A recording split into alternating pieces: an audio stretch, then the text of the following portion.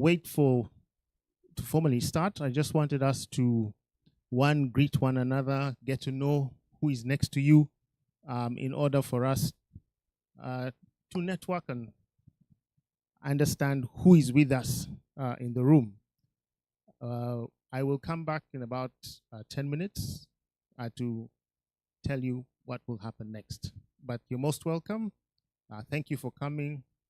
We hope that we'll have a great time today, and I look forward to more interactions. Most welcome. Thank you.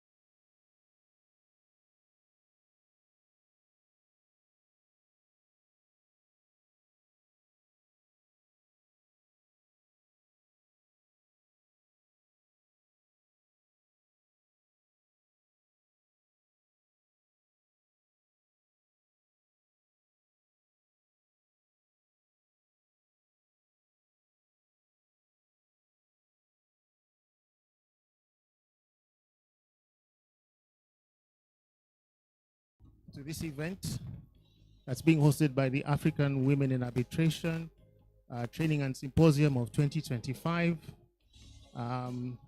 As we said, we started off yesterday with a training, and today we're having a symposium. But before we kick off the events of the day, I'd like to request us to please be upstanding for the national anthem of Uganda and of East Africa. Thank you.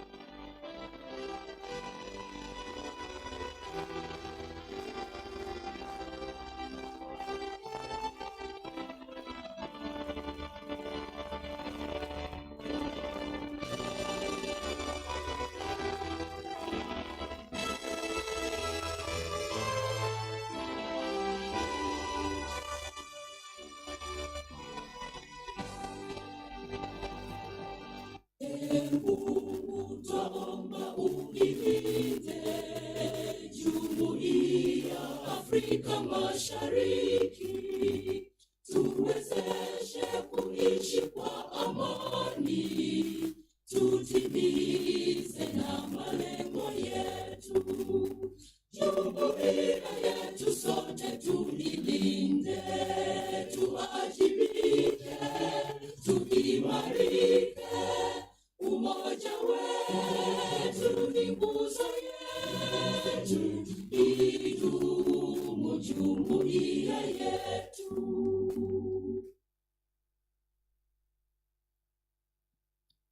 Thank you very much. You may resume your seats.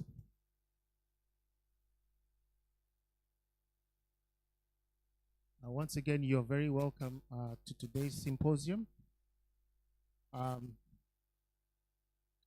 We would like us to give this day to the Lord. So we would like to request that we humble ourselves for a word of prayer before we start. Heavenly Father, we thank you for this day. We thank you for the event that you have organized, being hosted by the African Women in Arbitration. We thank you for the day that was a training on procedural orders. Thank you for the lessons that we learned, and for increasing knowledge of our history. Heavenly Father, we ask that in the same spirit, today we shall gather more knowledge on things pertaining energy sector and arbitration from our vast knowledge of my panelists. We thank you, Lord Jesus, that our minds will be enriched. Thank you, Lord, that we will be bold to ask questions where we need clarity and further information, that we go away full and complete in the knowledge that you have set for us. We ask, Lord, to bless the food and the drink that we're going to take during this day. We also have a time to network with one another to grow our own professional careers. In this we pray in Jesus' mighty name. Amen. Thank you very much, members, for being here. We would like to kick off our program. Today we would want to we're going to talk about driving Africa's energy transformation, the role of arbitration in advancing Africa's green future. We have a number of exciting panels, discussions, so please be attentive in the things that are going to take place. Before we get into actual proceedings, I just wanted us to go through a number of house rules in order for us to have a very educative time together. First, I'd want us to have our phones on silent so that we are not distracting anyone speaking or those that are paying attention. If you have to receive a call, may I request that you kindly step out of the room and receive the call. If you do have to make it, please use the same mode. I'd like to add that while you are taking this call, the OAU may not need to know what is happening on the call. So please keep it quiet and personal while you're there. The washrooms for our day-to-day there are two sets. So the first one is outside the door, down the hall. And then the other one is, so the first one down the hall is opposite room 378. It's really just the first two doors on the left in the corridor to our left. The second one is through the corridor beyond the steps and towards Katonga Hall, down the hall, room 312 for the men and 313 for the women. So we have a choice of two sets. So with that settled, we are ready and able to proceed. We would first like to receive some insight on what has been African women in arbitration. What are we? Who are we? What is our mission? What's our vision? But also, it's prudent that since we are the hosts, it's important that we hear from our leaders. So without much further ado, I'd like to request our Executive Director, Ms. Edith Chinamatiko, to kindly come and give us the opening remarks. Edith, you're most welcome. Thank you.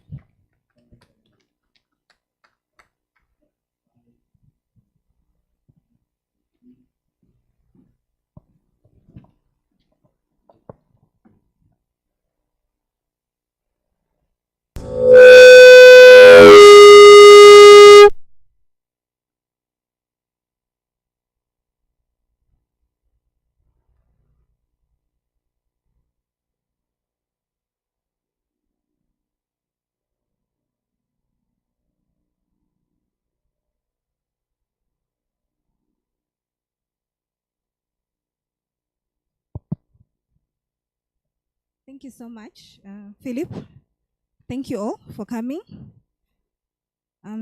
Before I begin, just most recently, we lost one of ours, Ms. Jamina Pio. She was a big part of African Women in Arbitration.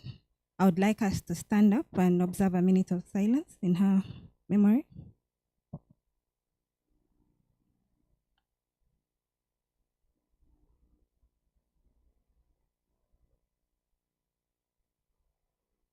May her soul rest in eternal peace. You may sit. Thank you. So I want to begin by congratulating African Women in Arbitration for the 2 years of training, mentorship, and creating networking opportunities. Maybe let me also introduce my team. Priscilla, Aibo, and Nanza, please come up. A hand clap for them.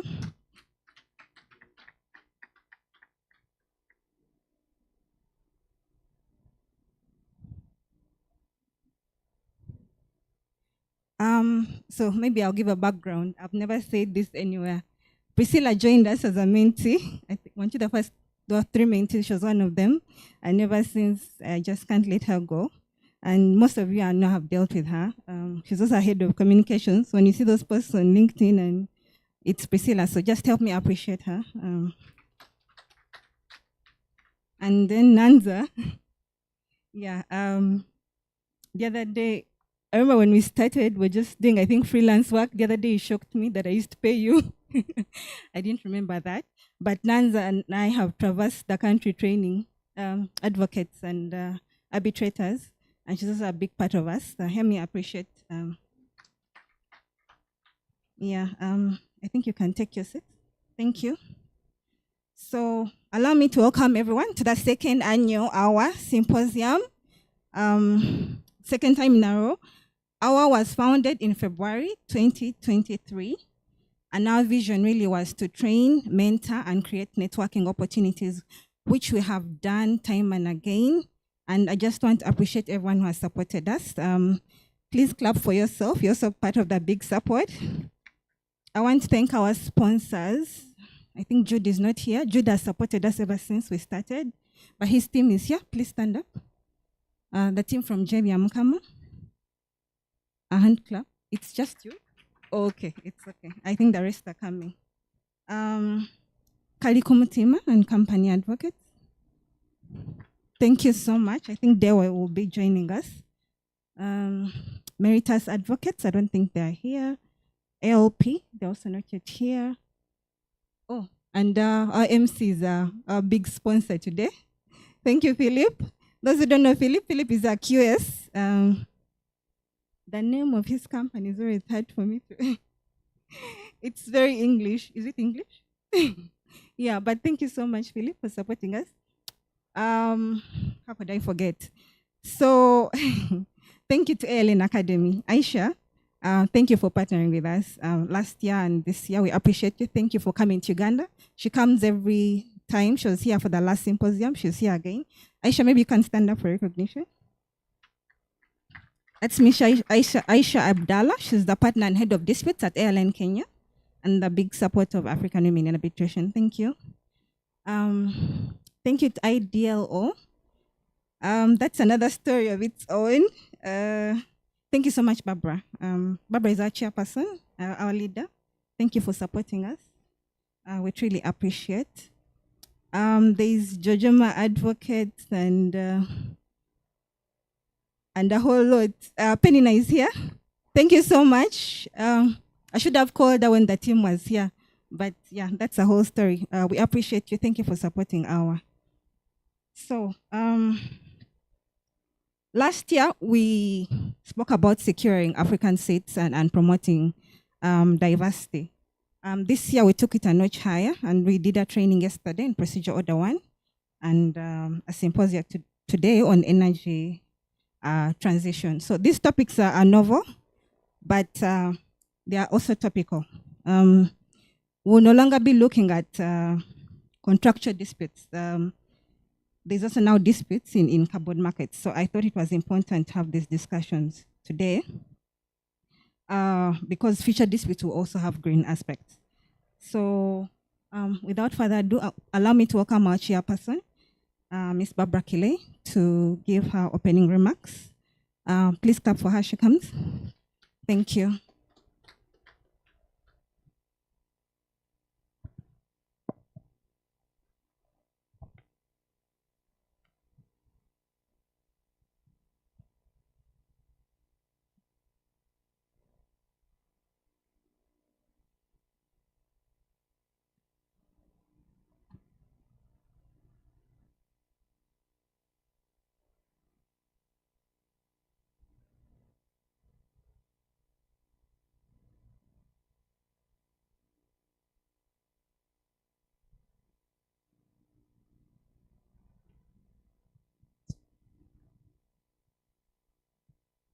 Good morning.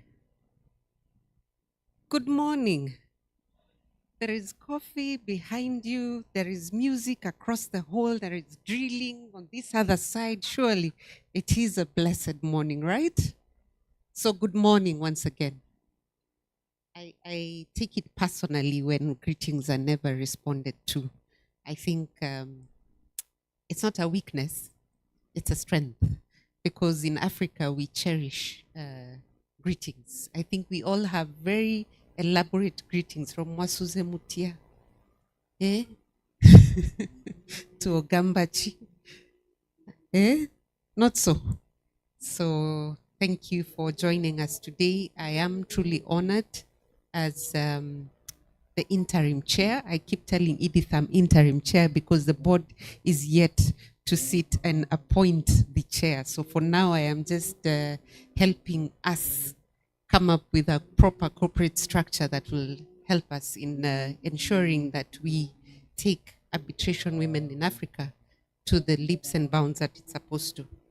So distinguished colleagues, esteemed panelists and honored guests, thank you very much for joining us today. It is my honor to welcome you and invite you to this important convening of minds and voices that intend to shape the arbitral future in Africa. I say this because today we gather not just to discuss about legal frameworks and dispute resolution, but to affirm a vision. And this vision is that we will be in a continent where women are not just participants in arbitration, but they are leaders, innovators, and decision makers. So Africa Women and Arbitration, as has been said by Edith, was founded 2 years ago, February 2023, and it was founded on a simple truth. Diversity is not a courtesy. It is a competitive advantage. Arbitration would thrive on credibility, impartiality, and excellence. And it is time for women to take up that particular opportunity and position as leaders in arbitration. And that's why we are here. And not just the women, even the men. And hopefully we can invite the young men, especially in this particular forum, to join us in this vision. These qualities are strengthened when the profession reflects the richness of our societies, especially. And in doing so, allow me to digress and introduce you to the other board members who are youthful, dynamic, and passionate about training, mentoring, and building the networks that we intend to create for women and men in arbitration practice. So if you know the Obama Club, we shall engage in it. As I mentioned, the names of the other board members who will stand until we finish listing them. They're not many, so you'll not get tired. My assumption is we know the Obama Club. Do we? We clap until I finish speaking. Until I tell you stop. So no stopping. So let's start clapping as we welcome Professor Crispus Nyombi. Please stand up. Don't stop. I've seen that Albert has not yet joined us, but Albert is one of our board members and the executive director who is, continue clapping, and secretary to the board, Miss Edith Chinamatsiko. And the team has already been introduced to you, Priscilla and Nansa, who are also here with you. So thank you very much. You may stop clapping.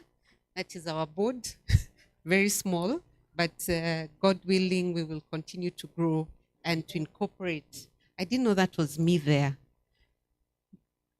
That's quite distracting. Yeah, but that's me. Hopefully, the other board members' profiles can also come up now, kindly, so that we can continue with this. So this team, young and small, but quite dynamic, is selected because of their dream to improve the Africa's arbitration landscape by building the capacity of women and effectively driving our ability to be appointed as arbitrators across the board, not just in Africa, but in the world. And one of the key things that we hope to do is that through these trainings that we'll be having, for example, like today where we are focusing on carbon markets and climate finance, is that as the arbitration landscape is evolving, driven by the different cross-border trades, you've all heard about the CFTA, infrastructure projects, energy transitions, and now climate finance and carbon markets. We believe that we need to continuously develop technical expertise, improve on our cultural fluency, and inclusive leadership. And that is why our exists, to ensure that women and young men are the center of this transformation.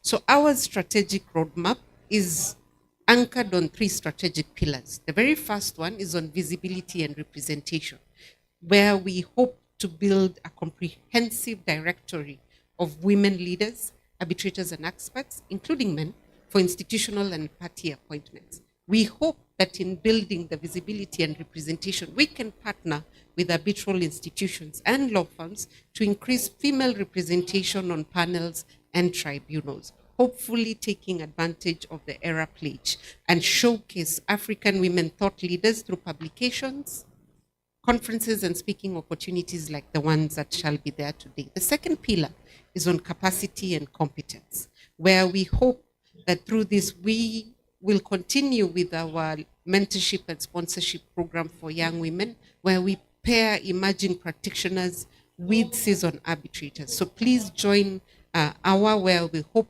that we can build your network, we can partner you and pair you with seasoned practitioners. And I'm here looking at John and Aisha as one of the individuals, and Professor Nyombi, who will take some of you as their mentees, where we also hope that we can develop seasoned training tracks like on emerging areas such as today on climate finance disputes, digital economic arbitration, and investor state arbitration.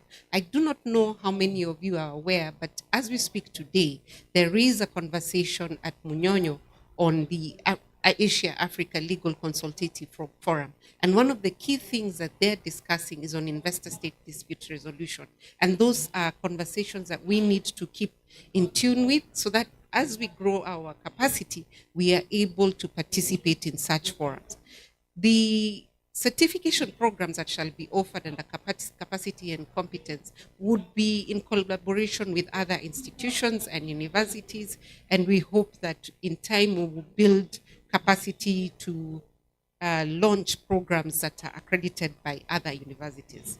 Our third pillar is on influence and policy leadership. As you know, we advocate for gender-responsive policies in arbitral institutions and national arbitration laws.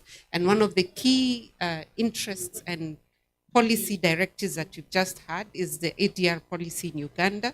And we hope that we can engage with the CFTA, OHADA, and regional bodies to embed diversity in dispute resolution frameworks.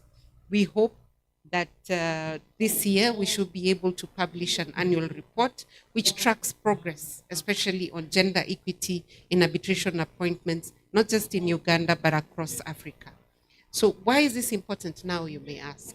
This is because the future of arbitration is in Africa, and it is intertwined with the continent's economic transformation and opportunities that exist and our capacities as African youth. And from the green bonds to carbon markets, from infrastructure to digital trade, disputes will definitely arise, and they must be resolved. And they must be resolved by the people in this room and across Africa. And in doing so, we must ensure that we participate in ensuring that tribunals are selected that reflect fairness, competence, and diversity. And our is dedicated to making that a reality. So as we begin today's dialogue, I invite each of you to see yourselves as partners in this mission. Let us share knowledge, challenge assumptions, and leave this forum with actionable commitments, just like last year, that can ensure that African women and young men are not just present in arbitration, we are shaping the future. So thank you very much and welcome to the conversation. Asanteni sana. Or should I have said wevale nyo? Is it wevale mnonga? Apoyo. Thank you. Back to you, MC. Oh, sorry, no. Sorry. I was also required to introduce and welcome to give us the keynote address, Mr. Francis. Just a moment. Elungat. I got it correct. Thank you. So please join me in welcoming Mr. Francis Elungat, a representative from the Ministry of Energy, to give us the keynote address. Karibu sana. Hey, we keep clapping until he gets here.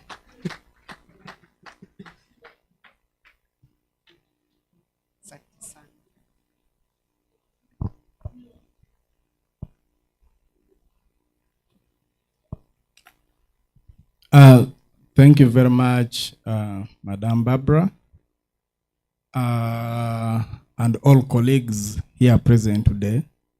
Like I've been introduced, I'm called Francis Elungat. I'm a lawyer in the Ministry of Energy and Mineral Development in Uganda. Because I realize actually this seems to be a gathering that has people from different countries, so I needed to be specific. I'm here to share some information on arbitration and energy specifically, because I'm from the Ministry of Energy.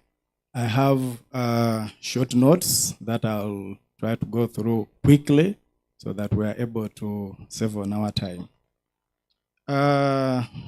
Dear distinguished guests, facilitators, and everyone present here today, it is a great privilege to stand before you today to reflect on Africa's energy transformation and more specifically on the vital role of arbitration in achieving our continent's green future.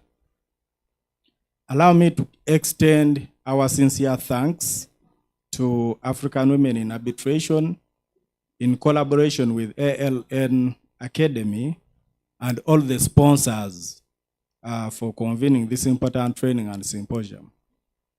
This gathering is timely and is significant as it gives practitioners and policymakers the opportunity to reflect on how arbitration can be leveraged to promote Africa's green energy transition.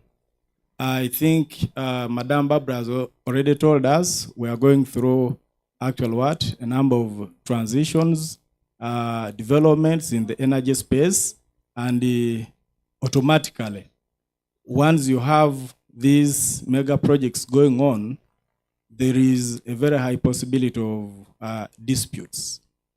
Now, how do you deal with these disputes? And I think that is why we are here today, to prepare ourselves to be able to be the solution to any disputes that may arise as we pursue energy transition. The theme of today's event could not have come at a more critical time. We live in a time when the world is grappling with the challenge of climate change. I want to believe that we have all heard the word climate change and probably know what it means. And like we all know, the solution for climate change is for countries to try and pursue the ambitions of net zero ambitions as enshrined in the Paris Agreement. And to this end, Africa's clean energy build-out is one of the most urgent and ambitious undertakings of our time. But as we all know, major infrastructure and energy projects are rarely without disputes. If Africa is to develop green energy at the speed and scale required, we must strengthen dispute resolution systems that ensure energy infrastructure disputes are resolved fairly, efficiently, and reliably.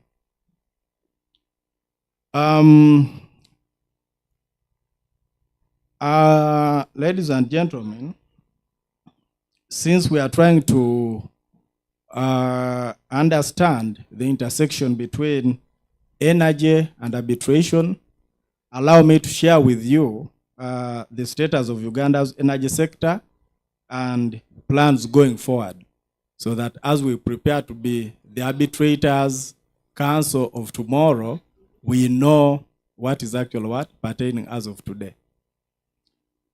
First and foremost, Uganda recognizes that energy is fundamental for the development of any country, as it enables the exploitation of key growth opportunities by reducing the cost of doing business, enabling production, contributing to increased competitiveness, sustainable economic growth, and improved quality of life. Uganda's Vision 2040, which is our guiding document for our development agenda, seeks to transform the country into an industrialized society powered by modern energy. Our renewable potential is immense and includes hydropower, solar parks, geothermal resources, and rural mini grids. With the Uganda Energy Transition Plan, electricity will play a central role in creating a low carbon and climate resilient economy.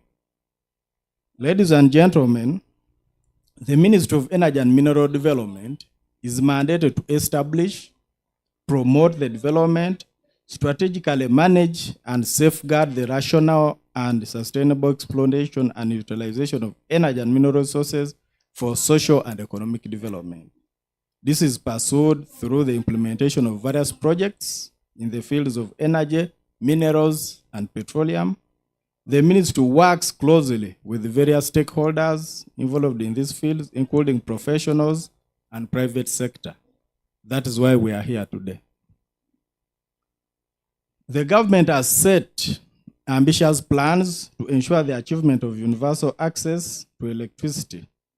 For instance, under the revised electricity policy, Uganda aims to increase electricity generation from 2,047 megawatts to 52,581 megawatts by 2040, and raise per capita electricity consumption from 218 kilowatt hours to 3,668 kilowatt hours by 2040. Clean cooking energy use is targeted to rise from 25% to 50%, while maintaining over 95% of energy consumption from renewable resources. I think Uganda is one of the lucky countries in the world. No wonder a great man called it the Pearl of Africa. Yes, we are dealing with the climate change.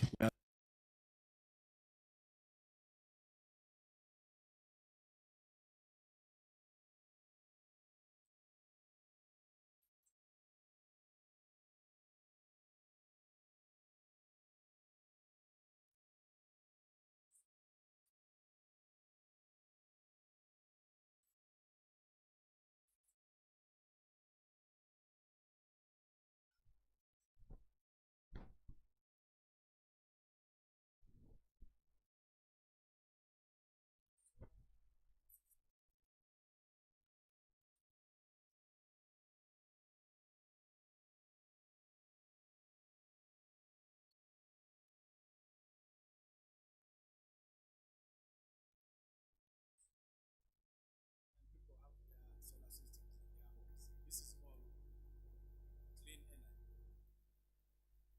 Power generation infrastructure in Uganda is growing.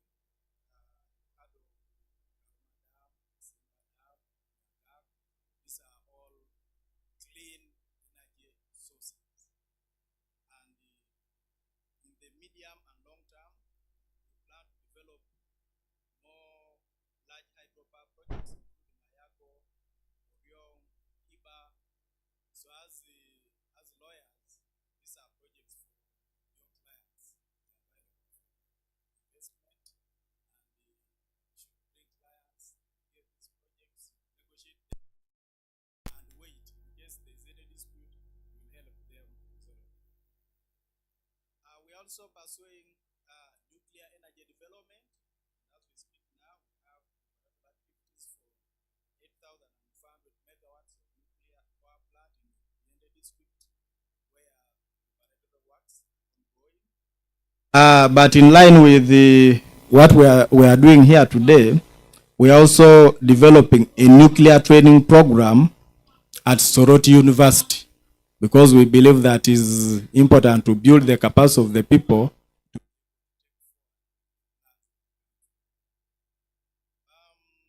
We're also developing solar power station.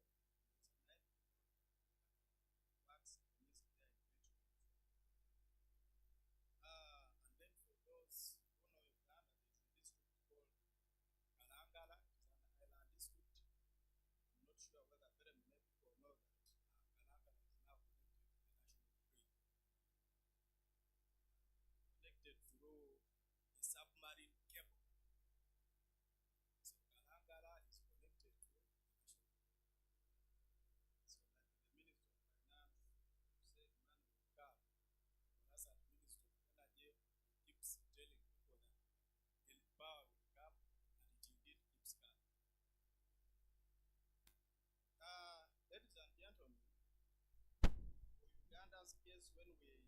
discuss energy transition. It is an intersection between electricity, minerals, and petroleum. The way we look at it is that all these need to play a role in the achievement of energy transition in this country. And based on that, I'd like to give you a snapshot of what we are doing in the mineral sector. So in the minerals are part and parcel of Uganda's energy greening agenda.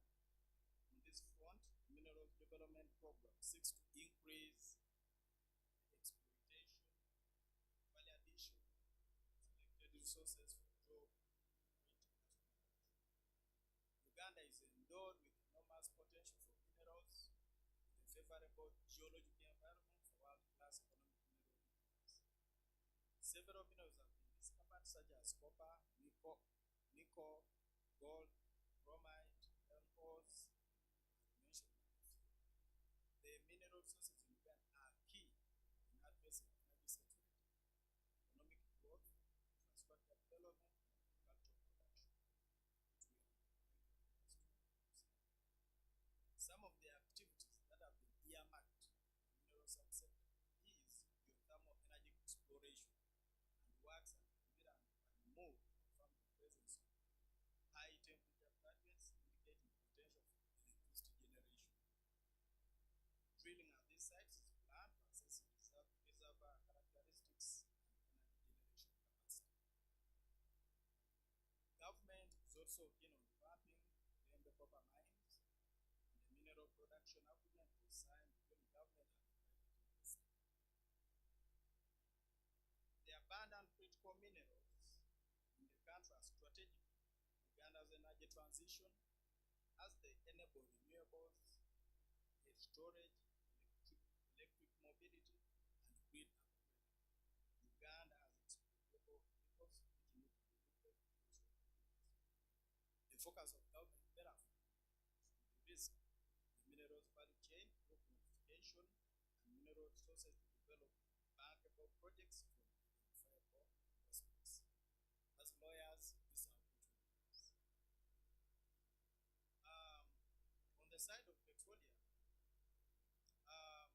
our goal is to attain equitable value from petroleum resources and inspire economic development in a timely and sustainable manner. Most of the people I interact with who know me, who know that I'm in the oil and gas sector, whenever I get there, the question is and I thought fair to share about oil, especially when we are meeting here as professionals, as colleagues, as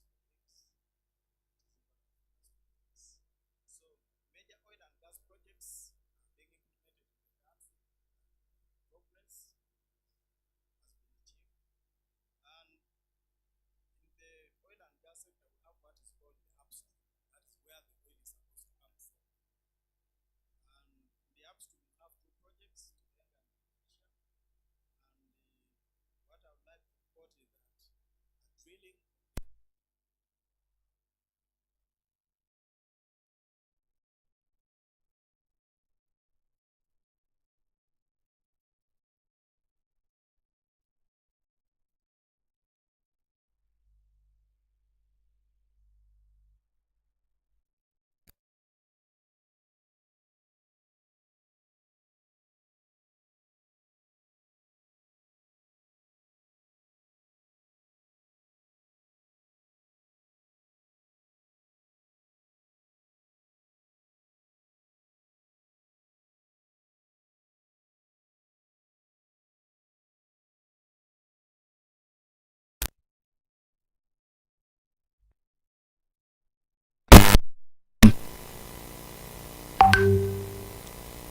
DGR from Australia. We also signed an implementation agreement with a company from Dubai for the development of an oil refinery. Our approach is to have crude oil and export crude oil, but also refine for our domestic purposes, given the fact that we are net importers and we are landlocked at that. Doesn't mean that our neighbors are not good to us, they are good to us, but we think it would also be good to refine here.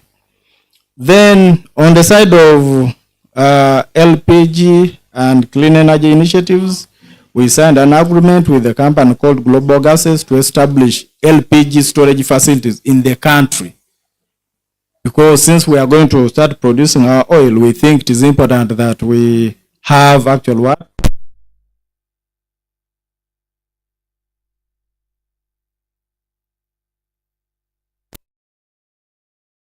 Usage of LPG in homesteads. So we think we need to reduce on the cost of that by ensuring that everything is done in country and not.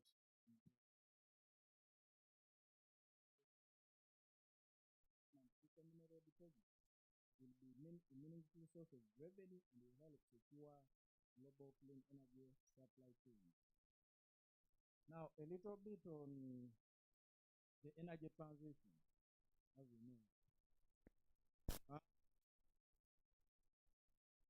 Renewable energy serve as a cornerstone in Uganda's future energy strategy. A national plan such as Vision 2040, NDP4, and the National Energy Policy set targets to develop all renewable energy sources.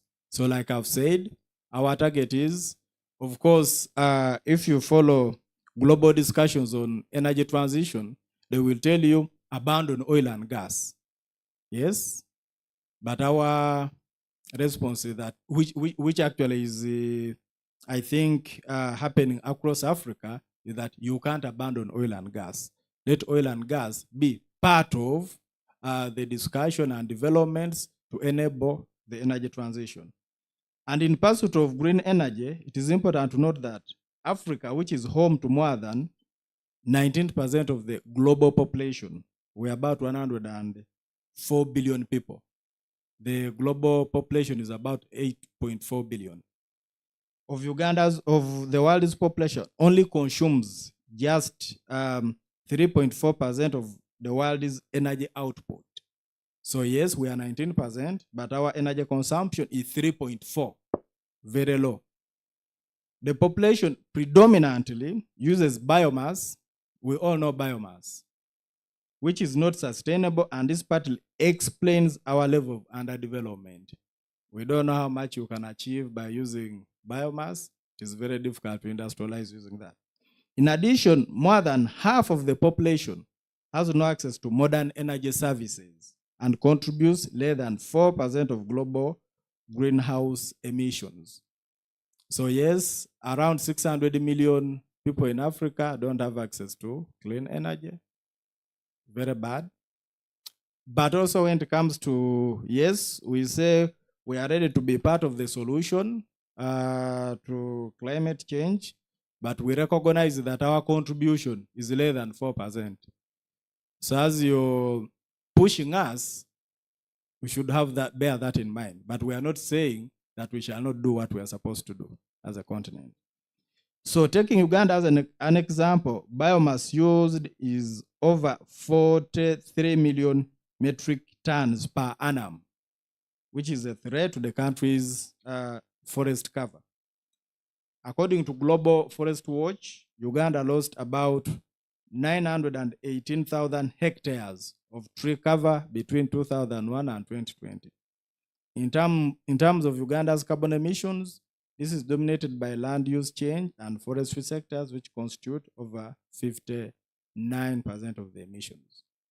We all know when we were studying, we were told Mabera Forest was the largest forest in Uganda. One time, I'm from the east. When I was moving with my children, I asked them whether they knew where we are. They told me that is Mabera Forest. I told them, what do you know about Mabera Forest? I expected them to tell me it is the largest forest in Uganda. They were telling me other things. So when I said, but which one the largest forest in Uganda? They said, is it Hudong or something like that? They told me, no, Mabera was the largest forest during your time. Now it has been depleted. It is now, I think, Budongo, something like that. And I was shocked. But of course, when you enter Mavira Forest, you realize that the forest is now along the road. So those are the causes of our issues. So considering the above, energy transition for Uganda means moving towards sustainable sources of energy that are renewable and environmentally friendly. Energy transition in this case requires putting in place policies to guide the sustainable development of all available energy resources while minimizing emissions to ensure achievement of long-term development goals. Considering the above, Uganda developed the Energy Transition Plan, whose objectives are to provide universal access to electricity and cleaner cooking by 2030, to modernize and diversify Uganda's energy mix and promote its efficient use across all sectors to support economic and industrial growth and poverty reduction, to ensure secure and affordable energy supply, to mitigate energy emissions, and to position Uganda as an energy hub for the East African region. Uganda's policy emphasizes the need to utilize all available energy resources to create value for citizens and the region. This is in tandem with the African Union position, which encourages African countries to deploy all forms of its abundant energy resources, including renewable and unrenewable energy, to address energy demand. So we are saying energy first, then clean energy next. You can't tell somebody who is in the dark not to use what is available to them, at least to see some light.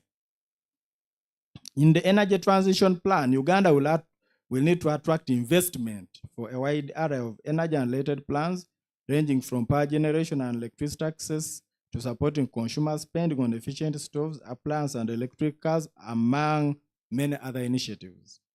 Financing Uganda's transition will require 8 billion annually by 2030, with at least USD 850 million per year to achieve universal energy access. Financing will come from international partners, private investment, and revenues from petroleum and critical minerals such as lithium, cobalt, copper, graphite, and rare earths. Achieving the investment needs in the transition plan, therefore, requires mobilization of multiple sources of finance, and significant attention needs to be paid to attracting private institutions, especially to the power sector. Securing diverse streams of capital is needed given the investment scale, but it also helps spread risks in a more balanced manner across players, reducing pressure on public finances and ensuring that energy services remain affordable for end users. Africa and Uganda therefore need to establish and maintain a conducive environment that not only encourages and attracts private investment, but also protects these investments. A neutral dispute resolution mechanism is critical in this regard. And with that, we now look at the intersection of arbitration in green energy development. I was giving you a background. Like you may have been told yesterday, arbitration is a method of resolving disputes outside of courts, where the parties agree to submit their disagreement to a neutral third party called an arbitrator who makes a binding decision. Some of the salient features of arbitration are that it is agreement-based. You agree. No one can impose arbitration on you. You subject yourself to arbitration. It involves a neutral decision maker. You play a part in choosing the person you want to resolve your dispute. It is a private process. Yes, there is no actual obligation for the proceedings of arbitration to be published. And the award is final and enforceable in court, just like a judgment. In Uganda, arbitration is governed by the Arbitration and Conciliation Act, now CAP 5, it was previously CAP 4, which incorporates principles from the ancestral model law on international commercial arbitration. Local disputes and international commercial disputes involving Ugandan parties can be resolved through arbitration. It should be noted that arbitration offers neutrality across borders, enforceability under the New York Convention, and efficiency through flexible procedures. It generally reduces investor risks, lowers financing costs, and accelerates renewable energy projects. Yeah, when we are negotiating energy projects, one of the areas that investors are strong on is always dispute resolution. Yes, because whereas the intention when you're entering into an agreement is not to disagree later on, sometimes it may not be avoidable. So it is good to plan for it, prepare for it well, and have a framework that works for everyone. I always tell people that yes, trust and knowing the other party is not enough. And the example maybe is in commercial transactions. I'm not sure whether people who don't sit eye to eye can ever enter into a contract. They don't. So meaning by the time you are entering into a contract, you are trusting the other party.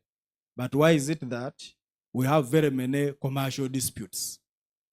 It is because, yeah, things happen.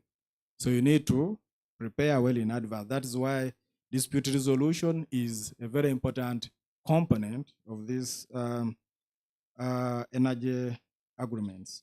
So Uganda has embedded arbitration in energy and petroleum agreements.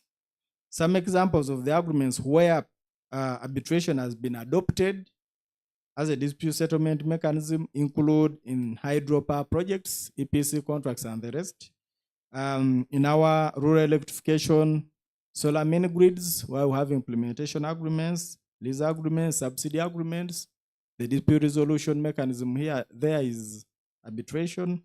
In the oil and gas sector, we have intergovernmental agreements, post-government agreements, production sharing agreements, farm out and farm down agreements, joint operating agreements. All these have arbitration incorporated. In all the above cases, arbitration clauses have provided certainty, neutrality, and enforceability to the investors. I would like to note that Uganda benefits from the Center for Arbitration and Dispute Resolution, which is our center here, as well as regional centers in Kigali, Nairobi, and international institutions such as the International Chamber of Commerce, ICC, the London Court of International Arbitration, and Singapore International Arbitration Center. I want to believe you were told some of these things yesterday, or you'll be again reminded today. Some of the arbitration seats that we've seen in our agreements include Kampala, Nairobi, London, Paris, Geneva. We also have agreements that have used Mauritius. And of course, this provides additional investor confidence. You know, when they believe that actually the place is neutral, neutral ground. People think when you bring them home, you have home advantage. And you also fear their home advantage. So the choice is to have a neutral place. Which of course would not be the case if you had to go to court. Court is about jurisdiction, geographical jurisdiction, where you can't say, no, me, I don't trust this place here. It doesn't arise.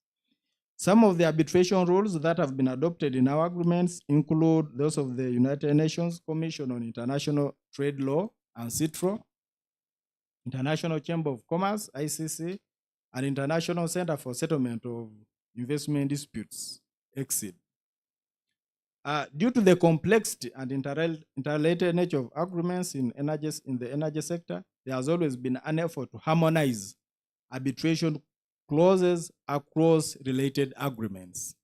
Yes, you find one project has about 3-4 different agreements. So it is important that you harmonize this. What is here, what is there, what is the other side? Otherwise, when there is a dispute, because in most cases, when there is a dispute on one, it affects the others. So if they are not harmonized, you may face challenges. For instance, power purchase agreements, engineer EPC contracts, O&M agreements in respect of the same project should be harmonized to avoid unintended dispute resolution challenges. Mediation and expert determination have also been incorporated in the agreements to complement arbitration, especially for technical and community-related disputes. I think I was told Philip is a QS. Now, if you have a technical dispute of that nature, people are not agreeing on costs or quantities, the first line that you need to follow there would be to go to an expert, say, Mr. QS, we have this issue here. Can you help us? So most of these agreements have actual what? Sort of a staged dispute resolution mechanism. You find the first line is good faith negotiations between the parties. If you fail, then you can maybe consider go to arbitration. But if it is a technical dispute, then it is better to refer to an expert and not to the arbitration tribunal at the very beginning. Then maybe if that fails, then you can go to arbitration. For instance, in Uganda, solar mini grid projects which are expanding rural electrification access, this often encounter land access disputes or community concerns. Arbitration in such projects ensures neutrality where foreign investors are involved, while mediation offers cultural sensitivity to resolve grassroots issues early.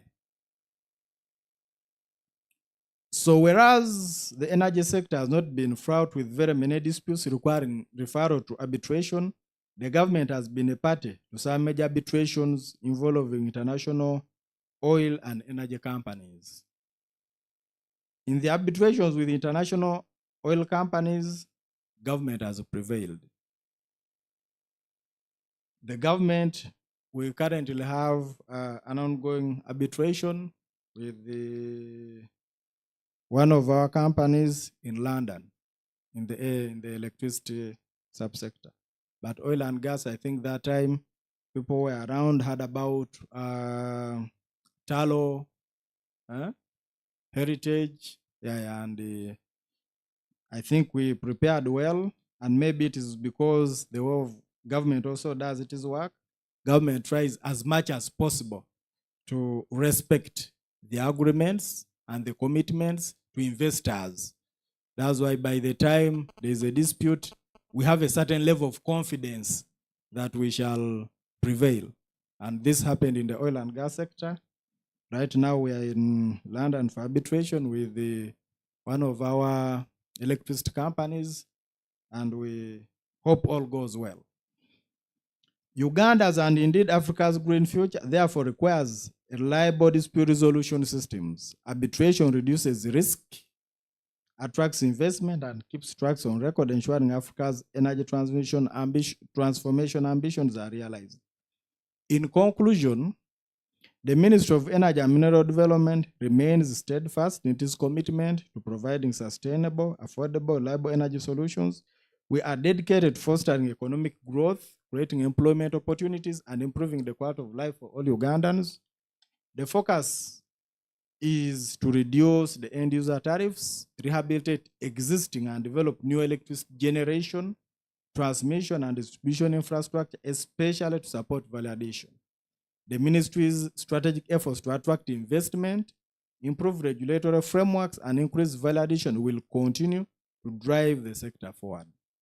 Strengthening our arbitration frameworks will accelerate Africa's and indeed Uganda's energy transformation. And in so doing, we will power not just industries, but also prosperity, sustainability, and resilience for generations to come.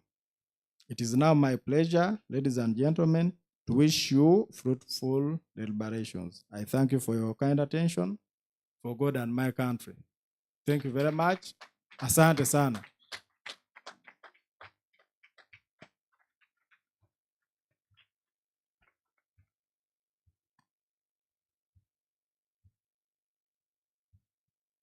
power does not allow a vacuum, so I have to hand over the mic.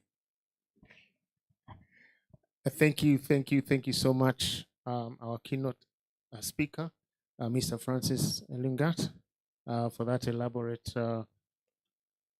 informative discussion on the energy sector and what Uganda, specifically the Ministry of Energy and Mineral Development, is doing in order that we can have a smooth energy transition.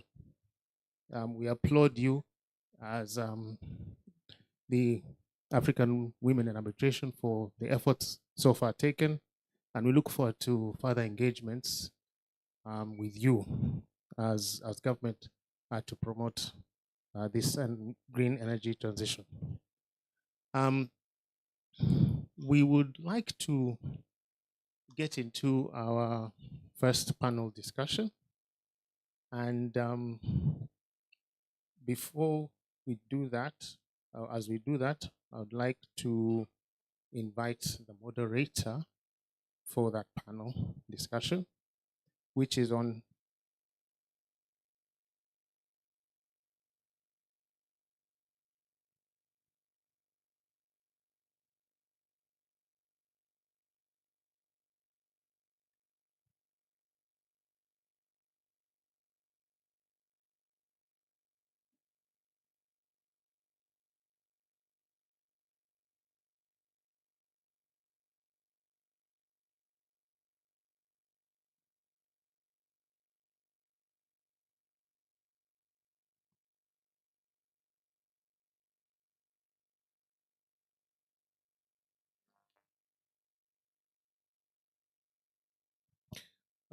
pardon me.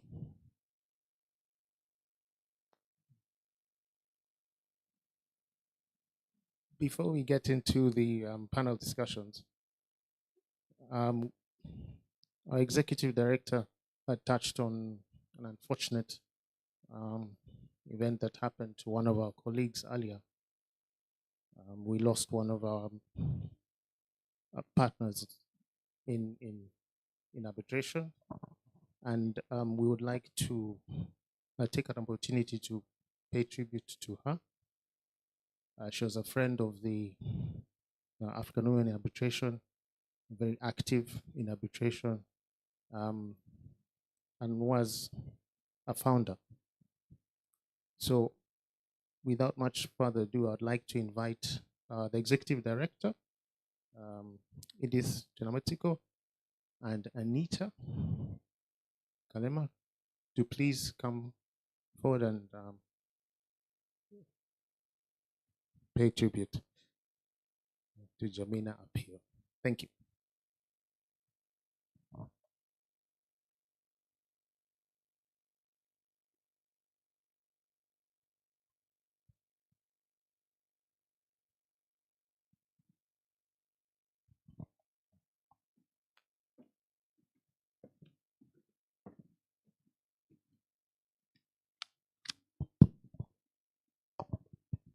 Good morning, everybody.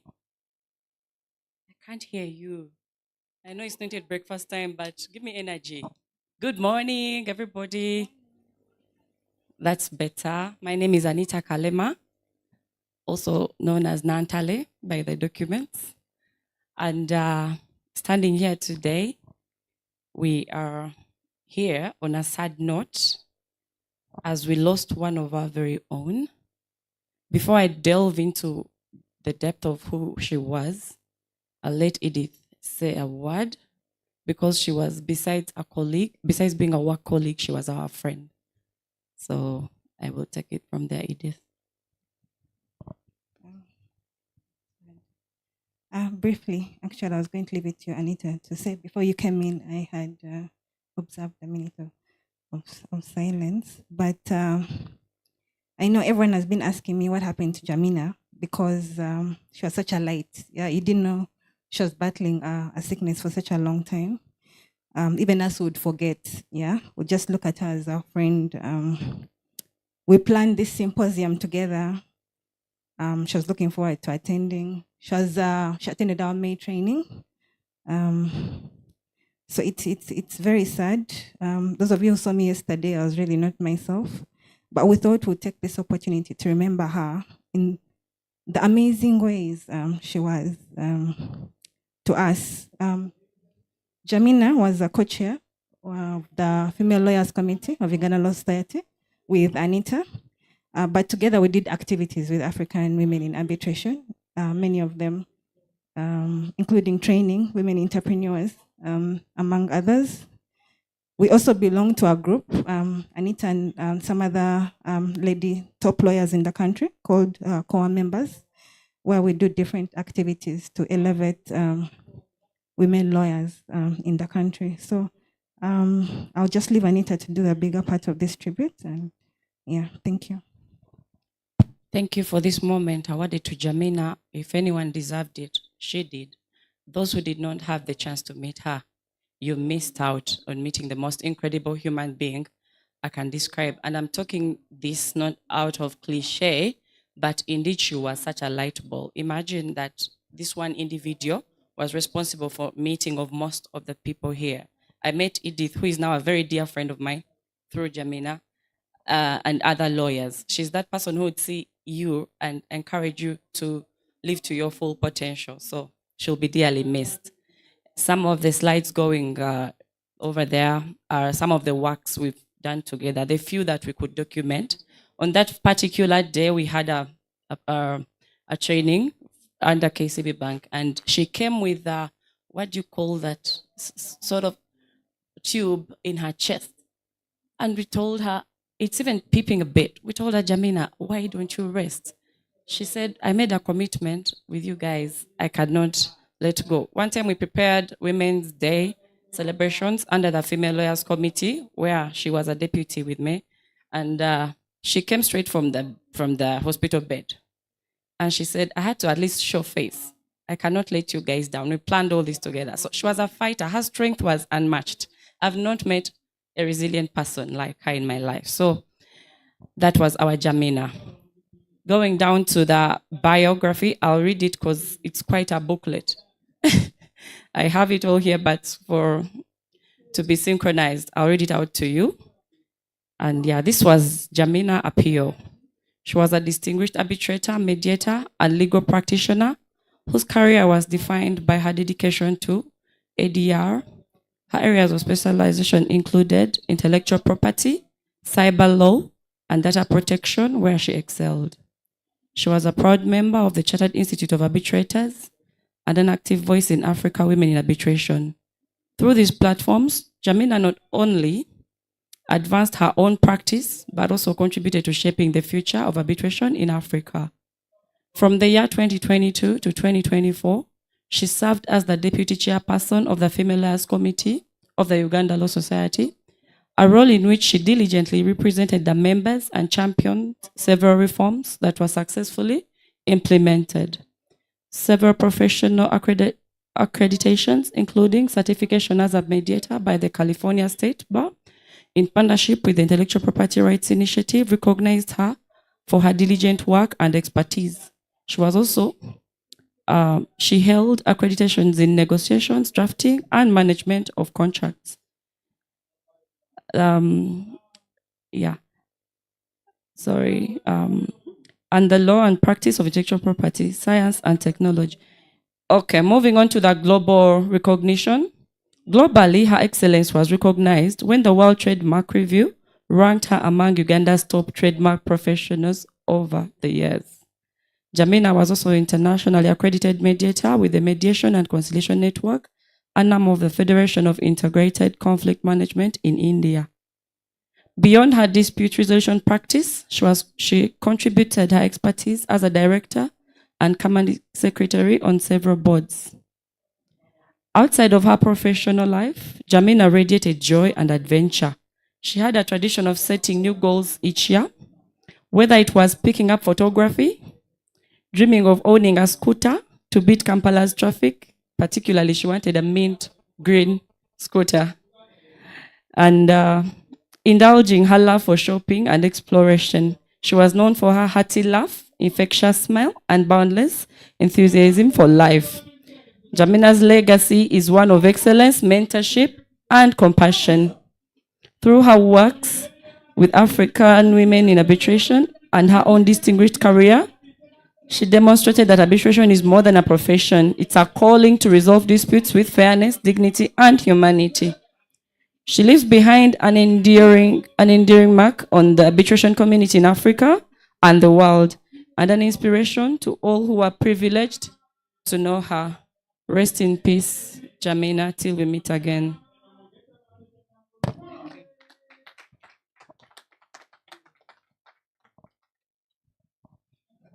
Thank you very much, Edith and Anita.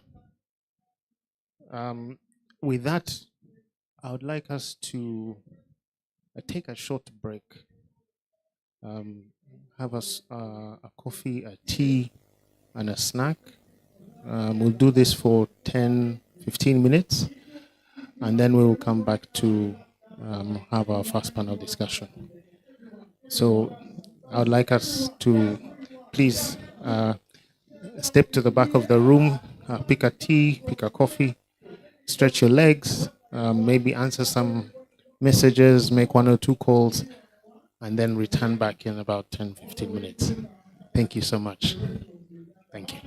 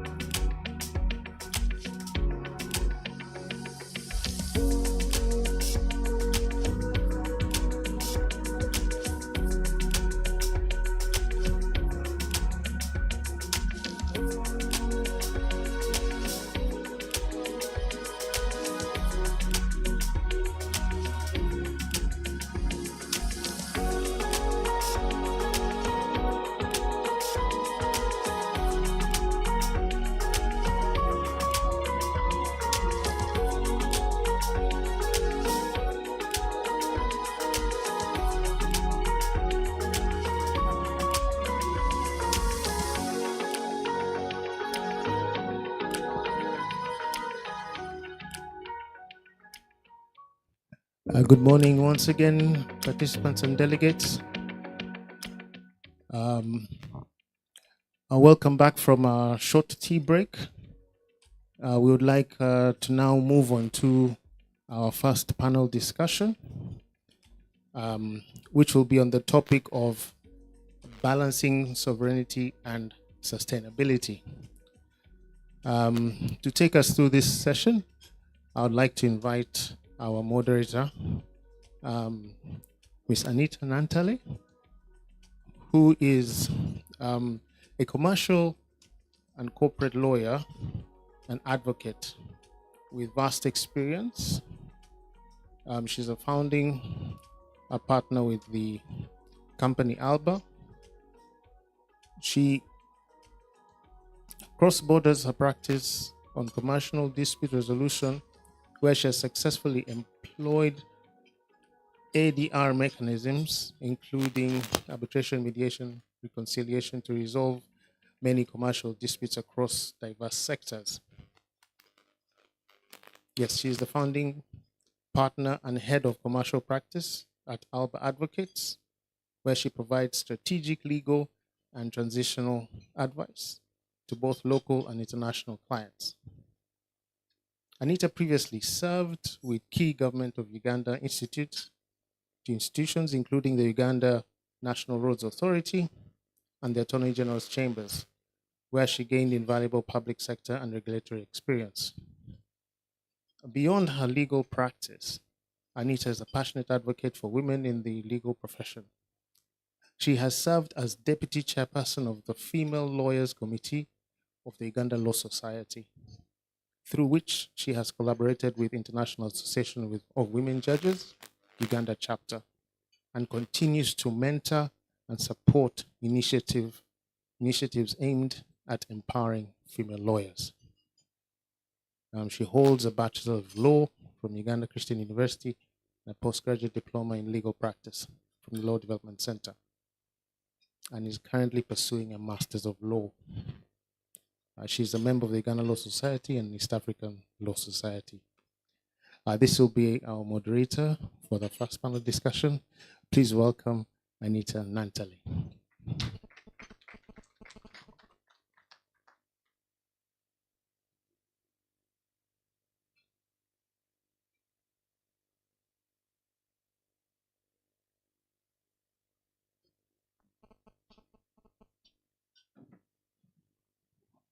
Thank you so much, Philip.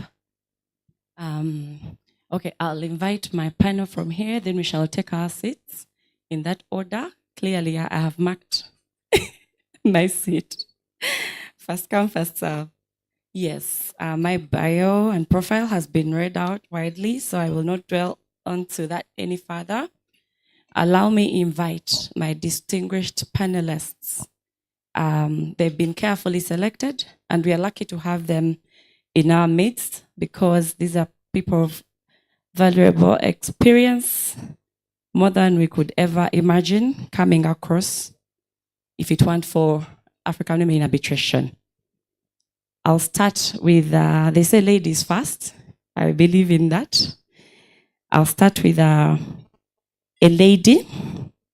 I will say her name at the end, but she's a certified green project manager, a senior consultant in international business. You'll guess as I read out, those who know her.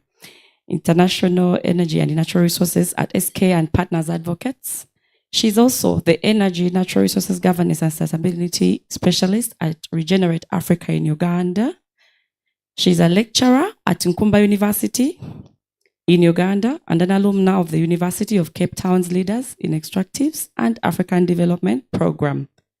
She holds a PhD and Masters of Laws from the Center for Energy, Petroleum, Mineral Law and Policy, University of Dundee, UK, where she's also an honorary research fellow. She has consulted with institutions like the World Bank, African Legal Support Facility, and African Mineral Development Center on mineral governance. Previously, she was a research associate at the International Energy Agency in Paris.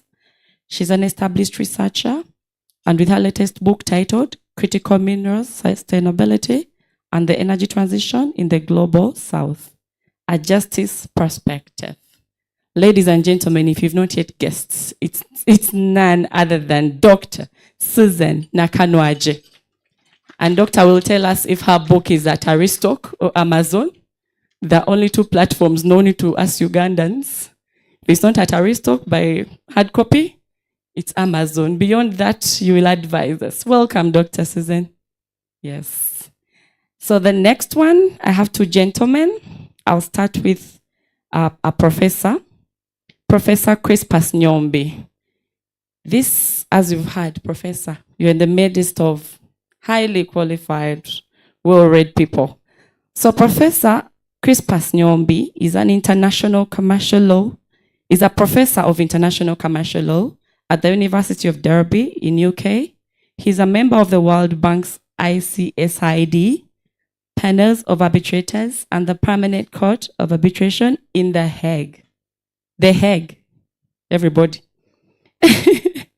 He was a member of Uganda's delegation that negotiated the AFCFTA agreement and its investment protocol and the revised COMESA investment agreement of 2025.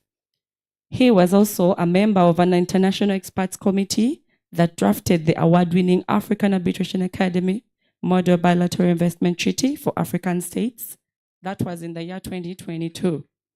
He represented the IGAD in the United Nations Commission on International Trade Law, Working Group renegotiations, that's 2019, and led high-level discussions on greening the AFCFTA at the UN Economic Commission for Africa.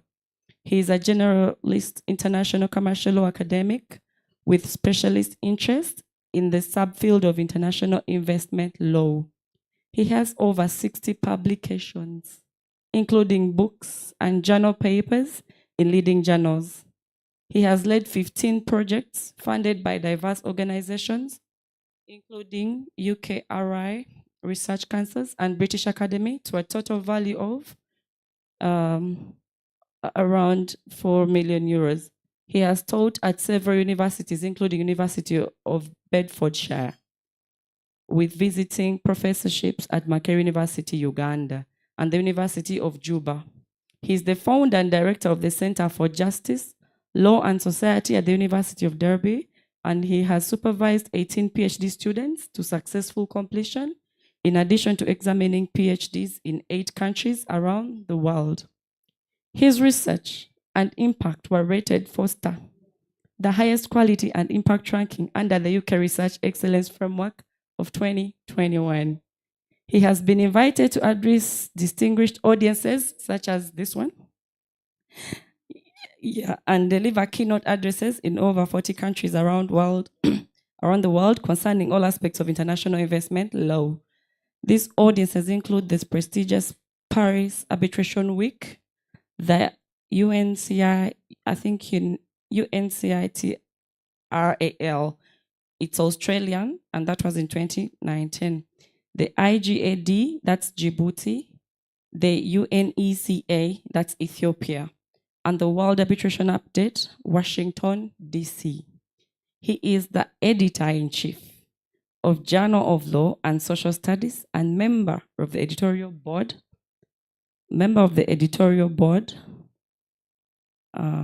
Just a minute.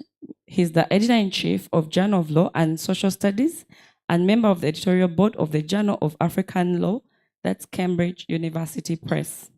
He is also the chair of the award-winning Arbitration Fund for African Students, that's University of London. In recognition of all the above, he has awarded the Kent Law Society President's Award for Outstanding Contribution to Law in May 2025.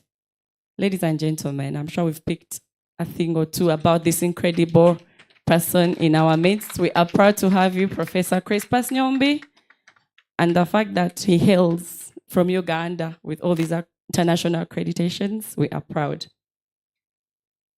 And my last panelist that I'm going to invite on this stage today, with an equally rich bio. By the way, if I could read out everything for all my panelists, we would take the whole day. So I handpicked, what you're hearing is handpicked information. It could get more. So my last panelist that I invite is Senior Counsel John Ohaga. But before he comes, let's hear about him in brief. Senior Counsel, we all know, must have served as the president of the Law Society, but this is the Law Society of Kenya. I see Ugandans wondering, we don't know that Senior Counsel. Yeah, the Law Society of Kenya, and he's a creative with the Chambers and Partners 2025. He can be described as one of the foremost litigators in the country and absolutely superb disputes lawyer. With 34 years of experience, he is an expert in high-stakes domestic and international disputes, specializing in banking, finance, technology, procurement, energy, and commercial law. He is a chartered arbitrator and accredited mediator. S.C. John serves on the governing board of the International Council for Commercial Arbitration.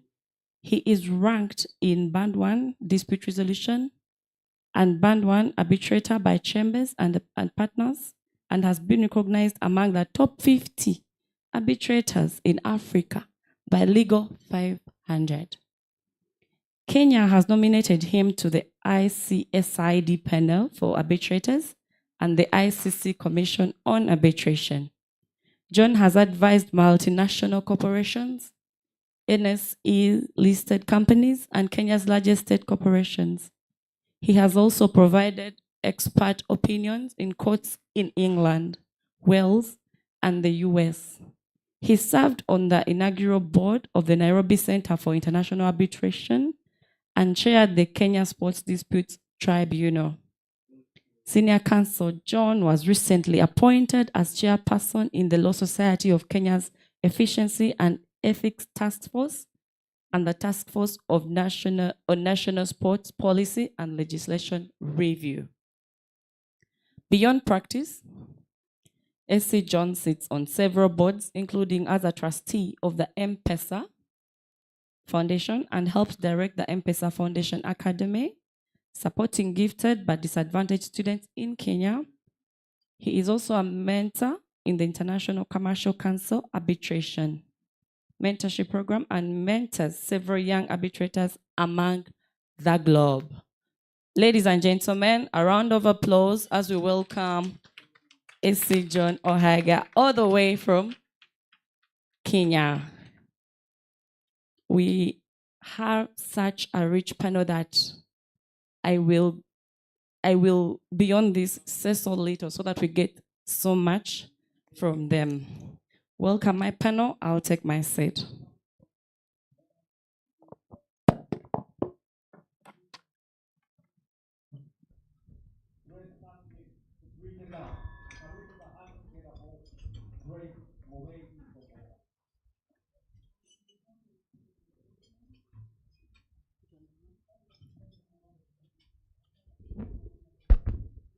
Perfect.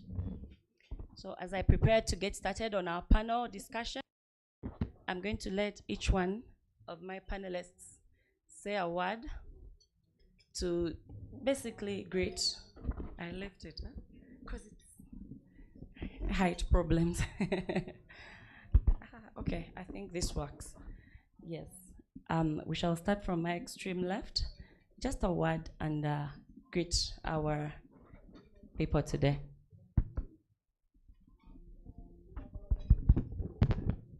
Good morning, everybody. It's my pleasure to be back in Kampala. I love coming to Kampala because obviously, first and foremost, we're neighbors, brothers and sisters, but also it's always an opportunity to share knowledge and to reconnect with those that I know in this fraternity. Anita, I'm not sure why I was invited on this panel. You obviously have two resources who are specialists in this area. I am more generalist in this area. I will seek to make my contribution, but more than that, I am looking to learn and take in as much as possible. But I'm looking forward to contributing on this panel, and thank you very much for inviting me. Good morning, everyone. First of all, I'm glad to be here.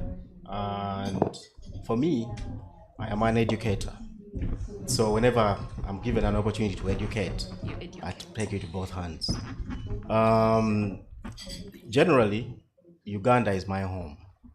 So, and I'm privileged that Uganda has nominated me to be in some of the positions you've had. The ICSID, International Center for the Settlement of Investment Disputes. So Uganda put me forward for that. The Permanent Court of Arbitration in The Hague. It was again Ministry of Foreign Affairs that put me forward to represent Uganda on that. So me giving back, it's an obligation. I have to give back to Uganda. So I'm glad to be here, and I'm looking forward to a very fruitful discussion. Good morning. And because I'm learning Swahili, habari ya asubuhi. Habari. Yes, and so I'm happy to be here. When they called me to come and join the panel, I was a bit held up in a lot of other things, but after a lot of consideration, I realized this is a place for me. I'm a woman, I'm in that space, so I'm just happy to be here. And looking at the panel, my fellow panelists here, definitely I'm going to learn more, I'm going to share. Thank you. Thank you, Dr. Susan, Professor Crispus, and AC John. Like I said, everyone here has a lot to bring to the table, and AC in seniority, I don't think any of us here are worthy to stand. So today we have a theme for the symposium. I'll just use my microphone. I hate bending. Allow me to use this microphone. Bending is a flex. So our main theme for this symposium generally is driving Africa's energy transformation, the role of arbitration in advancing Africa's green future. And the subtopic for my panel today is going to discuss balancing sovereignty and sustainability. Now, this seems like way ahead. And yesterday we had a training by Albert and Aisha where arbitration generally was broken down versus litigation and all the nitty-gritties. So that's why today we are going to dig direct into the depth of the topic.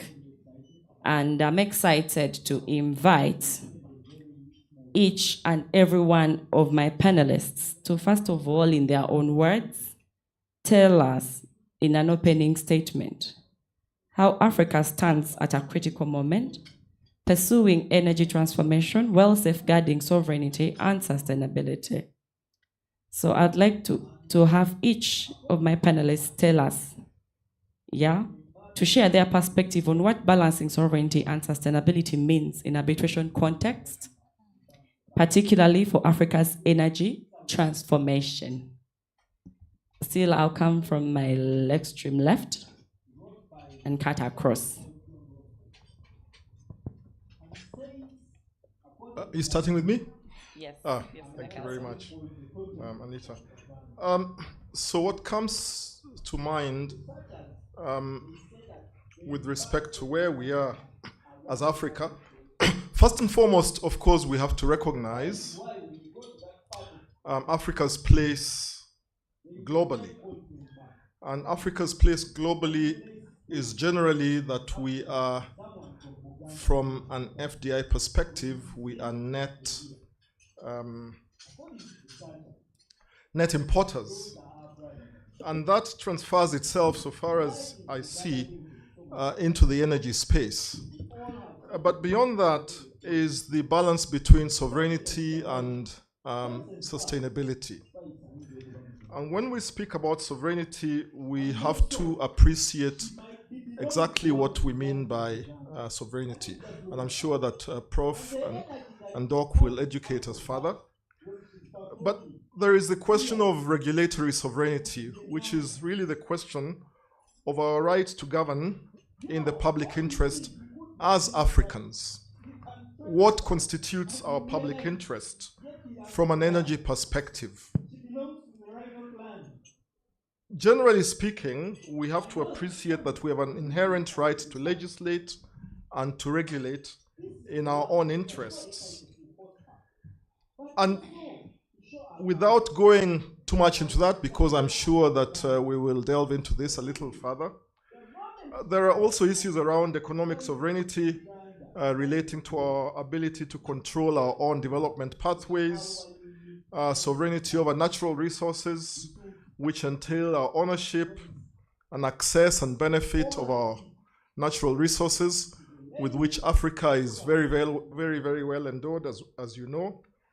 Questions around legal agency, self-determination, and so on and so forth.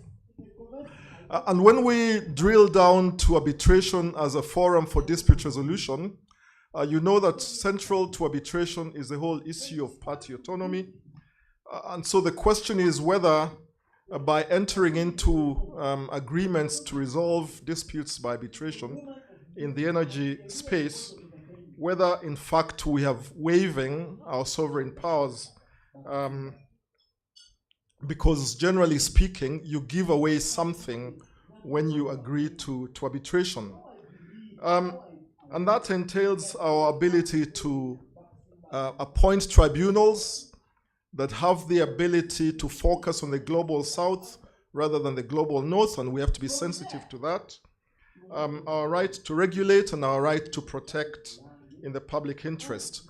And so I think first and foremost, my focus would be on the entire arena of sovereignty and what that whole cocktail means for us as Africans. Thank you very much, Anita. Thank you, SC. Professor. Thank you so much.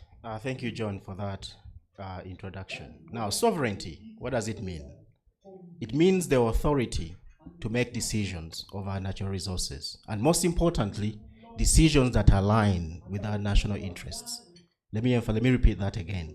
The authority to make decisions over our natural resources, and most importantly, decisions that align with our national interests. Now that sounds so easy, but it's very difficult to achieve. So many countries in Africa are grappling with that issue, simply because we are tied to agreements, old agreements, that are still Western focused, investor friendly. So extricating ourselves from them has been a challenge. But in recent times, some countries have started to move away from that. They've started to renegotiate these contracts. Let me give you an example of Senegal. Senegal most recently started to refine its own oil. And also, if you got the Sangoma oil field, they renegotiated contracts with foreign investors that are tied to that oil field. Yes, thank you. Thank you so much. So, so they renegotiated contracts that are tied to that oil field. As a result, if you can look up the Woodside Energy case, which was initiated in May this year for 65 USD against Senegal, because of that decision, tied to that decision to renegotiate those contracts. So that shows you the complexity attached to that word sovereignty when we come to natural resources. It's not so straightforward. And sustainability is the ability to manage those resources in an environmentally friendly manner. Basically to manage them in terms of consumption and production in an environmentally responsible manner. That's what sustainability is. And in terms of sustainability, in Africa, we have vast untapped resources: wind, solar energy, geothermal energy. Most of it has not been harnessed. And this underutilization, in my view, is not only an environmental oversight, but it's also a missed economic opportunity.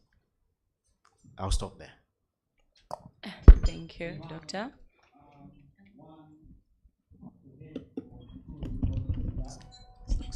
Too high for me. Hello. Okay, that's so much better. So for me, when I think about sovereignty in the space of sustainability, but also arbitration, I want to draw back to the initial definitions and origins of the principle of permanent sovereignty over natural resources. Where did we come from? So it was mainly rooted in the colonial times during the era of decolonization. So if you look at the UNGA resolution, which granted all peoples their independence from colonial dominion, that was in 1960. And I think in 1962, Uganda got its independence. So one of the key pillars during the decolonization era was allowing all the new decolonized states to pursue their own development needs, development agendas, and this also entailed utilizing their natural resources in a way that they deemed fit. So they could explore, they could exploit their oil and gas resources, their mineral resources, and all other resources available to them to pursue their development agendas. So why does it matter today? That right is not absolute. So we cannot say because we have sovereignty over our natural resources, we are going to do business as usual. The times have changed. So whether at the national stage, at the international stage, we are now moving into issues of sustainability. So and if you hear what most of our countries today are saying, for example, I'll give an example of Uganda. When they say, oh, we should not support the ECOP, we've seen different green movements coming up to fight against our ECOP and exploitation of our natural resources. And Uganda is saying, look here, we have the sovereignty. These are our resources. Our people are poor. We still need the infrastructure, we need the energy, we need the jobs which can come from these resources. We need the revenue to drive our development. But at least Uganda and the other global south countries, they are cognizant of their obligation to explore and exploit all these resources sustainably. So they have moved beyond the old way of doing things. We are just the rule of capture as much as you can, leave the ground degraded, and then you can move on. Things have changed. But also because I just want to draw your attention to the recent advisory opinion from the International Court of Justice, where today sustainability is not seen as an individual goal. It's now a global goal. Every country, every state in the world today is now under an obligation to pursue climate mitigation and adaptation goals, to put in place the measures. So be it when you are awarding the rights, be it when you are taking any investment-related decision, you're going to be mindful of the climate. And if you don't do that, then the International Court of Justice is a remedy for even civilians. They can always now, they can seek remedies through their governments and other bodies, and they get adequate compensation. But lastly, I want to say, now arbitration comes in as the third arm now. So we want to balance sovereignty, then balance sustainability, and then now we have arbitration. It shouldn't be a hindrance, but rather an enabler of the other two faster principles. Thank you. Thank you. Our panelists, briefly, they have really dwelled into the introduction of it. And S.C. John said, as we are waiving sovereign powers, we agree, as we agree to arbitration, are we waiving away some of our rights? And in there, he mentioned the tribunals put in place to delve and deal into that, to make sure that rights are not done away with. And Professor Nyombi Crispus described further what sovereignty is, and it's not as straightforward as he noted and further described, whereas Dr. Susan took us back into the origins of sovereignty. And as you clearly heard, started far back in the colonial times during decolonization. And she says, on top of all that she has explained, that it's not absolute, it's not an absolute right, despite the sovereignty. Thank you so much for our introduction, so we delve deeper into the issues. So with our main topic, we have the subtopic. And right now we're going to discuss the climate-related expropriation claims. I will take it back to our very able panelists, and I'll start with panelist A, that's Senior Counsel John Ohaga. And this is my question to you, Senior Counsel, that we are seeing disputes where states adopt climate environmental measures that foreign investors say amount to indirect expropriation. In Africa's context, how should tribunals balance investor protection with the state's duty to pursue climate goals? And additionally, how can African governments ensure that necessary climate measures aren't unfairly labeled expropriation by investors? Thank you very much, Anita. I think we have to start by fully appreciating what expropriation entails. And expropriation, in its ordinary meaning, simply means taking what is perceived to belong to somebody else, to expropriate, to take. And I'm sure that we can find a working definition of it in the penal code. But within the context of climate-related issues, expropriation is generally indirect in the sense that it arises where countries or governments exercising their sovereign power as they should decide that they need to undertake regulatory initiatives whose effect may very well be to interfere with investor rights. As you know, when investors come in, they come in on the basis of a certain regulatory climate, on the assumption that that climate will continue to be in place for the duration of that investment. And so when governments take regulatory initiatives that take away a cornerstone or a pillar of that regulatory environment, which interferes significantly with the investor's ability to fully exploit its investment, there is obviously then an expectation that there will be compensation. And so this then introduces a tension between initiatives that governments need to take in view of shifting or the demands that they require to take in the public interest or in the interests of their own people and those of investors. And so what is available to tribunals when tribunals are having to deal with claims of this nature, especially where regulatory shifts or sudden regulatory shifts do not necessarily have embedded in them compensatory elements, or do not anticipate that there will be compensation to investors, or do not even anticipate that in one way or another it may interfere with investor rights. So tribunals have various balancing tools which are available to them. First and foremost is, of course, what is known as the police powers doctrine. And the police powers doctrine available to tribunals merely means that tribunals have to accept and interpret the exercise of sovereign power as being the exercise of sovereign authority, which means that governments have the right to regulate in the public interest.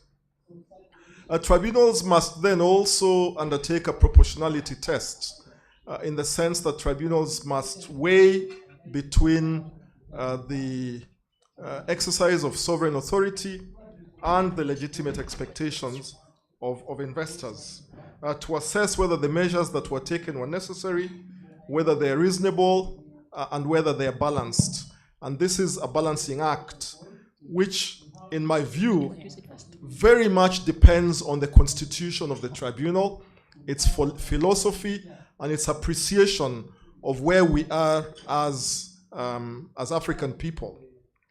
And then, of course, there's the question of the legitimate expectation of investors. And this legitimate expectation should be premised on the question whether investors undertook due diligence and whether they had a proper knowledge of evolving global obligations.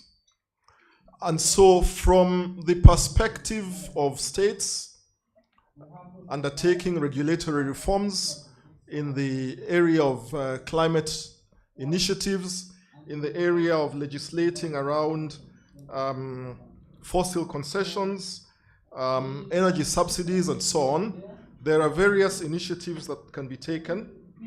So for instance, governments can have clarity in regulations, legislation, and the drawing of contracts.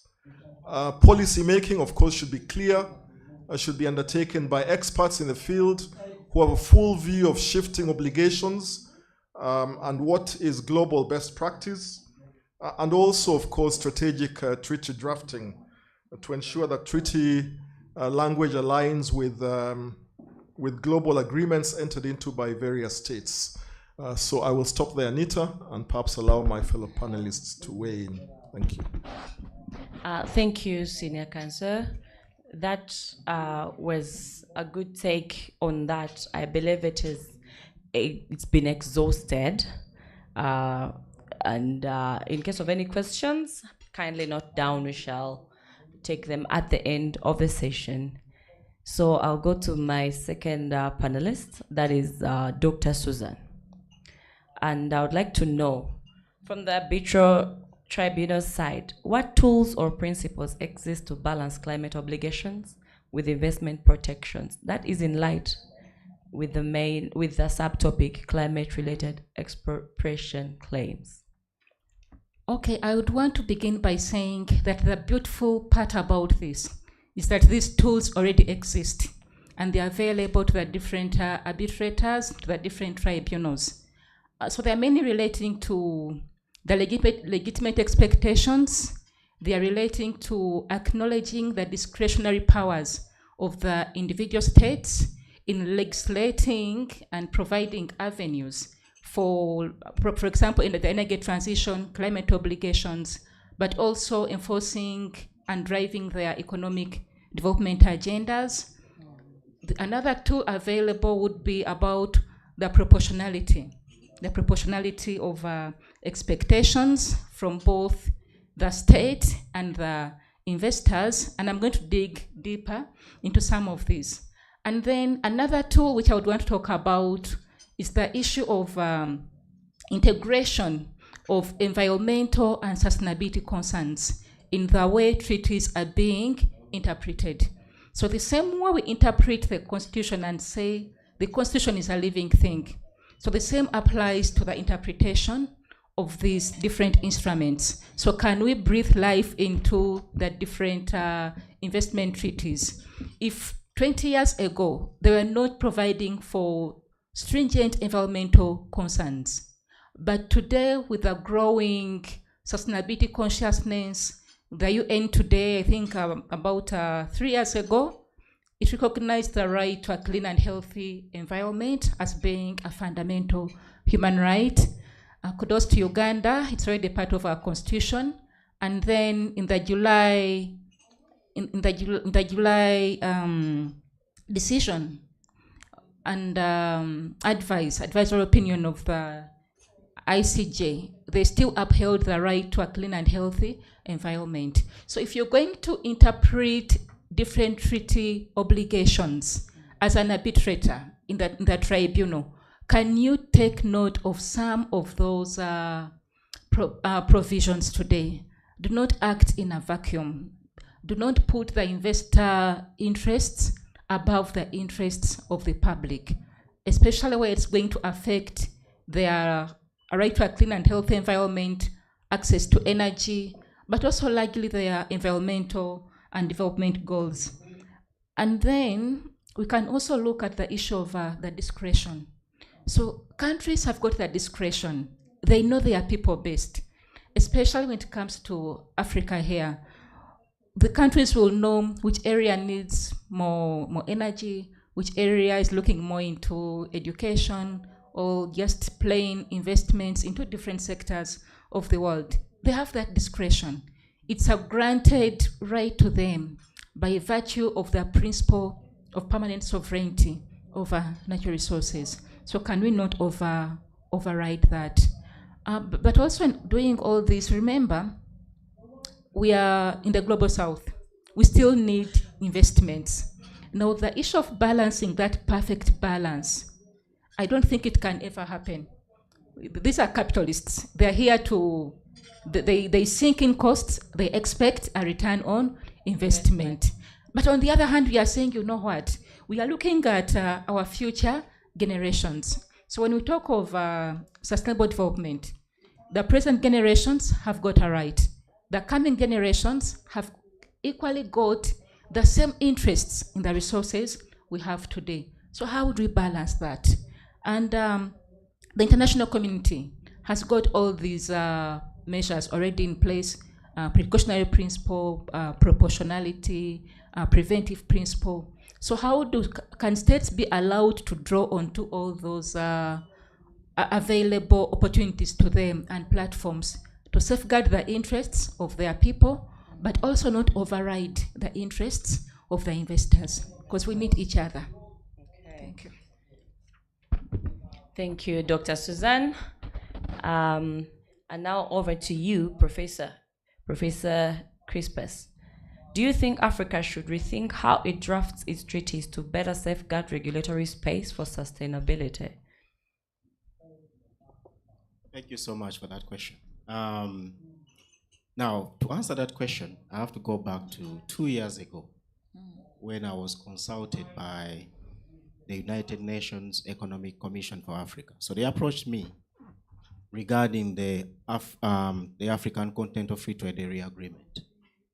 And they were asking, is it green enough? Is there sufficient greenness within this agreement and this investment protocol? So I led a team, and we have the report is there on the United Nations website, where we reviewed to see how green, it's called greening the investment, they have CFTA agreement and investment protocol. The conclusion we reached, there was not enough greenness. So the first thing we need to do, we have to recognize that actually climate change, environmental sustainability are rights that need to be protected. So these treaties, the main treaty we have on a continent, this agreement, this protocol, did not have sufficient detail on it. That's the conclusion that I reached. But it's not only that. We also have to make sure, in terms of recognizing it, that we pass laws, we pass legislation that recognizes climate change. In Uganda, we do. We have a Climate Change Act of 2021. In Nigeria, we have one because I was part of the process. They have one for 2021. In Kenya, around the corner, you have specialized courts for environment. So that's one way to go. Let's first have such legislation created. But also we also have to look at experiences for other regions. Look at the South Africa Development Community, SADC. In March this year, the SADC and the Arbitration Foundation for Southern Africa, they created a charter. And the purpose behind it was to unify the approach towards arbitration and climate change. So that's something you should look at. But also going back to the AfCFTA, the investment protocol itself, there is evidence there of unification. There's Article 49, for example. Article 49.1 calls for the termination of BITs that do not align with the principles enshrined within the protocol, but also intra-African BITs. BITs, bilateral investment treaties between African nations. And also the dispute settlement protocol of the AfCFTA. If you look at Articles 6, 7, and 8, they also call for the recognition of environmental sustainability, climate change grievances. All that is also contained in there. So the approach to take, in other words, is to pass legislation that recognizes it, look at examples, and of course, make sure that, and also I forgot the Pan-African Parliament. They also passed a model last year, 2024. So they created a model climate change law. Again, that's an example and also an attempt for harmonization and unification that we're trying to achieve. So those are the examples I could put there. Thank you. Thank you, Professor. I will, while we still have the floor, Professor, why don't you tell us globally more about renewable energy disputes like those arising under Spain's reforms you earlier mentioned, was it Senegal, and have taught us important lessons. What insights can Africa draw from this European experience as it attracts investment in solar, wind, and hydro projects generally? Thank you so much. Now, to give some context, for Spain, they received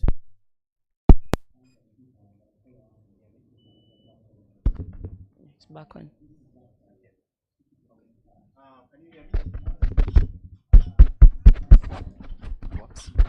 They're both off. Sorry. Okay, it's on. It's on, okay, sorry. The reason why I wanted to use the mic, because I wanted to face all of you. This one doesn't allow me to see the audience.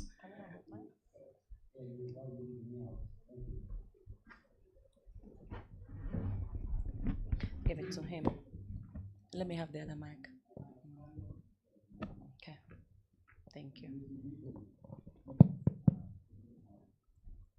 Now, Spain faced similar issues to Italy. Italy also faced cases relating to the Energy Charter Treaty. It was the same process that Spain went through, simply because they wanted to transition, this green transition the keynote speaker spoke about, towards more renewable clean energy.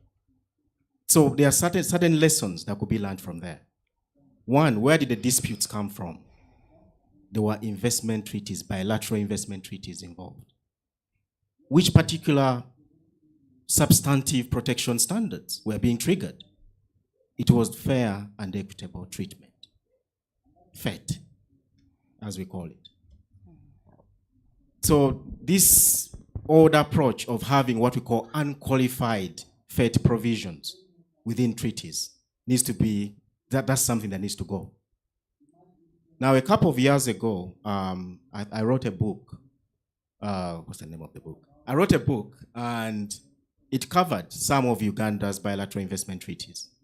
I reviewed them. And what I found in there was no evidence of second-generation treaties in Uganda.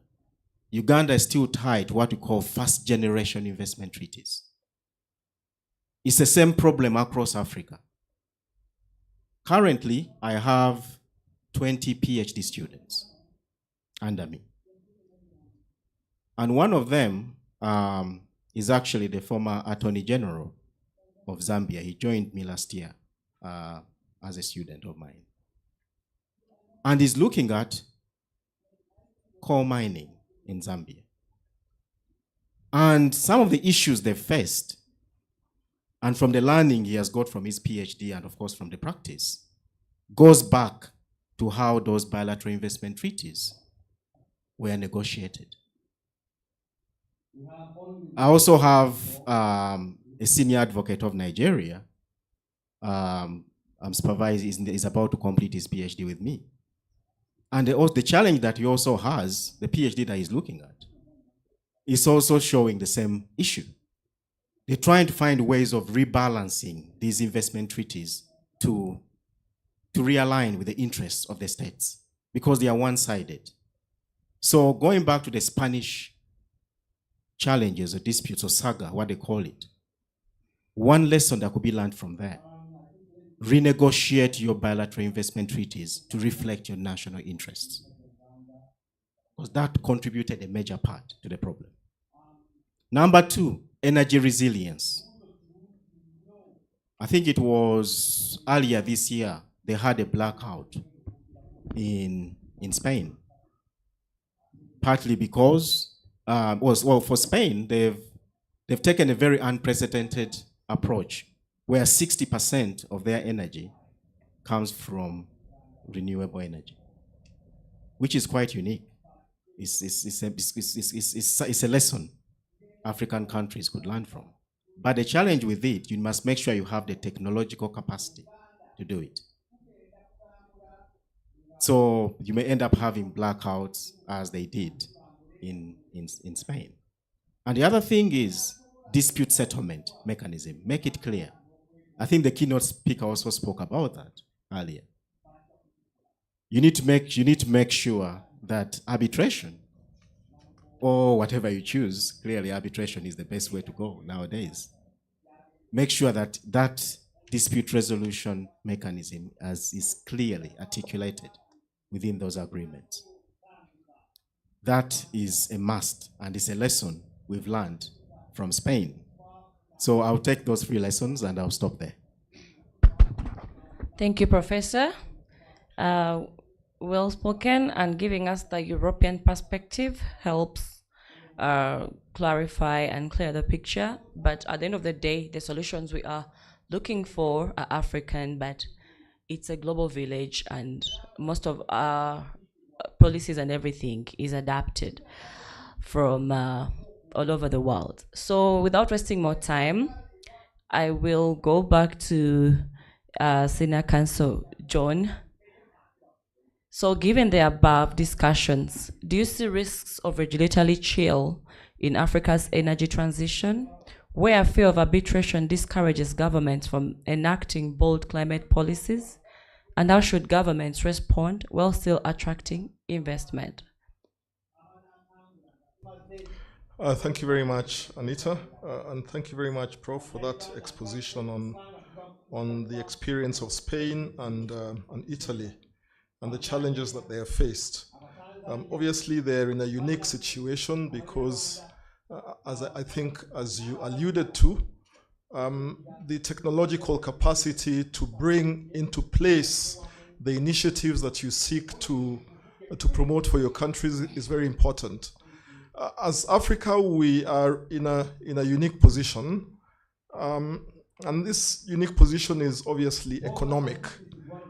And so when we think about Africa and initiatives towards energy transition and the response of governments with respect to regulation, we also have to think about our ability and our capacity to meet claims under FET, as Prof pointed out. And the result of that is what you have referred to as regulatory chill. I was reading this morning, I believe it was the East African or the Business Daily, that heads of state are presently meeting in Addis to talk about Africa's energy needs, to talk about energy transition, and so on and so forth.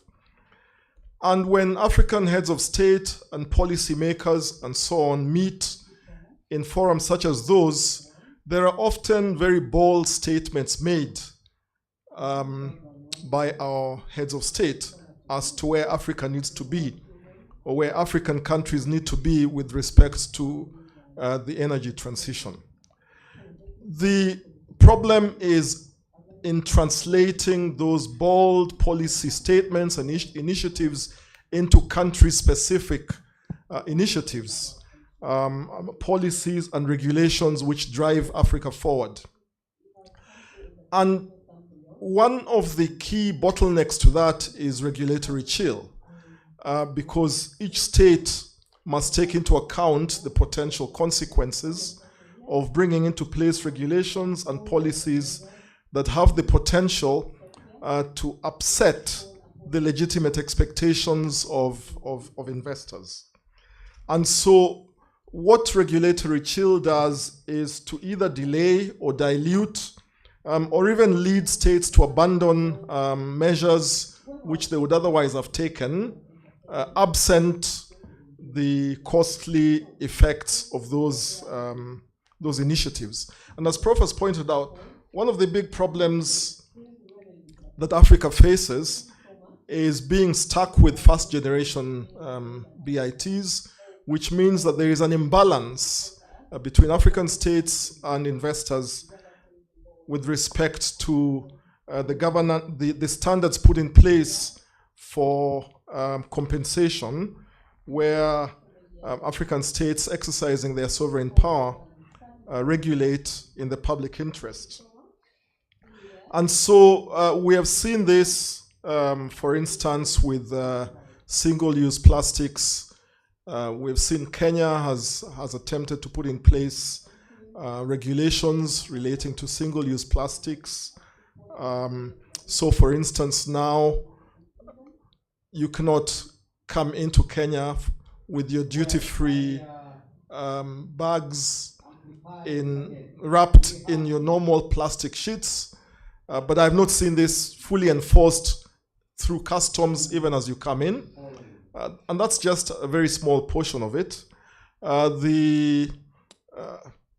2 or 3 years ago, maybe 4 years now, my farm was involved with the Lamu Coal project, which after a costly investment has had to be abandoned because of the litigation that was brought about by civil society and backed, obviously, as we came to appreciate and understand, by foreign investors who have an interest in advancing their own positions. And so how should governments respond? Excuse me, Senior Joe. Yes.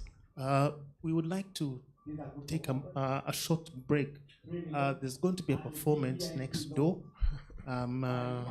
due to the events happening outside and in the region. So for now, I think we shall meditate on what you have currently discussed. I pray that he finishes this explanation, then we delve into. Kindly let us have him finish. Thanks, Philip. I so pray. Should we just go? Yeah. We can get on. I think governments can adopt dispute resolution clauses that include cooling off periods, which allow for negotiations in the case of climate policy changes, so that I think I'll stop there for now. What next? I wonder. Do we, jump to the music until it's over? Do we have an idea how long it's going to take? Actually, we were told it's just going to be 2 or 3 minutes. It's a very short presentation. So I think let's just continue thinking through what we have just discussed. Maybe in our tables, we can have that discussion. Thank you. All right. I take it that we use this time to meditate upon the presentation so far. And after the break, the musical break, we shall continue because we need to get the best out of these distinguished guests here today, whom we shall never have a chance to see again. So think about your questions in light of what has been discussed. Thank you.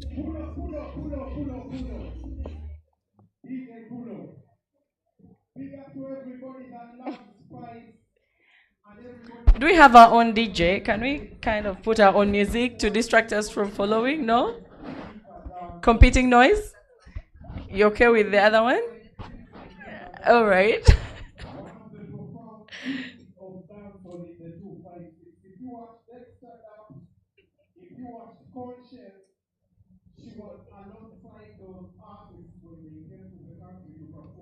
So everybody, if you love Eureka, dance on somebody in the press conference,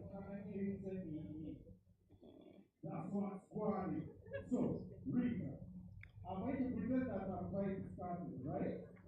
So basically, we are doing our programs interchangeably. But I think it was wrong of them to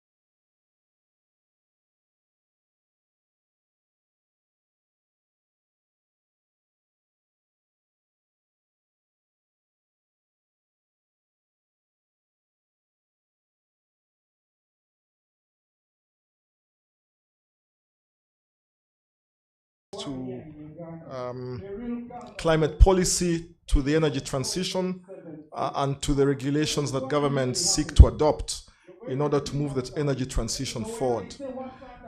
The other is, I think that when faced with claims arising from regulatory changes, governments and African countries must now really take steps to educate themselves, to empower themselves. And what we have seen, for instance, in Kenya is a greater and greater leaning on our own resources to defend these claims which are brought against governments by investors. And the benefit of that is that you have the potential,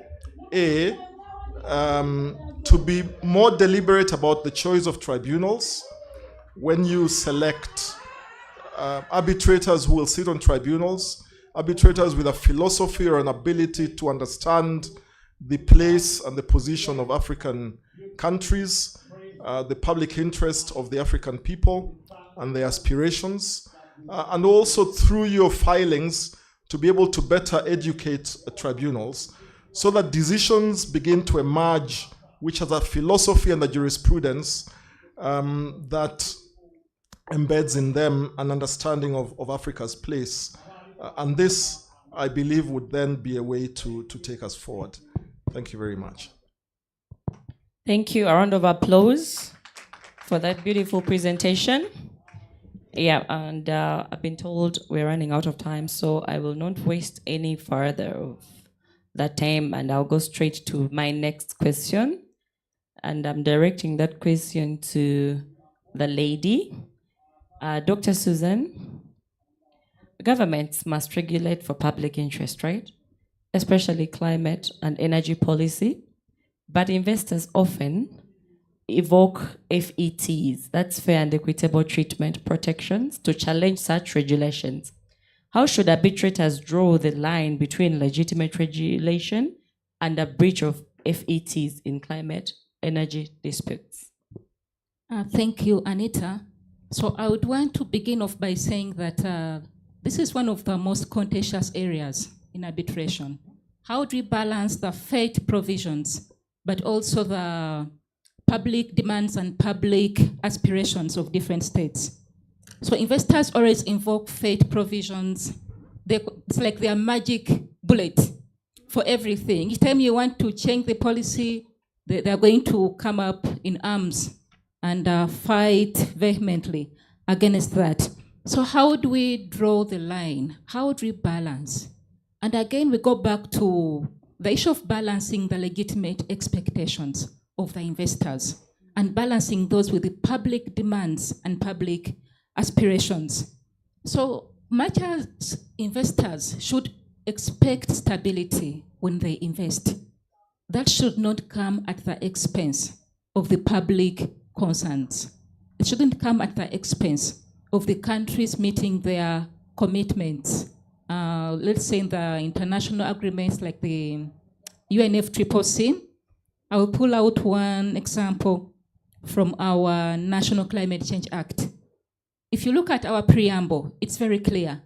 An act to give force to Uganda's commitments in the United Nations Framework Convention on Climate Change, to the Paris Agreement, the Kyoto Protocol, the SDGs. So we cannot override that. That takes precedence over any other concerns today. So that's one tool the arbitrators can use. But then we can also look at where states have taken decisions in good faith. People have been consulted. The parliament has consulted. The civil society has been engaged. Communities have been involved, and they have agreed, this is what we need. This is what is right for our nation. So again, can we look into that? Where due processes have taken place, where the country is really convinced this is in good faith. They're not doing it arbitrarily, all with any ill intentions of sidelining the investors.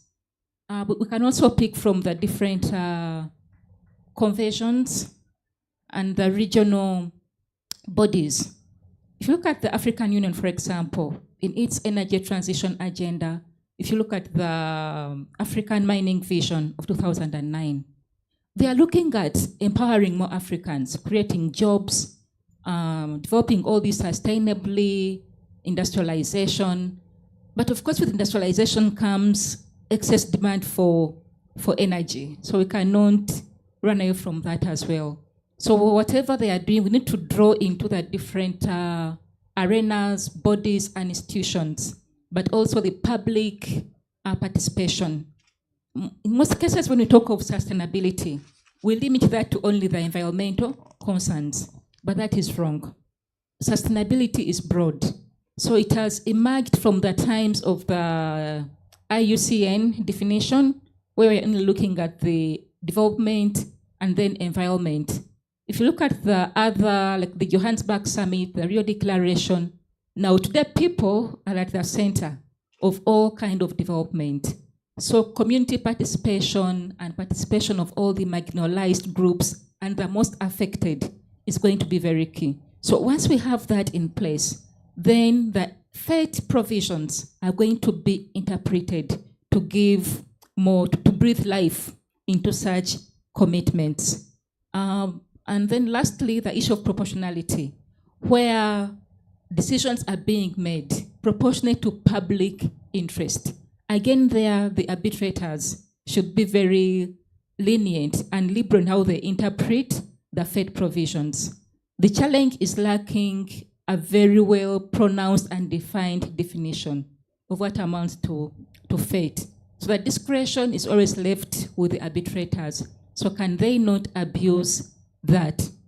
And we've seen different countries suffering from these FATE provisions. Spain, again, I don't know what's happening in Spain. They should be abused, they should be crying over their engagement in the Energy Charter Treaty, which gave all these provisions and solidified the issue of energy access on the European continent. So anything which is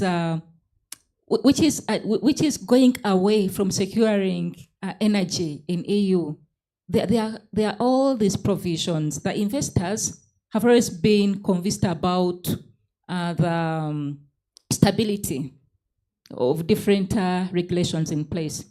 The last one was, I think it was last month in August.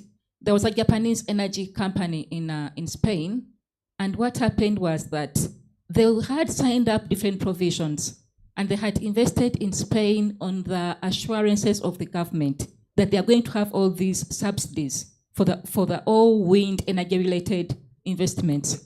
So Spain removed those subsidies, and right now they have to pay about 100 to the Japanese company. So it still remains a challenge how we do interpret the FATE provisions, but hopefully the arbitrators can be more lenient leaning to the states. Yes. Thank you, Dr. Suzanne. Indeed, the Spain question, if I may put it, is right now the topic in such spaces. And you've put up very important questions. Let's watch the space and see how that goes. And back to you, Professor.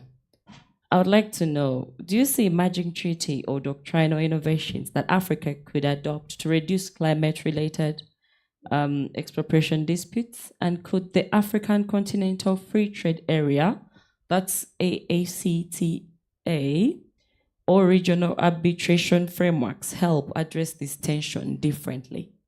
That's if you acknowledge there's a tension there. Thank you so much. Yes, there is a tension, that's for sure.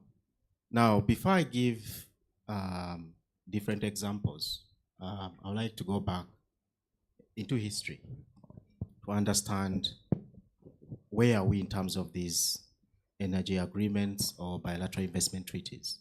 We need to understand these are relics of colonialism. Now, during the colonial era, we had colonial agreements. We had treaties of capitulation. That's what we had in place. So those graduated into concessions contracts. From concessions contracts, they graduated further into the bilateral investment treaties that we have today. So those agreements never took into account things such as pandemics, climate change, and even national sovereignty, the right to regulate. You don't find it in most of those treaties. So when you talk about our energy future, the future of energy in Africa, we have to go back to those treaties, because you'll find that most of those investments were made on the basis of such agreements. Agreements that still contain archaic provisions that do not really reflect what we have on the ground today.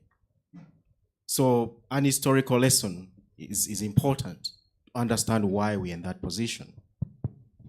But as a way forward, I was part of the team that negotiated the investment protocol for the AfCFTA.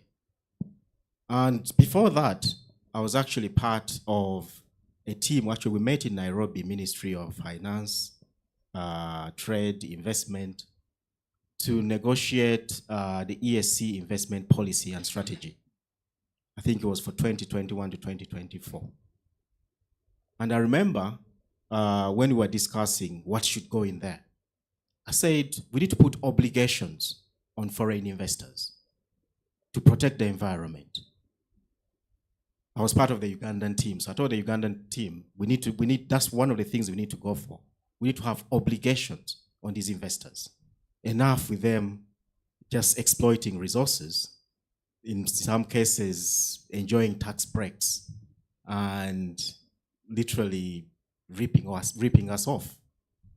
And surprisingly, other ESC member states, I'm not going to say which states, objected. They said, oh, if you do that, investors won't come to the ESC. Investors won't invest in our countries if you do that.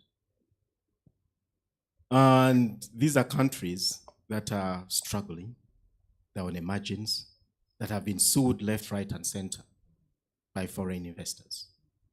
Countries such as South Sudan, before the country could actually crawl, they were being sued by foreign investors. Cases are piling up against South Sudan. Yet they are the ones, part of the team, that is saying we need to attract investment, and if we put stringent measures, they won't come into our countries. So one way, I like the India's model bilateral investment treaty. What I like about it, India took a very conservative approach.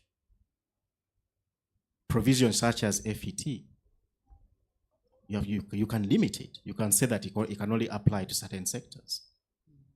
You can limit it via customary international law, or you can even get rid of it. So it's up to you. But whatever you do, you have to know that you are projecting yourself to other investors. Would investors turn up to your country if you put such measures in place? So one of the challenges we have, we are scared as nations to make bold decisions. And it goes back to the point I was making about the African Continental Free Trade Area Agreement, in particular, the investment protocol. Climate change was one of the most disputed provisions, because some countries were saying, that's why I like Southern African countries. They are very bold, South Africa in particular. South Africa was one of the first countries to terminate BITs. If you look at their bilateral investment treaties, you find they've terminated a lot of them.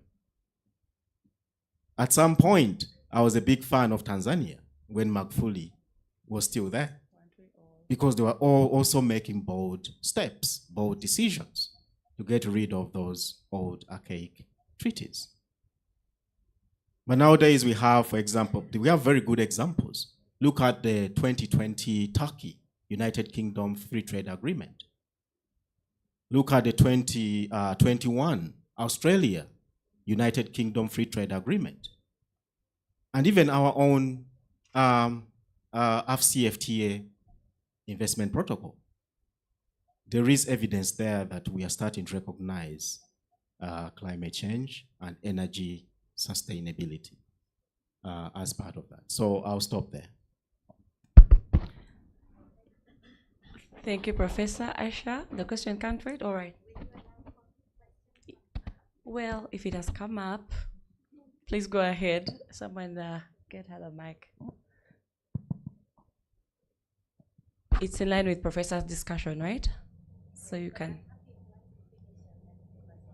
Okay, I think let's do that. We're about to conclude our panel session, and then we shall delve into the questions. I'll start with you, Aisha. Please hold on to it. Yes, so not to kill the floor for my panelists, I'll go back to Senior Counsel. You see, Professor has been discussing, and amongst his discussions, he talked about the renewable energy disputes, brought examples like the Spain's reforms and the European question and other countries.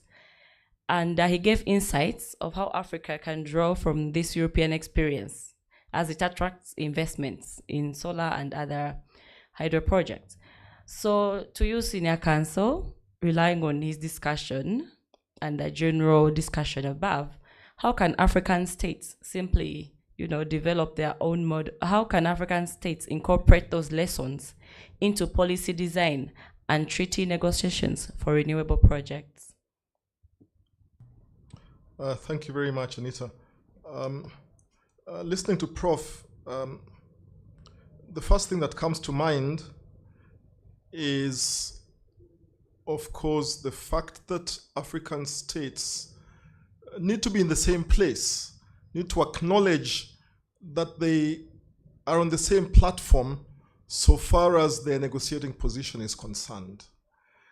And therein lies the African problem, I think. Because ideally, African states should be able to develop an African model BIT so that investors, wherever they go, acknowledge that African states stand as one so far as negotiating with investors is concerned, especially with respect to energy-related matters.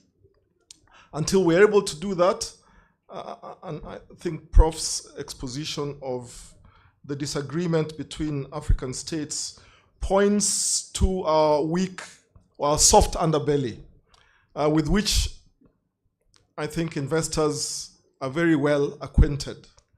And of course, beyond that is just the whole question of integrity. A lot of investors coming into Africa know that the pathway is not a straight investment. It must include speaking to policymakers, public officials, and I'm sure that you appreciate fully what I mean when I talk about speaking. It isn't holding a forum like this and providing an exposition as what you will do for Africa and its people. So that's the first thing. I think that we need to have an African model BIT. We need to embrace African regional arbitration mechanisms like AFCTA. That's a beginning point. Whether it will have traction is another question altogether, but we wait to see. I know that in arbitration forums we've spoken about this over and over and over again, and we will wait to see whether that has traction. Of importance, I think, is to embed exhaustion of local remedies clauses so that investors acknowledge that the first line is local remedies. Are those available or not? And I would cite here specifically the case of Wallam versus Republic of Kenya, which was really a case about a Canadian investor who came into the geothermal space in Kenya and sought to invest. And fast forward, the tribunal held that in fact the applicable law was Kenya's domestic law, not international customary law, which therefore enabled Kenya to be able to overcome a very significant claim by the investor and to have the claim dismissed. So I think there are lessons there, in terms of the way that Africa should embrace its approach to disputes within the climate space. I know we're running out of time, so I will stop there, Anita. Thank you, AC. Prof would like to elucidate. All right. Thank you so much. I wanted to add something there regarding a model. One of the challenges, because I've been involved in negotiating at least 2 or 3 models, drafting rather. One of the challenges we have, those that draft the model treaties are not the ones that actually negotiate the bilateral investment treaties. So you end up having totally different agendas at play. That's problem number 1. Problem number 2, we've attempted to create a model bilateral investment treaty for Africa. Actually, the Pan-African Investment Code of 2016, it's something that it was an initiative by the African Union, and the idea was to create a treaty. And I remember a couple of years ago, I was in Cairo, and I think it was the former Attorney General of Nigeria, a friend of mine, Chief Bayo Ojo. I don't know if you know him. Yes, Bayo Ojo. Now, Bayo Ojo asked me, Crispus, you are I remember you were part of a team that was put together to negotiate or to put together that model treaty. Where is it? And I'm like, well, we drafted the thing, but the countries were unwilling to accept a binding or anything binding on them. So all they're interested in, draft the model, they'll just leave it there and they'll go off and negotiate their own thing. And the other thing also to add to that is sometimes it's also a lack of expertise, a lack of knowledge. I was involved in one negotiation where the other team, it was a Western country. They brought 16 experts, an expert in environmental law, an expert in various aspects. And it was only 3 of us against 16 professors. So again, it shows a lack of expertise. So there's a call. There's one of my former PhD students did their PhD on Ghana. And for them, they recommended that Ghana should create a specialist team. That was the recommendation they put forward. A specialist team. And that specialist team will be responsible, 1, negotiating, drafting those treaties. So instead of having 2 different teams doing 2 different things, have 1 team responsible for doing everything. That was the proposal she put forward for her PhD. So I'll stop there. Thank you, Prof. Doctor, would you like to add your voice to that in line of, if Africa should develop its own models of arbitration clauses or rules to manage renewable energy disputes? Hello? Yes, it's on. So thank you. I would just want to add something interesting on that. We've always been talking about having African solutions for African problems. So it shouldn't just end on paper. Can we now revisit how the whole negotiations are done, how the treaties are entered, and then how are they enforced here in Africa? And the beauty is that we have examples. We know what has failed elsewhere.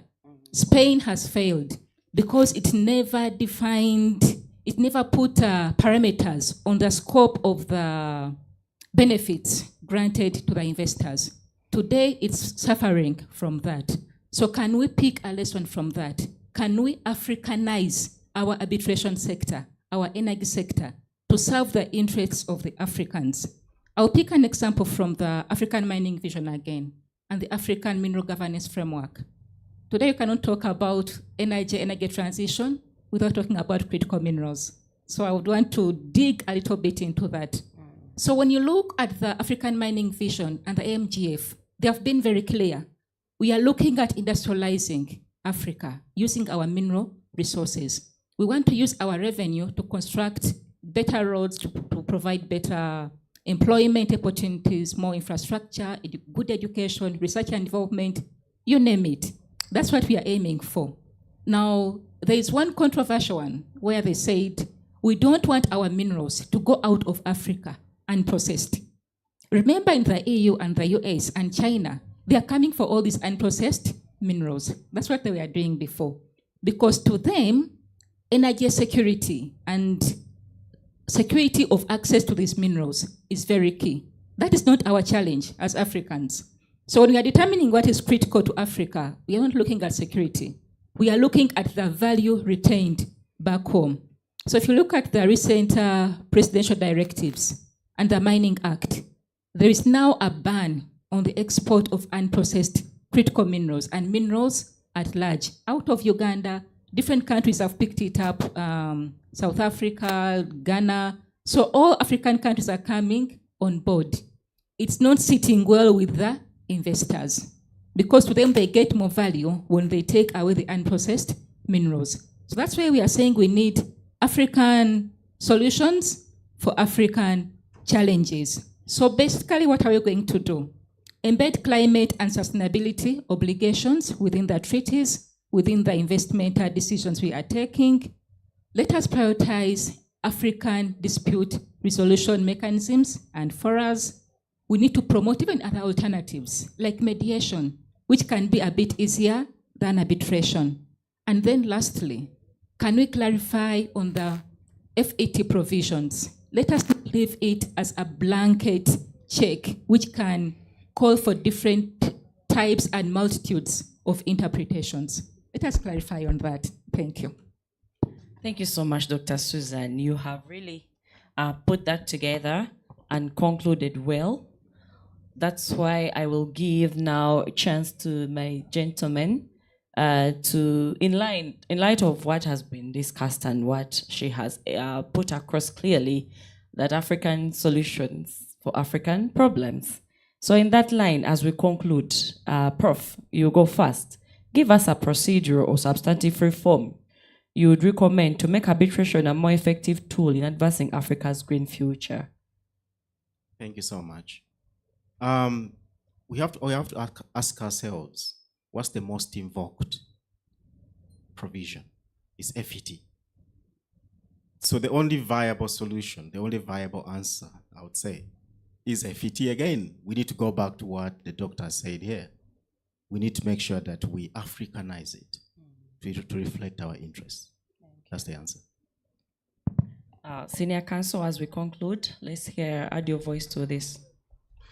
Yes, what I would say, and adding on to what Doc and Professor have said, is I think that we must move away, and this is a mindset that is evident across the arbitration community, as seeing arbitration as a private tool for the protection of investors.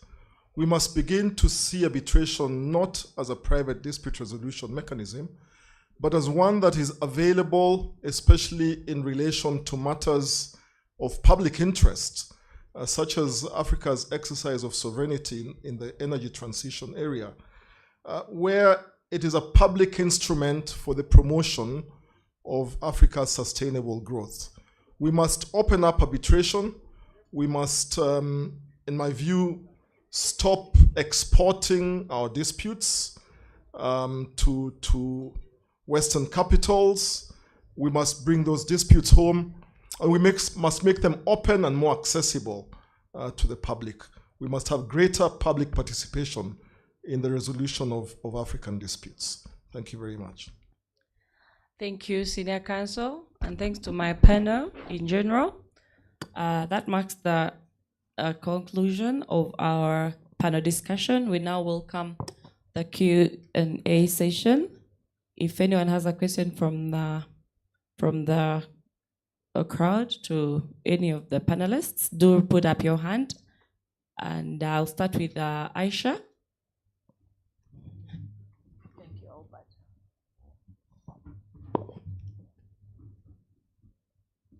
Thank you.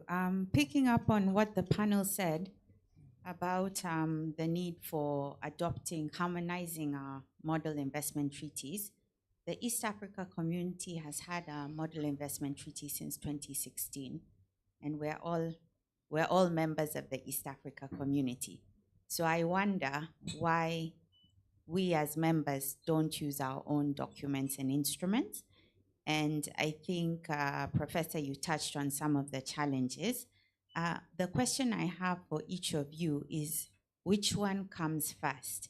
Do you first have economic integration in the East Africa community such that you align your economic priorities, and then you can go and agree on measures to take, like, how you harmonize investment treaties? Or do you first try and set policy and law in the absence of economic integration? Which one is more important, economic integration or policy strategic alignment? Can I go first? Can I go first? Yes, please. Yes. In my view, Yes, please. yes. In my view, economic integration should come first. From experience, the experience I've had as part of a team representing Uganda at the ESC level, where countries that are known as economically developed, they are dragging us backwards. There are certain measures they're not willing to accept simply because it does not align with their priorities at that moment in time. And also in terms of the models, in most cases from experience, these models are just concluded for the sake of merely concluding a model. They are not really utilized. You can ask those who are negotiating these treaties, how many times do they look at those models? In most cases, they don't. So it's just a matter of, it's a tick box exercise. Oh, we have a model treaty. That's pretty much it. Yeah, maybe just to add on that, again, the law does not act in a vacuum. So you need the players to come on board first, and then now the laws can be negotiated and also apply. It won't make a lot of sense if you have the laws in place before you have the players coming on board. That means you're going to make these laws in an abstract. They are not responding to the actual realities of the challenges which come along with the economic integration between all these states. Yes. And of course, we must not lose sight of the fact that all of these are developed within a political framework. And politics shapes each individual country's economic priorities. So that even when countries come together as regional blocks and create model instruments, those model instruments are often shaped and iterated to take account of the political priorities of individual states. And when the political priorities are not aligned, then there is no unanimity between those states, and therefore we lose sight of what it is we want to achieve as a common people. And so my take would be that politics has a great influence on this. Thank you. Yes. Thank you very much. I think mine are just comments, not necessarily questions. And one is on how we have tried to deal with arbitration in light of sovereignty. And the approach that we've been taking for the last around 5 years is to carve out some of the aspects from arbitration. And the key ones that we've been identifying have been tax. You can't take us to arbitration for tax. We have to resolve it here. 2, environment. Environment matters, we carve out. 3, labor issues. And 4, national content. But maybe environment, labor, national content, I think have not yet been tested. We don't know what an arbitral tribunal would decide, but at least we've done our part in saying A, B, C, D is not arbitrable. It is subject to, we deal with it in accordance with our statutory and regulatory requirements here. And I think we've achieved that. Then maybe the other thing that I also think maybe needs to be looked out is governing law. You know, sometimes there's confusion. Once you accept international arbitration, if you're not very careful, there will be an attempt to drag you. Say, now the governing law for this contract should be the law of England and Wales. Because as international investors, we are not familiar with your laws here, so we need a law which is well-developed, stable, and all that. And of course, there are a lot of implications on that. Unless you're trained English, actually a barrister or solicitor, whatever, you can't sit here and claim to know what English substantive. The substantive should be the law where the contract is. I think that is one of the areas where if you are not very careful, you can easily be dragged there. They use arbitration to drag you into actual one aspect of the governing law and say, governing law of England, and I think when that happens, you're in big trouble. You don't know what will happen at the end of the day. Thank you. Thank you so much for that addition. Yeah, our doctor would like to add her voice to that. I'm just adding to that, and thank you for bringing that out clearly. But it also goes back to the quality of the negotiators of these investment treaties and the different agreements. When we are giving out rights to different resources, what kind of people do you have on board? Can they clearly outline the applicable law in case issues go south? So in most cases, they want to leave those provisions open. And once you do that, you're opening yourself up to being subjected to the laws of England and Wales. So the capacity will matter. Thank you. Thank you so much. Let's have our last question. Yeah, I just wanted to add, and I'm concerned that the questions are all coming from this table.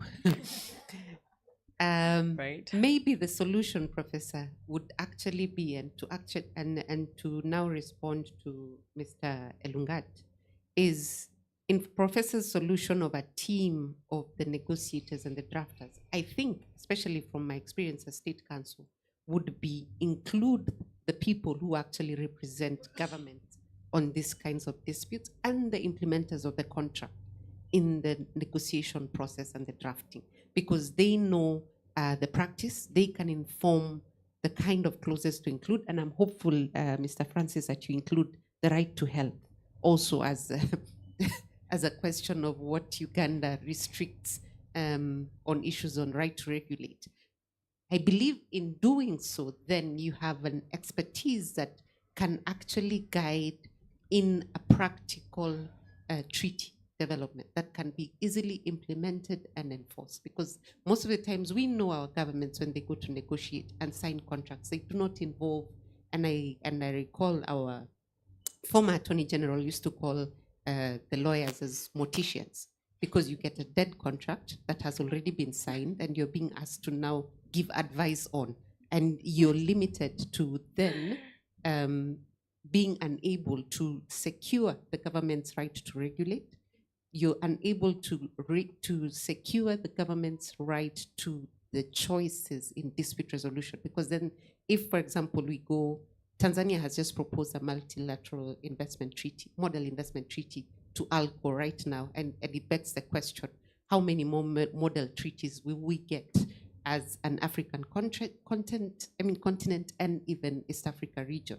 Because in this particular one, it models the CFTA investment on protocol. So it says you must negotiate at least for 3 months. Then from negotiation, then you can mediate for another period of I don't know how many more months. But the question of practicability is left out, because then the people who are actually in the dispute management business are not involved. So thank you very much for your suggestion. Thank you so much. We have our representative from another table. They have been inspired. We have a question from the lady over there, Mariam.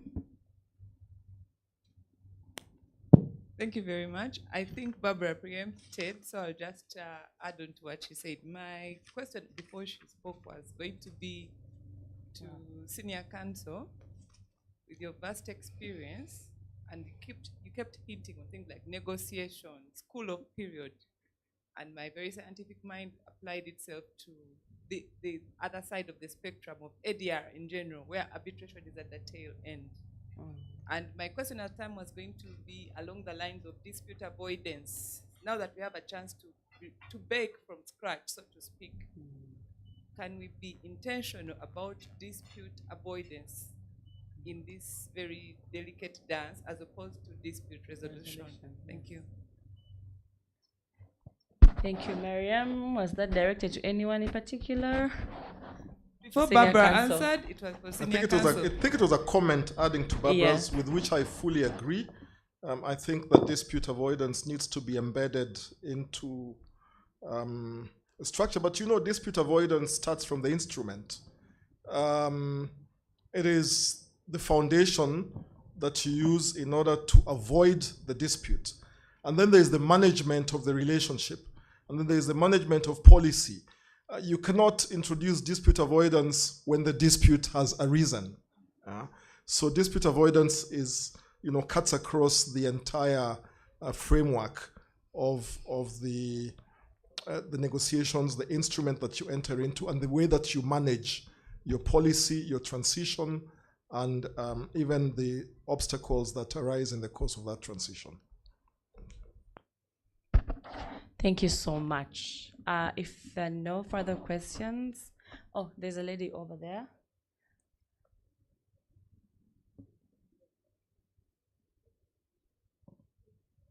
Good afternoon. My name is Marcy, and my question is directed to Dr. Susan. You spoke about the ban on exploitation of minerals and processed minerals in Uganda. So my question is, are there justification of this ban on the exploitation of unprocessed minerals, and is it basically for our investors, or does it look more into the state or public interest? Okay, thank you. Yes, I will answer that very quickly. The objective behind banning the minerals stems right from the African Mining Vision and the AMGF. They want to retain more value on the African continent because the value you get, I'll just take an example of someone who grows coffee. When you are selling off your kilogram of coffee in the beans, you'll get about right now, I think 9,000 Ugandan shillings. If you go and process that money, you know how much you buy the Nescafe? You buy, be it for chocolate when you're selling off the cocoa beads. So you get very little money if you don't add value. So all we are saying, can we add value before we take our goods and minerals out of Uganda and out of Africa? As simple as that. And it's a presidential directive as well. It's saying, develop our local capacity. Invest in processing plants in Uganda, invest in smelting plants as well. We now see that tin refinery in Western Uganda. We are seeing the Wagagai gold mining, putting up refineries and all that. So it's all about retaining more value and getting more benefits from the minerals. Thank you. Thank you. And our last one is coming from Council Moses. Somebody take the microphone over to. Thank you. My name is Moses. Senior Counsel John O'Haga, just to request you to say a little bit more about how we can get private law firms in East Africa, Eastern Central Africa, to participate in these big arbitrations. I think one of your closing remarks was how we need to domesticate using our local jurisdictions, but I believe that also applies to us as lawyers. Could you touch a little bit more about what we need to do? And I apologize if you may have elaborated. What do we need to do as private practitioners to ensure that we attract more work as arbitrators? My experience with all these arbitrations, they have to look for a big law firm in New York, in London, if you're lucky in Singapore, and of course different destinations, depending on how this agreement was signed. So just throw a little bit of more light. I'm sure I speak for many people here. Thank you. Thank you, Moses. I think that's a very interesting question. And it's a question that goes to the issue as to how we want to shape the way that we approach arbitration as a dispute resolution framework as African people. I think we need to be intentional, and I can give you Kenya's experience. And in many ways, Kenya's experience points to the fact that it really does take the initiative of somebody with influence and intention to be in a position where he or she can redirect the policy around the engagement of private law firms, the way that international arbitration is conducted, and what outcomes we want in that sphere. Most African countries have generally, first and foremost, agreed to the designation of foreign seats historically because of our negotiating position, and I think Prof. Expounded on this. It is a colonial relic which we have carried into what we are today. When Professor Githu Muigai became Attorney General, maybe now 10 years ago, I'm not sure, Barbara, you might remind me, 2012, 2011. First and foremost, he has at the heart of his practice arbitration, and specifically international arbitration. And so was well aware of the forces at play, but also came in with the intention to reshape Kenya's environment. And so there were two things which I credit him with doing. The first was with ensuring that the Nairobi Center for International Arbitration Act came into place as legislation to place Kenya and Nairobi on the roadmap to being a potential attractive seat for international arbitration. But central to that was beginning the intentional training of lawyers, Kenyan lawyers, in international arbitration. Prior to that, most international practice was really domestic, with a few luminaries being able to find themselves on the international stage. But it, generally speaking, was domestic. And so the Nairobi Center was able to elevate Nairobi and to ensure that there was greater visibility, to undertake training, and to bring exposure. And secondly was to be more intentional. Each time that Kenya faced a claim from an investor, whether it was a commercial claim or whether it was an investment treaty issue, to ensure that the team was really a team from the Attorney General's chambers. At the backbone of the team was a Kenyan team, supported also by Kenyan counsel. But recognizing that there were steps to be made in advancing Kenya's knowledge, in articulating Kenya's position on the international framework, there was an acknowledgement that there was a need to embed in that team a leader who has previous experience in international arbitration. I think this was, you cannot be naive about these things. You cannot just catapult yourself into the international framework and expect to achieve success. And so it was necessary to have a leader who would then impart that knowledge onto Kenyan teams. And so progressively, Kenya has been able to make steps into achieving success. And that, I think, has translated into the success we have seen with all the challenges that Kenya has faced with claims by investors, whether in the geothermal space or other energy or climate change related space. And in the recent past, I think Kenya has achieved great success. The next frontier for me is ensuring that those disputes no longer go to London or Paris or Geneva, that they come home to Kenya. Now, there are two ways to achieve that.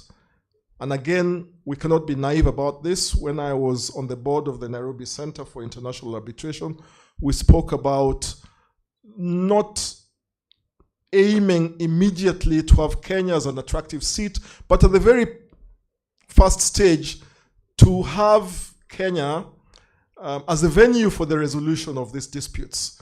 Because you can resolve the dispute here, notwithstanding that the seat is in Lusaka, Zambia. You can have the parties come here. You can have, that enables you to have greater exposure, enables you to upgrade your infrastructure, and that infrastructure includes your hearing rooms, it includes your file tracking mechanisms, it includes everything that is related to international arbitration. It is progressive, it cannot be achieved overnight, but it has to be intentional. And what we have seen is a greater learning, greater equipping, and greater visibility for Kenyan lawyers on the international stage, because I think of the steps that were taken. And notwithstanding that he is no longer Attorney General, those practices and policies have now become embedded as part of Kenya's approach to defending itself. And hopefully one day we will see Kenya also launching counterclaims. I look forward to that day, because I think that there is opportunities where investors don't respect Kenya's environmental pillars, that there should also be subject to claims, and that I think will result in investors thinking twice about launching claims against African states.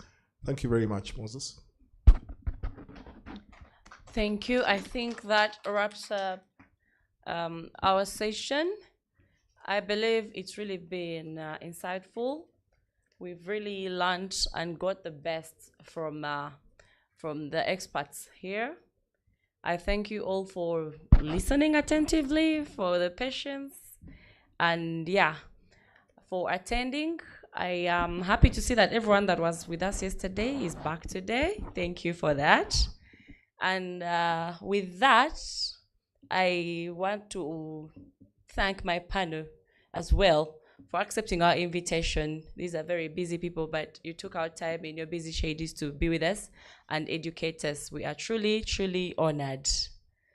So as we go down, I request for a picture moment of the panel. Then we go take our seats as we wait for the program, for the next program to be unfolded by Philip. Thank you.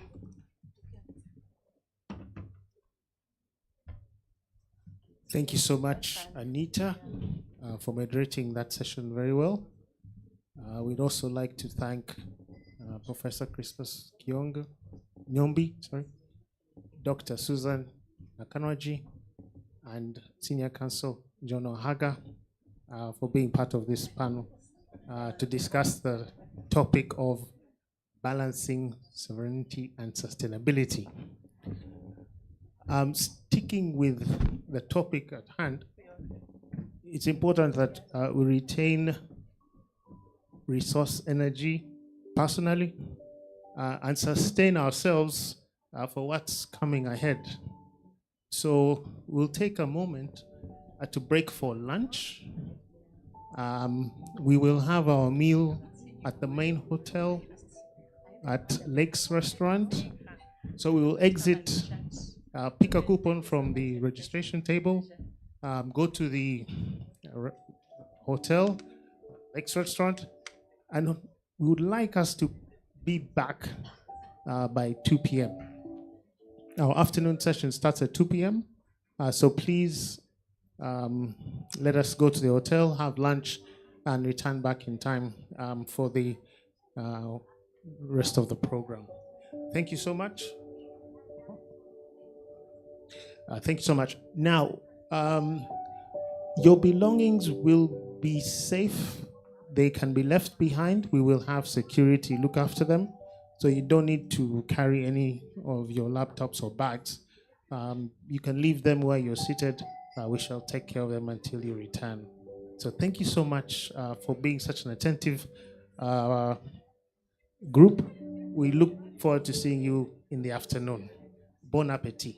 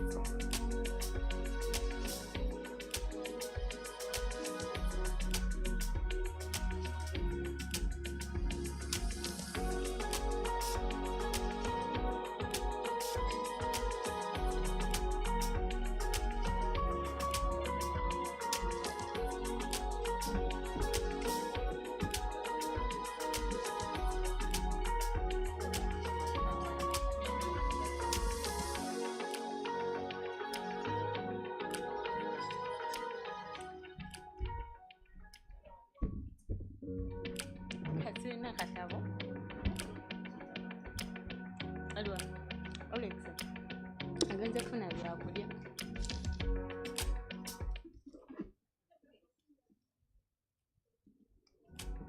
Sina notebook.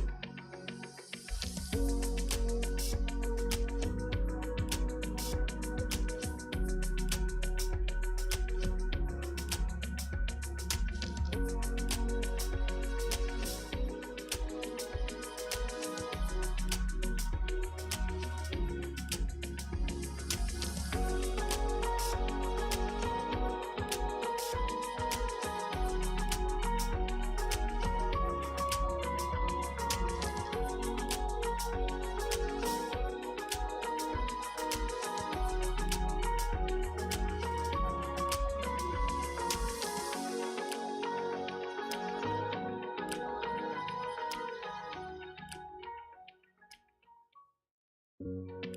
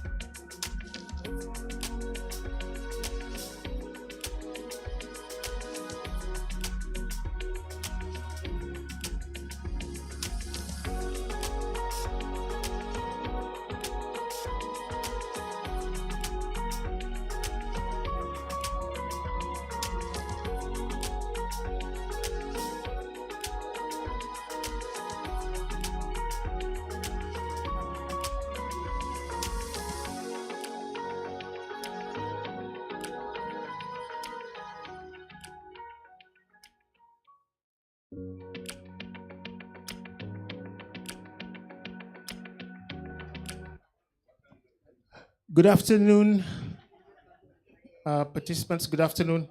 May I kindly request you to resume your seats? We believe in free sitting. So in case you're still in a discussion with a participant, please pull them over to your table and carry on the networking session that you've had. So I'd like to welcome you all back to our symposium, the training and symposium event that we had since yesterday. And we had a lovely discussion and interaction this morning. And we want to proceed to the final panel discussions we have this afternoon. I'd like us to just have in mind what to expect in order to understand what your appetite is going to digest further. We will have a panel discussion on dispute resolution in climate finance and carbon markets. And we will also have an panel discussion on armed conflict in international arbitration. These are just two of the panel discussions that we're going to have, amongst other things that will come as I tell you and align to you. But after that,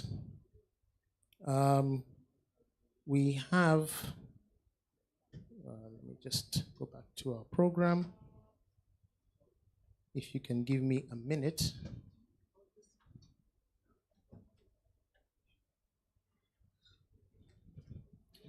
They say patience is a virtue. Yes.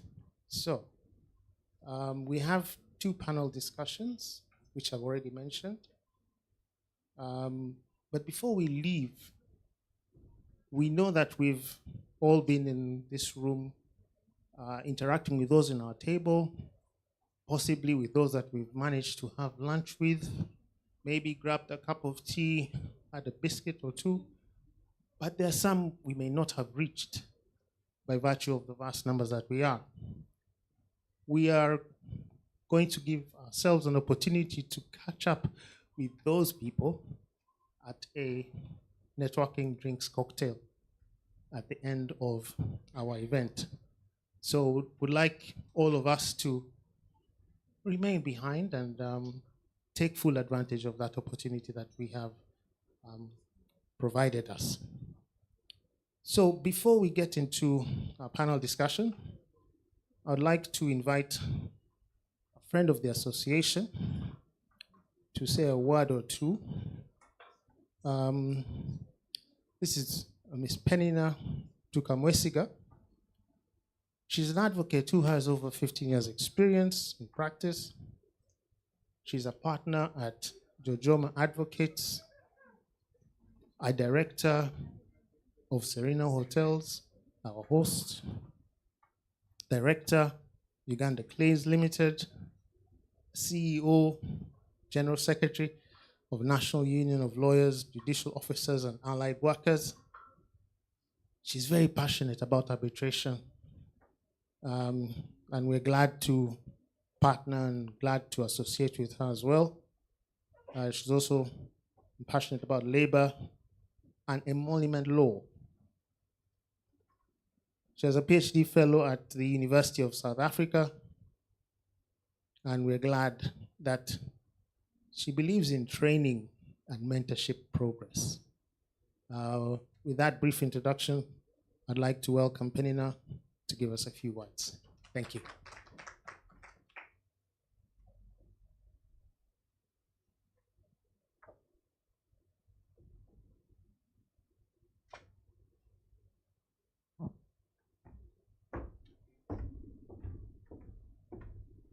Thank you, Philip.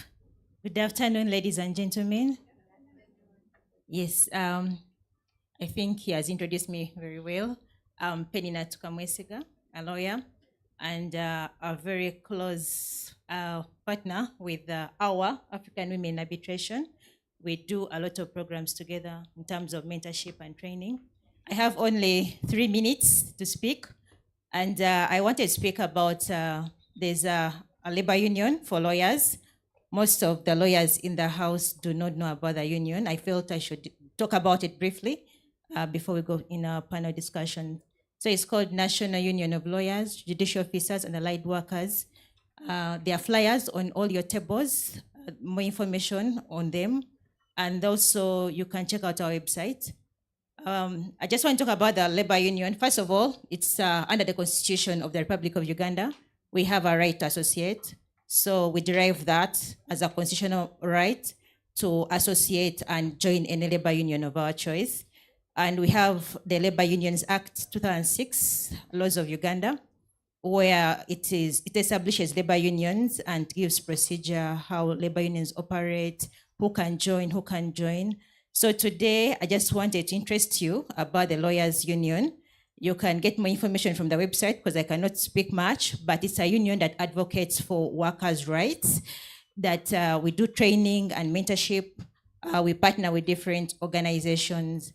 And also workplaces like law firms. Sometimes you may be the managing partner and you don't want your lawyers to join, but we do also closed shops where we partner with law firms. It's a closed shop, they all join the union and we struggle together. There are so many opportunities that come with that. Most of you don't even know how workers, we have members of parliament that represent workers, but you don't even know how they come to represent workers, yet you have never voted for them. It is through organized labor, that is labor unions. So I just wanted to interest you in that. If you're interested, please go to our website, type in the NULJAW, that's a short form, NULJAW of the labor union, and register. Let's get in touch, let's discuss, let's advocate for labor rights among all the workers, and also let's push that agenda. So I had only 2 minutes and I think I've utilized them. In case of any more information, please, at the cocktail, I'm available with my colleagues. Even the CEO of I unionized her. She's part of the union, so she can even give you more information about it. So we are here to let's mingle, let's discuss, let's share ideas, and we see how we can drive the agenda for workers of this country. Thank you so much, and have a great afternoon.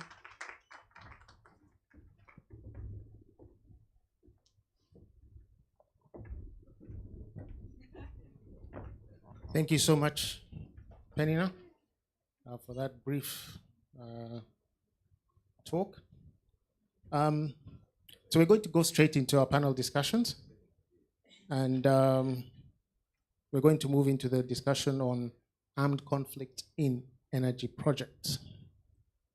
To moderate this discussion is none other than Patience Babiwemba.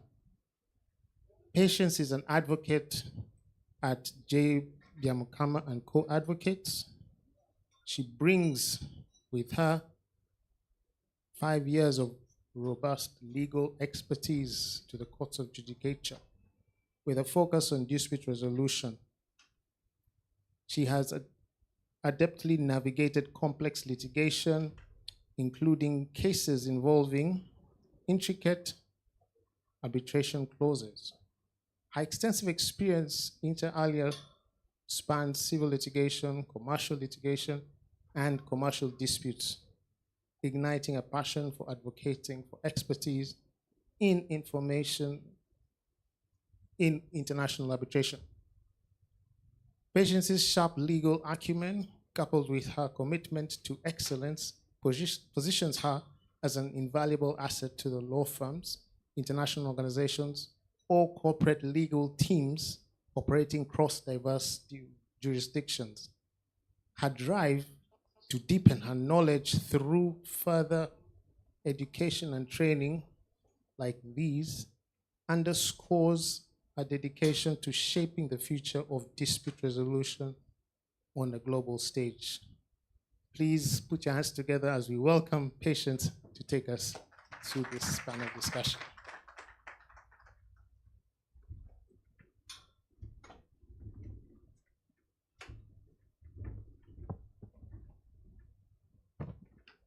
Good afternoon.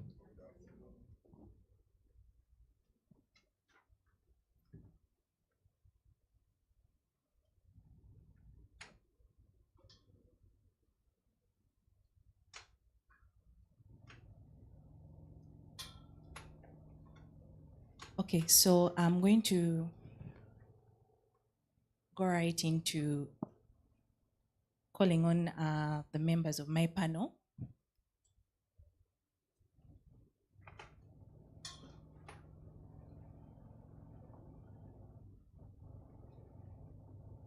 The first member is Miss Aisha Abdallah. You can put your hands together for her.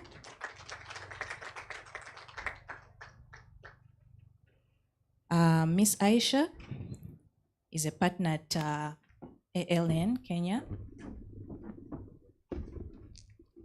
nominated by the Kenya National Chamber of Commerce to the board of Nairobi Center for International Arbitration in 2021.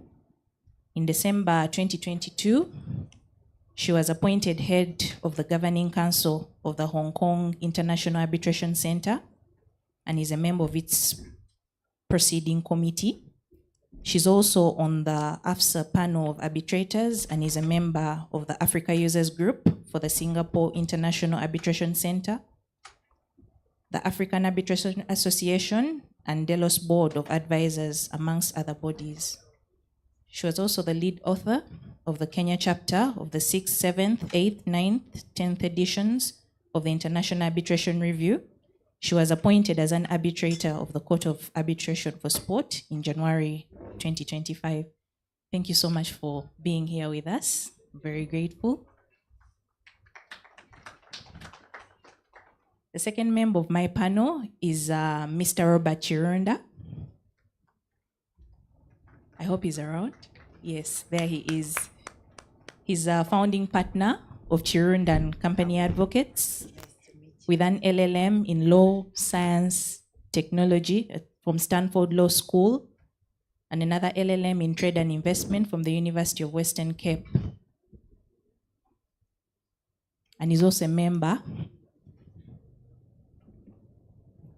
of the Institute of Chartered Arbitrators.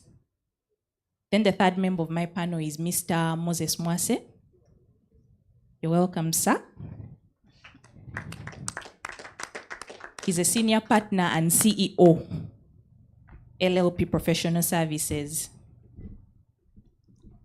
His expertise spans PPPs, that is public-private partnerships and project finance, mining and minerals, extractives, transport law, with a focus on railways, civil aviation, energy law, covering hydropower, solar, wind, and biothermal regulation. So with that, I'll just give a brief introduction. This panel is basically going to discuss conflict in energy projects. The way we've designed our discussion is we are going to have 1 hour. Each panelist is going to have 20 minutes to speak to themed topics. Ms. Aisha is going to basically talk about procedural and practical challenges in arbitration amid armed conflict. Mr. Robert will talk about legal frameworks and protections for energy assets in conflict zones. And then Mr. Mwase will talk about strategic and equitable approaches to dispute resolution in conflict zones. So just to start off the conversation, basically, energy assets are natural resources that attract investments and eventually become projects. Examples are wind farms, fossil fields, hydropower plants. So the broader idea is that many times when disputes arise, especially in conflicted areas or areas with war that have these assets, how best can arbitration address the various competing interests? In other words, in short, ladies and gentlemen, we are going to be talking about energy justice. And the 3 players that this justice is going to serve, by the end of the day, we are hoping that we'll have justice for the state actors as public trustees of these assets. We'll have justice for the indigenous communities, because sometimes these people are innocently on pieces of land, and then people are interested in their territories. They want to get to know how can we extract minerals and resources out of these places. And then definitely justice for the investment actors or the investors. That is what we hope to achieve by the end of this discussion. So for my panelists, I don't know if you mind, should I stand here or should I join you there? It's up to you. Okay, I'll stand here. So I'm very excited because this topic really interested me as someone who is growing in this area and wants to deepen my knowledge and understand how best and how practical arbitration is, especially in war zone areas, because the idea is war is not going to stop investment. So we need to understand how best can we use arbitration to address various conflicts. A conflict within a conflict. A place has war, but then also there are conflicts arising out of that area. So I'll start with Ms. Aisha Abdallah. My first question to you would be, what practical challenges in war zone disputes are shaping the evolution of international arbitration law and practice? Thank you, everyone. Good afternoon. Hope you had a good lunch. So the main issue, I think, was captured in your overall theme of energy justice. The challenges that war zone disputes pose is generally an issue of access to justice.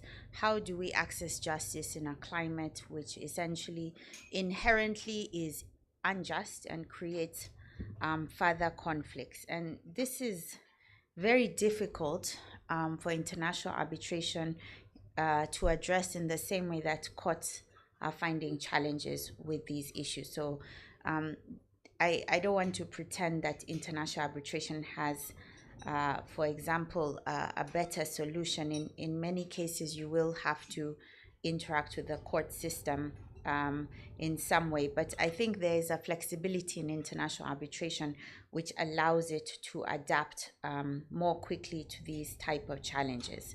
So the first issue is that whenever you have conflict, you will find that contractual performance is impacted adversely, and then everyone has to dig out their contracts. I remember going through COVID, and we started reviewing a lot of contracts to see whether the COVID-19 pandemic could be considered a force majeure event under the different wordings of contracts. And in most cases, no one had contemplated a health pandemic as being of such a scale that it would impact such a wide variety of industry sectors. So actually, most of us, when we were looking at contract reviews as litigators, were not finding that our clients would be able to rely on force majeure clauses. But essentially, contract performance will be impacted, and then whether that issue of performance can be blamed on a contracting party, or whether they will be exonerated because it will be considered essentially an act of God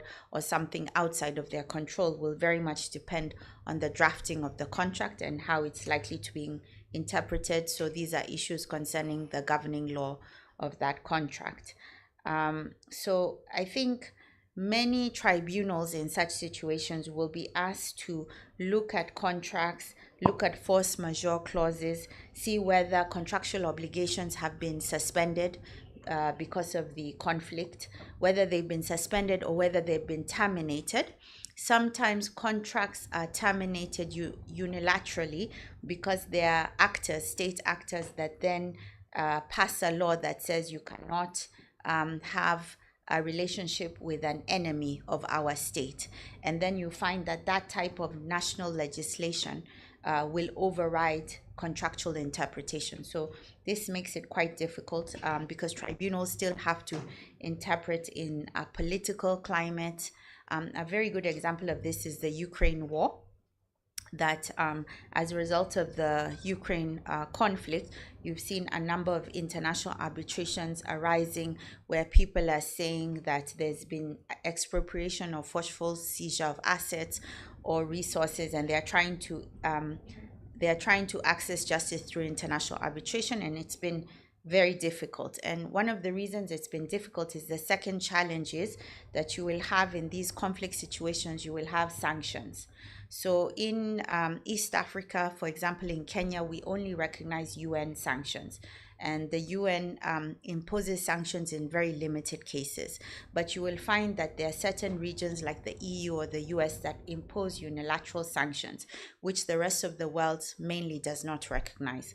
And these sanctions regimes have a real adverse impact on access to justice, because because the West has imposed a lot of sanctions on Russia, Russian state actors, and Russian politically exposed people, what you will find is as a result of those sanctions, there's an impediment in them hiring international lawyers to bring these international arbitrations. So they themselves, as potentially respondents, are unable to access legal representation under the sanctions regime without those law firms essentially getting national clearance. So you'll find in the UK there's legislation that sets out a way that law firms who wish to represent any of these sanctioned individuals have to apply for permission to act for them and to accept money. So imagine as counsel, you would be asking for deposits,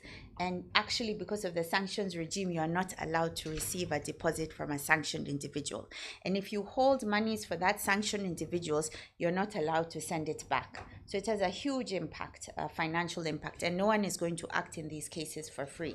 So the first issue is that you will have an issue of delayed access to justice, because even the representation of one of the parties is being held up. And because representation is being held up, even things like party appointments are held up. So you can imagine if you are struggling to get lawyers onboarded so that they can advise you, and you wish to exercise your contractual right to appoint an arbitrator, all of that will be delayed. Now what happens? You will have very difficult questions as to whether, because of that delay, do you ignore it because you understand the circumstances, or do you stick to the contractual timelines, which will say, for example, this party has 14 days to nominate its arbitrator, and failure to do so means the other side either exercises that right or it goes to another appointing authority. So I'm just trying to explain that there are very many practical challenges, even at the outset of international arbitration, where you might say, well, I'm a claimant. It's my project that's been impacted and I don't care about the other side. But you will care, because actually if the other side are unable to participate and you eventually get an award, they will have very good reasons to challenge your award, because they were unable to meaningfully participate in the arbitration process. So you won't be able to ignore the fact that just because you happen not to be sanctioned or your client is not impacted, that this is something you can ignore. Actually, no one can ignore this. The third thing that is very difficult to address in international arbitration is the security and logistical challenges. So you have obviously a conflict zone, and in general, the standard, I think we would all agree pre-COVID, was that you would have physical hearings, you would have face-to-face meetings, preliminary meetings would be physical, face-to-face, you are building rapport with the parties, with the tribunal. Obviously, this is not available if you're in a conflict zone, and yet you may have, certain things that are required. For example, site visits. What would you do? You would not be able to have site visits. So this is where I'll come to talk a bit more about it later, but this is where technology has a very enabling role to play to address the challenges of collecting evidence, of accessing physical sites that are impossible to access because of insecurity. So and then I guess the final thing I would say is that in all this climate where you're relying on technology and you have these you have disputes that are not directly related to the conflict but arise out of the conflict, as I've explained, because of contractual performance, you will often have external stakeholders who are hostile to your parties, and they may seek to access some of the confidential information that is becoming part of the arbitration process. And you need to be mindful that documents and data can be misused for political purposes, and that you would need to take measures to ensure cybersecurity. So I hope you've understood that it is quite difficult, both for international arbitration and for other courts, to administer justice in this type of climate. And we are seeing these issues coming up time and again, arising out of things like the Ukraine conflict. Not only the Ukraine, but I use Ukraine as a very good example, because I think there's this misunderstanding that when we talk about these issues, we're talking about African conflicts. This is not true. This is not true. The people who taught us war came from other parts of the world, and they are teaching us how not to do it, and also they are showing us some of the real challenges they themselves are facing in their own justice systems. Okay, thank you so much. When you were discussing this, you talked about something very important: delayed access to justice. Now, at the very core of any dispute is the concept of a fair hearing. So my second question would be, any dispute is a concept of a fair hearing. My second question would be is, how has arbitration ensured fair hearings when war zone instability hinders evidence collection or participation? Does the concept of a fair hearing even exist in such disputes? Yes. So I think the first thing to say is that, you have to wonder to what extent you can have access to justice where you have a sanctioned party that, despite being sanctioned, they still need to meaningfully participate in the international arbitration process. They should be able to access legal representation, and they need to be able to move funds, for example, in order to pay for such representation, to pay for expert evidence. So there's a big question mark in my mind as to whether actually, for example, Russia is able to access justice, because Russia is a respondent in many international commercial arbitrations as well as investor states. And I'm not adopting a political position for or against. I'm just saying, to my mind, to say that somebody is subject to a a process, and yet because of your own legislation is unable to get legal advice is very problematic.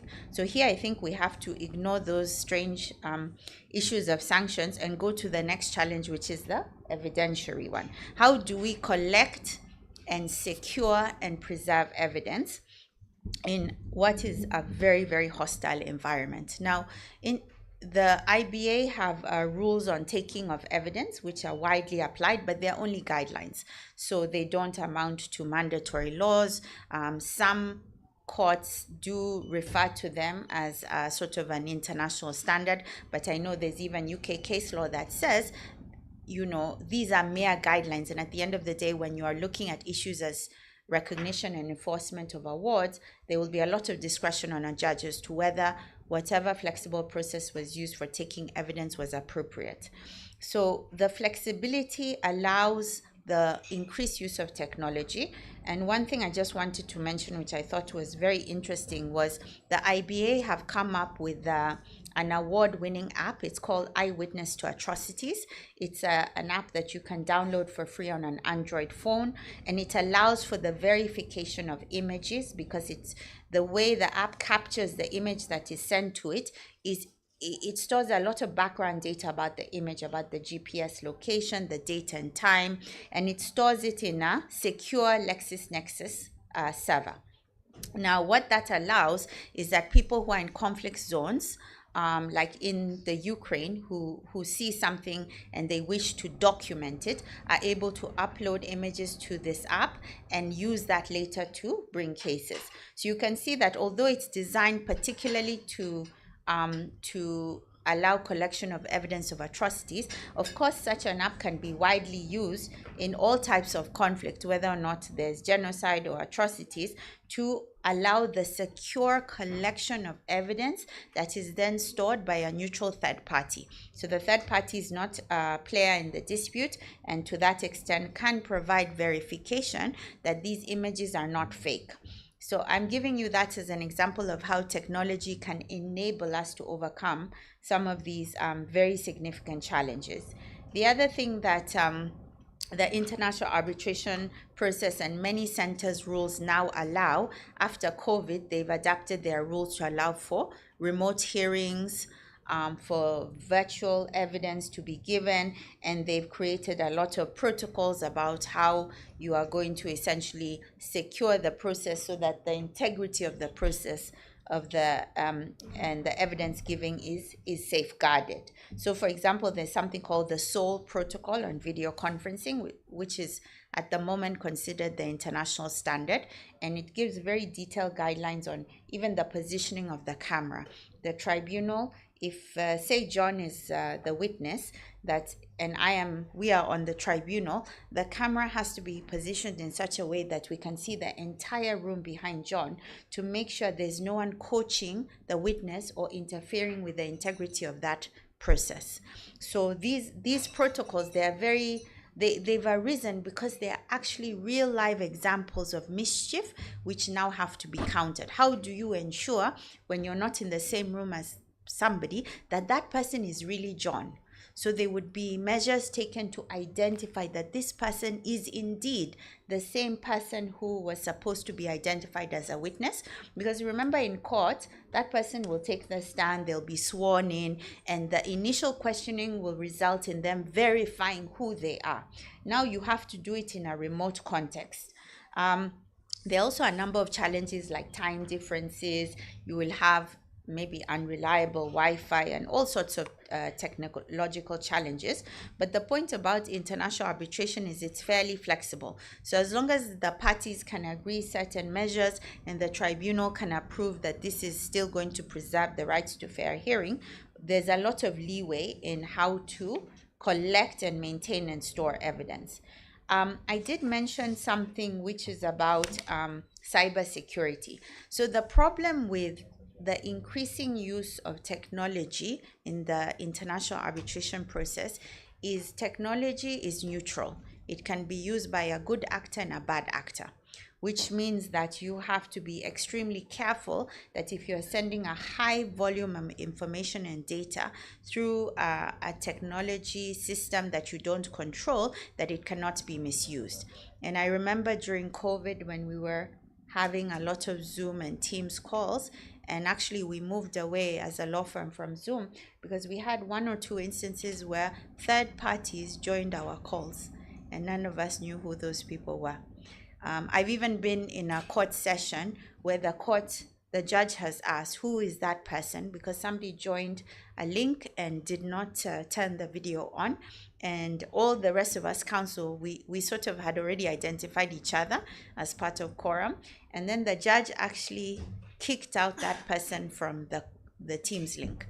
But I say this because I think now we are being told as counsel to use more and more technology to upload more of our clients' confidential information and data onto platforms. Now, I think centers have various levels of cybersecurity.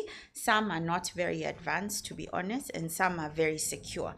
But you will never know until it is tested. So everyone will tell you that our platform is secure and we're following all the protocols. But actually, you will never know.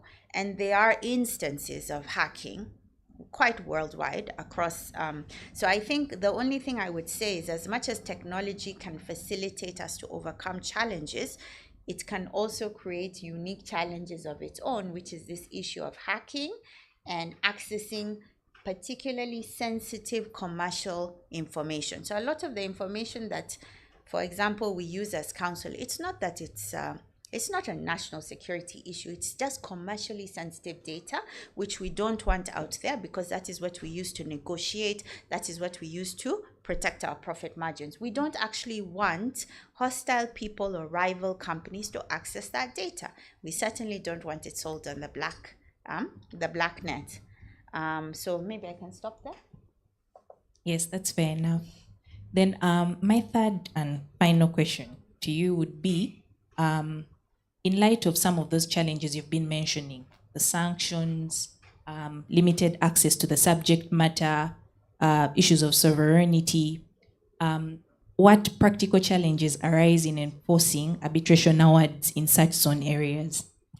So if you go through that whole very difficult process and you manage somehow to get your award, then the issue you will come up with again is that the sanctions regime will make enforcement problematic, because what the sanctions regime prevents is for you to take assets from a sanctioned state-owned entity and to transfer any of that or to access or to somehow have it interact with the global financial system. So what you will find is, for example, if you have a sanctioned body, then you will find those assets generally are seized. So you'll have bank accounts frozen in New York, in London, in other parts of the world.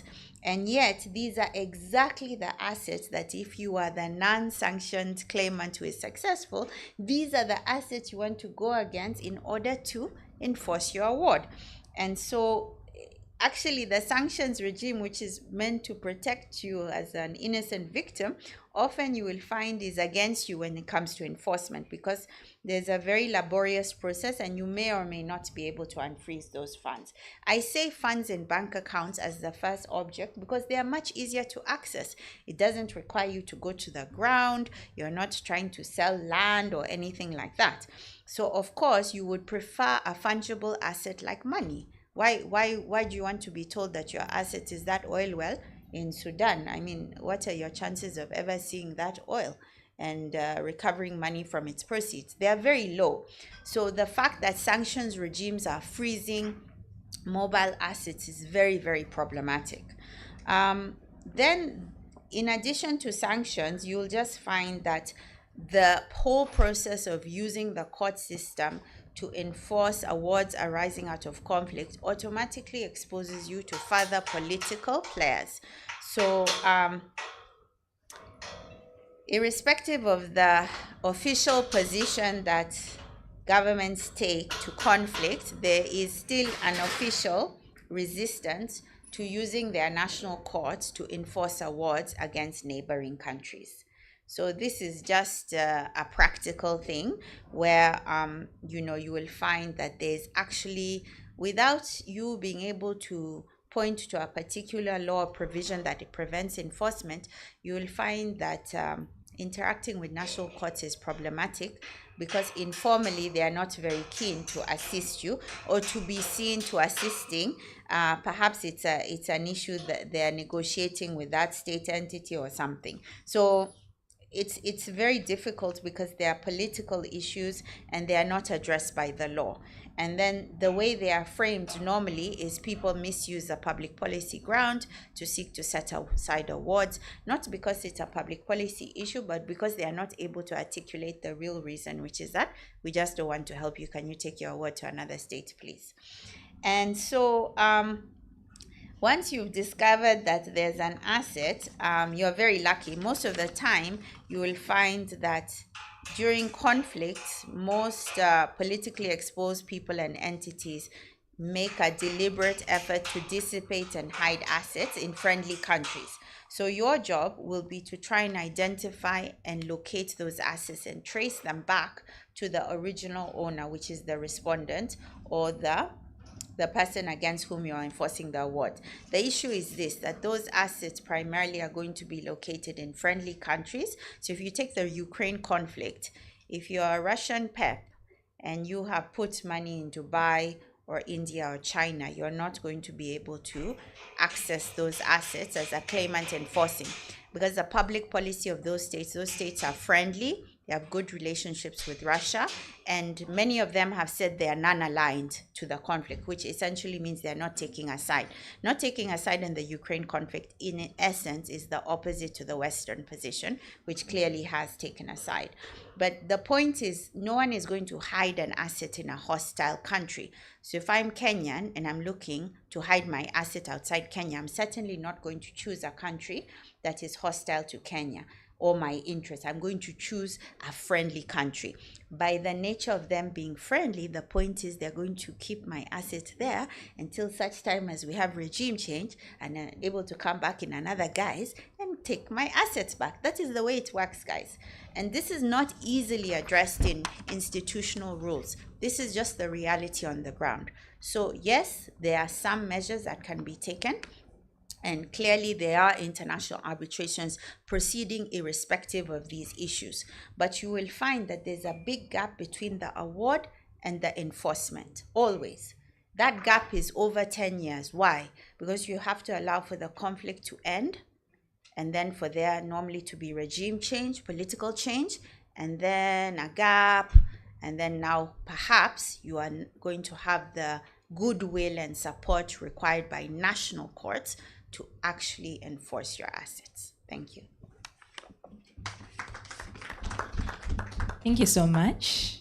If you have any questions for her, you can hold on to them. We'll use the last maybe 15, 30 minutes to address any questions that you have.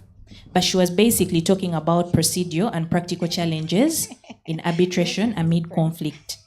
So without further ado, let me move on to my next panelist, Mr. Robert Chirunda. And he's basically going to be addressing legal frameworks and protections for energy assets in conflict zones. The idea is, how are we going to protect these assets using arbitration and in the middle of war? So my first question to you would be, sir, what types of disputes have commonly arisen from energy projects in conflict zones? Because it's important to know, sometimes people are rich in these resources or come from these areas, but they don't know what kind of causes of actions they can have and how they can protect their rights. That would be my first question to you. I was teasing my neighbor here, saying, how am I supposed to follow her most eloquent discussion? So I thought you'd stop at the very first question. How do we protect these assets? And my answer was going to be, you hire you hire Aisha to protect you, but then behind her, you hire, no, you get M24. Problem solved. Anyway, on a more serious note, thank you very much, and may I start by thanking the African Women in Arbitration for inviting me to join this very, very interesting discussion. When Enid called me and said, there's this topic, when Edith, so I usually call her Edisa, and she hates it. When she called me and said, there's this topic about armed conflict, I said, what? And then I went to war with her. But then it turns out there's a very interesting series of issues, and you start to think about and realize they're not actually far from us. And our countries could very easily, we as practitioners could very easily find ourselves at the heart of these questions. Professor Nyomi and I were discussing over lunch and saying it's about time that Africans started to sit in these disputes. And the very first dispute that I'll use as an example is actually an African dispute, on which if you look at the award and all the parties that were involved in the council and whatnot, in my view, I don't think there really was an African. And that is sad, we must change it. But so the disputes can be many and varied. I would break them into two main categories. So you have the ones that relate from war-related issues, and the ones that will arise from the first category, which are mostly commercial in nature. So in the war-related side, you would have things like territorial resource sovereignty. Who actually owns this resource if you have contested territory and under it there is an oil well? And closest to home perhaps is the Sudan versus the SPLA-SPLM contest.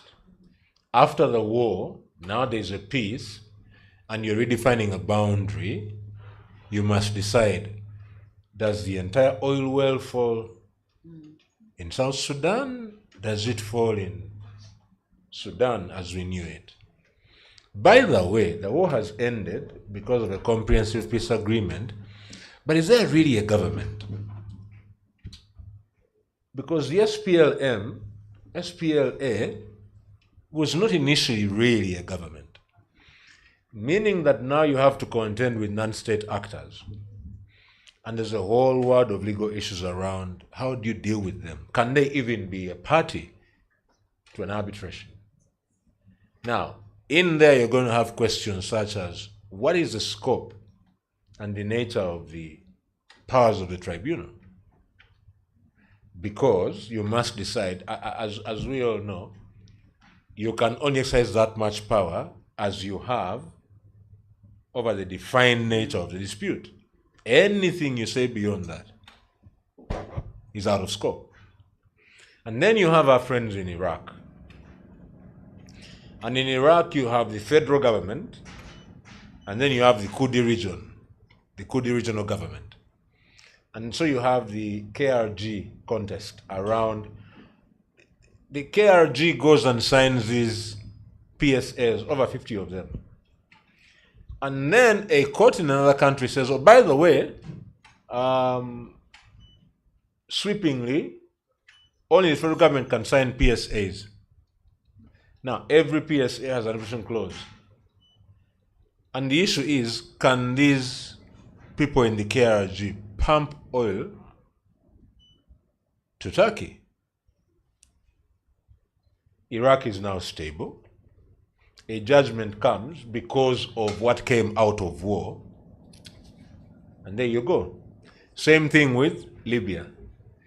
The East and the West are far apart.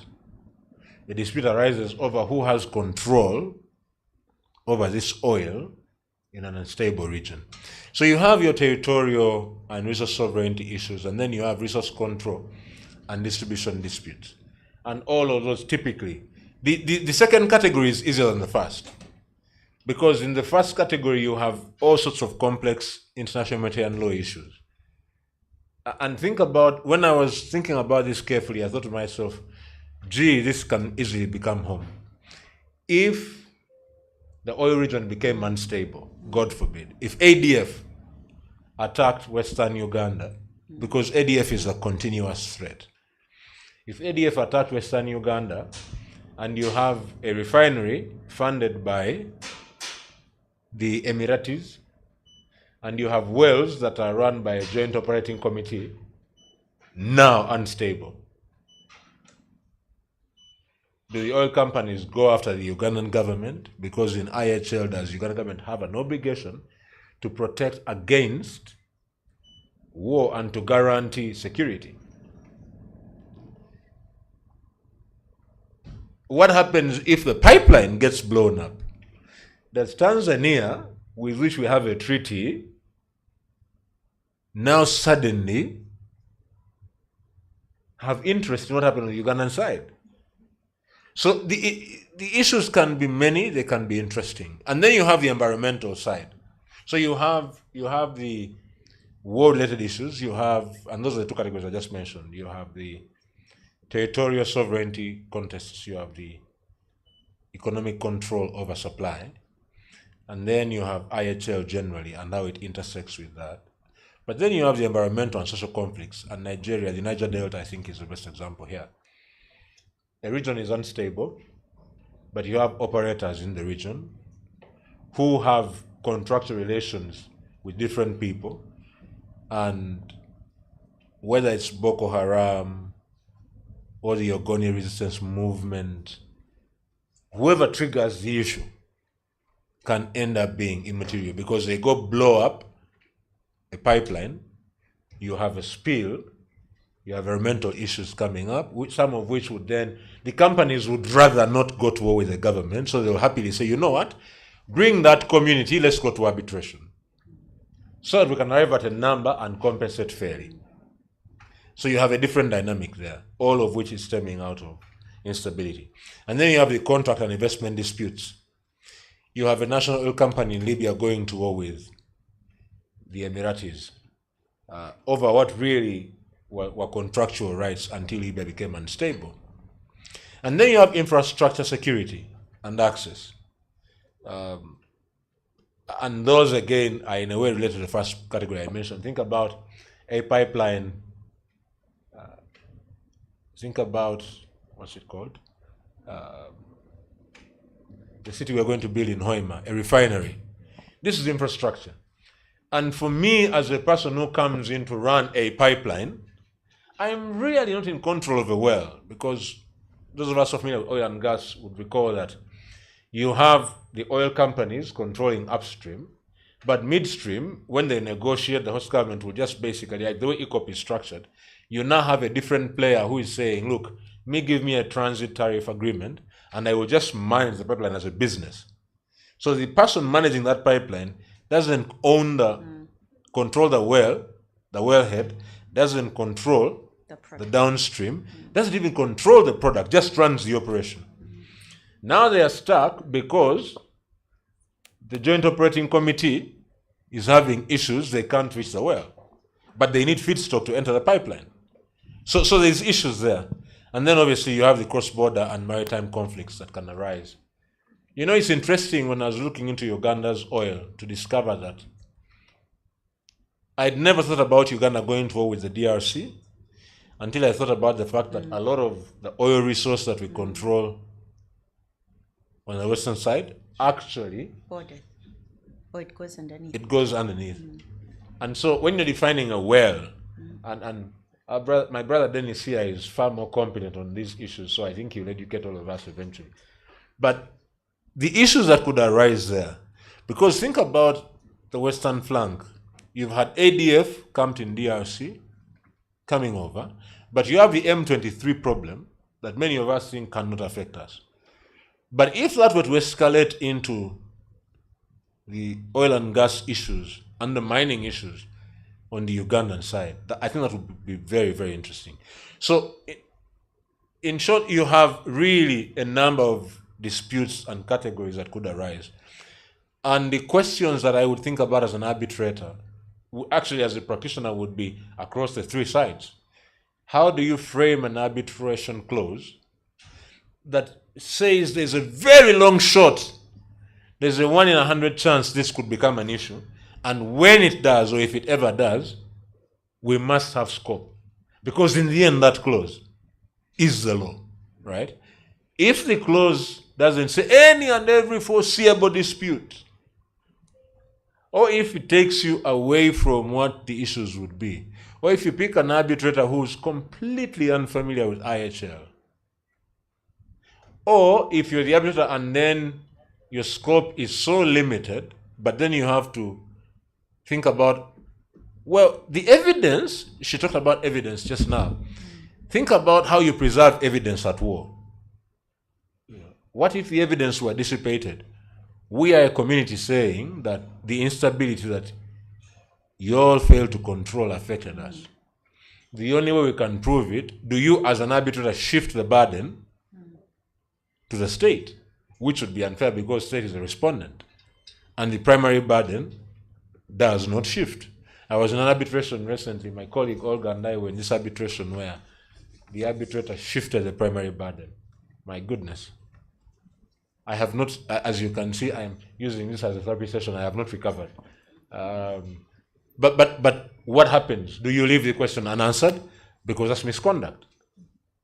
But how do you answer it? I think it becomes very, very interesting. So perhaps to leave it at that for now. Yeah, that's fair now. So during the first session, we had a bit of an elaborate discussion about bilateral investment treaties. Yes. And one of the notable gaps that I was able to pick out of the panelists was the fact that these treaties are old style. Yes. They address old issues, and yet we have new issues that are emerging. Okay. So my second question to you, because I would also want to pick your thought on that with your practice and experience.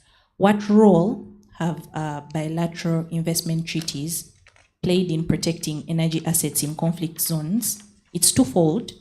That's the first part. Then are there any notable gaps in their application?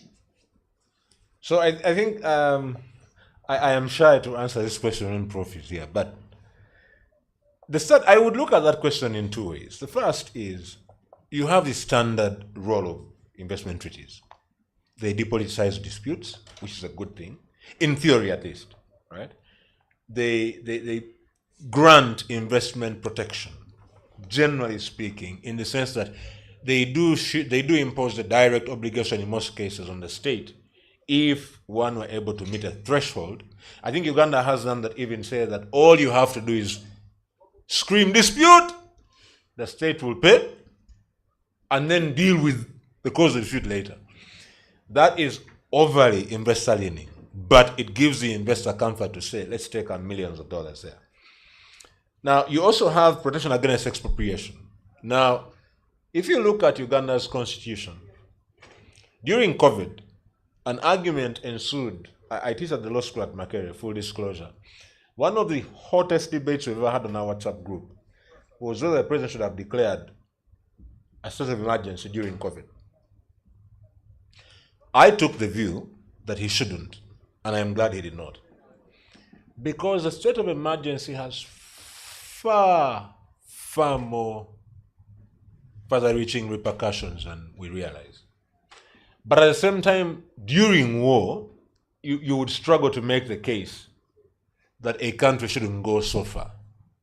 Now, in there lies the biggest risk that investors run to BITs for, which is expropriation.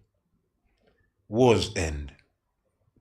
If you took my asset during the war, do you compensate me for what happened after?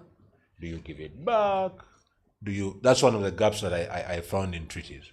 But then you have the more contemporary approach, which is to say, you want full protection and security provisions. You're saying that the state must have the obligation to guarantee that even if a war broke out, my investment, my asset will be secure. Imagine, I don't know if we're not streaming live, are we? Because I want to use a political example.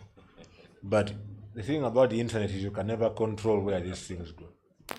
We're streaming live, okay, I'll skip that example. You might create a conflict. I might create a conflict for my colleagues to arbitrate. But think about an investor who has sunk, because in war conflict, by this which I mentioned earlier, run in the billions. the KGR dispute in Iraq is running in tens of billions of dollars. So it is not small money. You're telling a country like South Sudan, which is struggling to remain stable on its own, to secure your investment. Is that practical? Right? So how do you deal with that?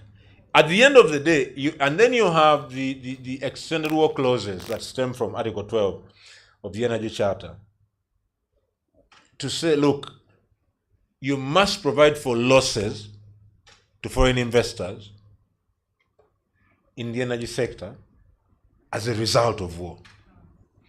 And the state will say, I was struggling to remain a viable state. But in the end, if you want to attract investment, because what is one of the tenets of our industry? Huge sunk cost. That one is a feature we must all deal with. You want to attract, protect investors, you will need war loss provisions, you could have extended war clauses. At the very minimum, I would argue that you should have full protection and security clauses. Now, the more contemporary argument I've come across to the client is, if there is likely to be, and the question arises, we advise him on a project that raises this question. Can we have the right to protect our investment? Can we basically build a standby force to protect our investment, in which case we don't depend on your sovereign security? If you are the head of state, would you allow that? No. You probably wouldn't.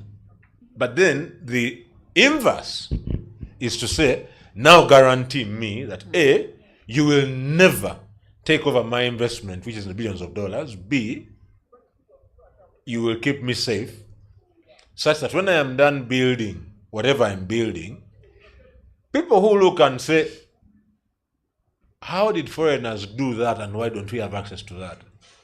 Don't run in and take over the investment. This project, by the way, does include a 50 megawatt nuclear plant.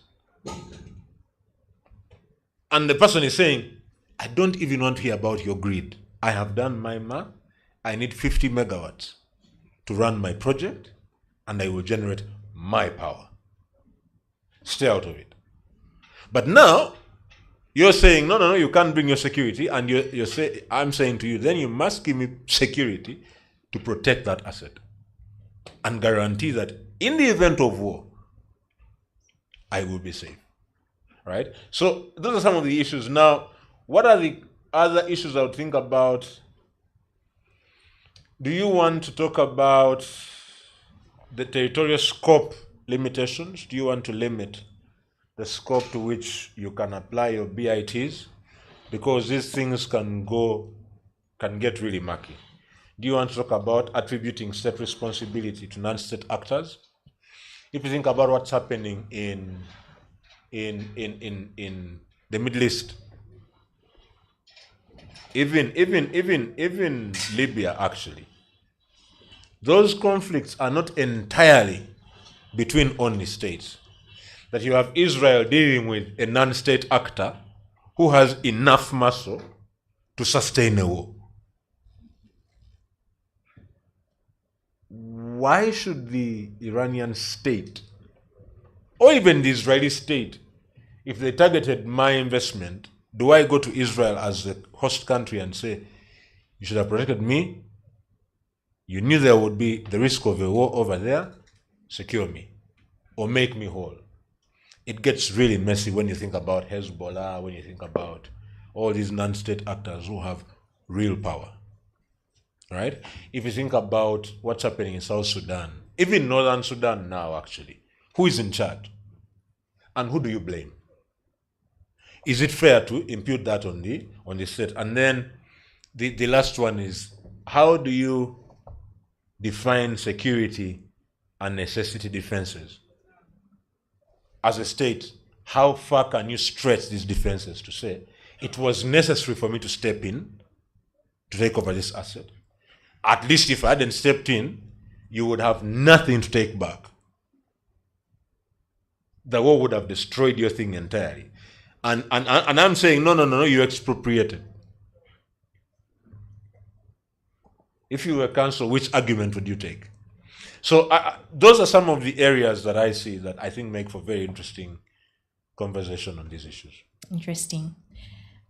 Then my third and final question to you would be, if you're to look at arbitration in addressing these disputes, and you're particularly to look at the clause, how effectively can it be drafted to address specifically the rights of the indigenous landowners? Because remember, at the end of the day, we say that this conversation should be able to address justice for the indigenous people owning or who are around those areas where we have those minerals, the state actors, and basically the investors. So let's look at the indigenous people. That's why this question was tailored that way.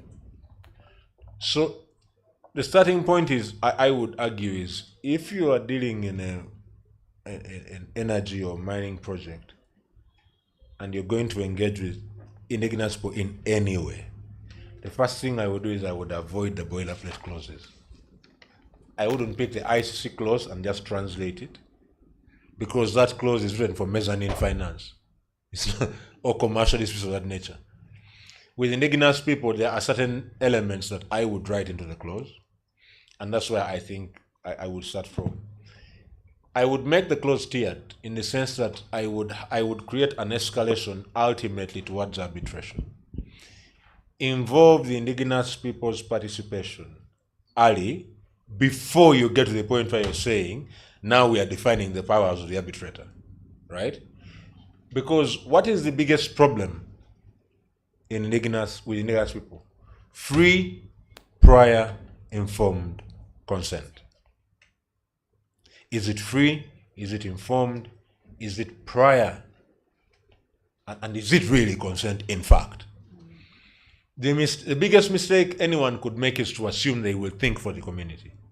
I think that's a mistake. And the South African jurisprudence on this, occupiers of River Road and so on, make for very, very good reading on what is informed consent. And informed consent has a twin sister who always gets forgotten. And that twin sister is called meaningful engagement. So I would create, before escalating into determination by the arbitrator, I would create a framework for meaningful engagement and free, prior, informed consent. And then I would have clear definitions of the dispute that is subject to arbitration. What can you actually arbitrate, and to what extent can you bring indigenous people's issues into the arbitration? Because you're then going to have questions around whose obligation is it to prove a fact. Do you want indigenous people to prove a fact that they would never primarily have information to prove?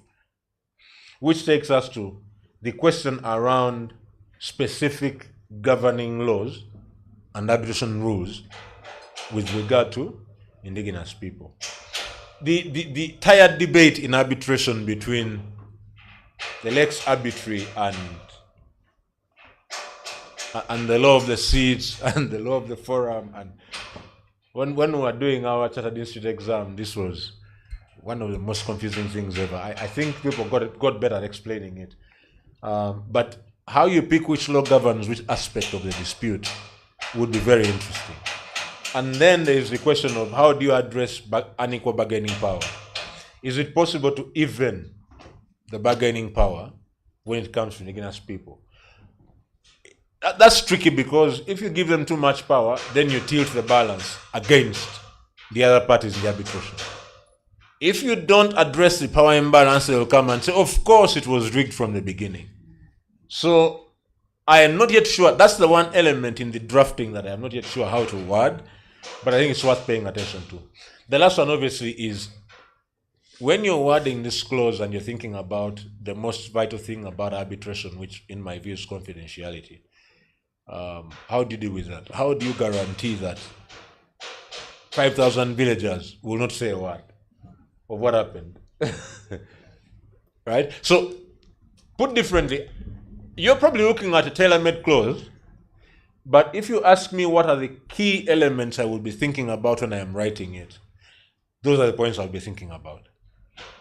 I'd be saying, for instance, that if you breach confidentiality, is there a sanction, even if that sanction is diminished damages, such that people see a real negative incentive against violating that. One way to deal with power imbalances is to say, who is going to fund? Do we create some sort of funding mechanism in the clause to say, yes, each party will contribute, but the indigenous people will have their questions, will have their cost sort of carried by the other parties to the dispute. And then now we know that if they get damages, or if we get damages, we can square that somehow. Because one must say, for me to hear the evidence of a community, naturally will want to bring many people. For me to hear 25 witnesses from a community saying the same thing, and for which I might require a translator, and then a transcriber, and then I must figure out, was that word translated correctly? Such that I am hearing the dispute right. And then the objection to that guy looks bad, just the way he's dressed didn't come. The culture issues, that takes time. That is a cost. Whose cost is that? But one way to do it is, do you create a funding mechanism to say, or do you come and say, look, we anticipate, one very interesting arbitration clause I was involved in drafting was in a project that involved a long-term relationship. And the parties said, look, can we take off some of the gross proceeds, kick them into a dispute fund, which will dissolve at the end of the tenure of the contract? If there's never a dispute, You get it back. the parties split the money and go home. If a dispute arises, we take from that fund so that the arbitration, and I have first right of claim on whatever is left in the fund if I win. I have to say I've not seen it again. It was that unique. But I think for me, indigenous peoples, that is one of the things I'll be thinking about. I would leave it at that for now. Okay, thank you so much. That's it for Mr. Chirunda. You can give him a hand clap. He was basically talking about legal frameworks and protections for energy assets in conflict zones. Are you people enjoying the conversation? Very good. So we are going to move to the last panelist. He's going to talk about a very interesting area, because when I was reading up on this area, I couldn't believe that it actually existed. So he's going to be talking about strategic and equitable approaches to dispute resolution in conflict zones. How do you apply equity in such disputes? Is it possible anyway? So my first question to you, Mr. Mwase, will be, how have arbitrators practically applied equity in territorial disputes to balance strict legal rules with the need for politically viable, peace-oriented outcomes? Thank you, Patience. First of all, I think I should apologize to you and Edith. When I first saw the topic, like Robert, I think smoke was coming out of my ears, wondering what on earth is going on, until I looked again. And then, like you, I think I found it was quite interesting. And I think Robert has put it very well. We can all quite easily find ourselves, thinking we're very safe now. These things are for other people, and yet it's not very far away, Congo, just our neighbors here, we know what's happening. Sudan was in perfect peace just the other day. So things can flip in a matter of seconds. So it's like you said, it's quite interesting. But also maybe to add, I don't know why you put me last to talk after these clever people. It's really difficult. I don't think Robert really has any problem the way, but I will do my best. But on a serious note, jokes aside, I would like to thank Barbara and your team, as we're calling it. our organization dealing with women in arbitration for allowing us the opportunity really to have this conversation. My experience, to be very honest, is international commercial arbitration and international, rather local commercial arbitration. And of course, I'm now getting a footprint in sports arbitration with Senior Counsel John Ohaga here. I'm sitting at his feet to be able to also dig deeper. So this really is an area for research and learning from available resources like the Carter Center. There's a lot of materials, as I'm sure my colleagues there will agree, that can guide us on this stuff. But I think Robert has painted a beautiful picture in terms of the different kinds of disputes. I wanted to maybe give you like two other or three examples so you can see. And I think Robert mentioned some examples on the African continent. I could give you maybe one or two more just to paint a picture. There was a dispute, and of course the other challenge we should remember is that arbitration is private. Until the parties agree that the reward should be published, many a time there's just no way of knowing. And I wish I had opportunity to share some very pertinent issues I've had to deal with in arbitration. You would be amazed. But unfortunately, it's complicated getting people to agree for that information to be shared. And perhaps that's something we need to discuss, how we can really work around getting parties to agree to publishing. And I think that the Permanent Court of Arbitration is trying, but it's really, there's not much information. The data available is old. It is stuff from, and of course there are reasons for that. And it's part of why arbitration is what it is, for that, for allowing that privacy like some people might want. But and this information is available online, all of you can access it. So there was a dispute between the shareholders of Yukos. Yukos is one of those big energy giants, and the Russian Federation. This company went bust. It I think became insolvent. It was a Russian oil and gas company. Many of you have heard of Yukos. So its former shareholders filed for arbitration under some charter. They were alleging that the Russian Federation had unlawfully expropriated the investment through a series of politically motivated tax charges. So it's sort of related to energy. So the resolution was in 2014. The tribunal awarded them about 50 billion in damages against Russia, having found that Russia had orchestrated the politically motivated downfall of Yukos to seize the assets. And I think Robert has been talking about expropriation and the different tricks that governments can play. I think we all know the Iran United affair following the 1979 crisis and some disputes that followed. One of those was Mobil Oil Iran versus the government of the Republic of Iran, where Mobil claimed a compensation for assets seized during the revolution.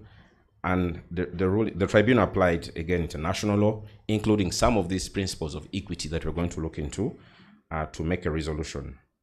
Another interesting case that I came by was Crescent Petroleum versus National Iranian Oil Company.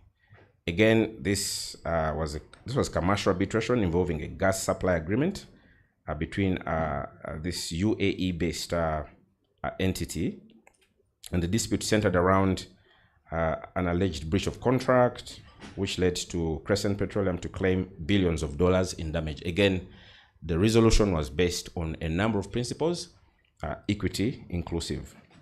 There are several examples, and all are available. The resource, like I said, for those that have been published, is there. There's been frontier disputes. I think Robert talked to that. So all of these create a very interesting scenario that people on a panel must sit in and make a decision. But I think we all know, excuse me, we all know the principles of equity. Equity follows the law. Equity, we know them. Equity helps the vigilant. Several of them. But I think the bottom line really is that arbitrators will use principles of equity to ensure that they fit within the legal context. In order not to be academic, and I didn't want to bore you with Latin maxims, there's an interesting maxim called equity infra legem, which I'm sure you people can look up. I know lawyers in law school, we liked to cite these Latin maxims. Personally, I'm not a fan of them because, of course, they just confuse your clients. They only work here when you are talking to yourselves.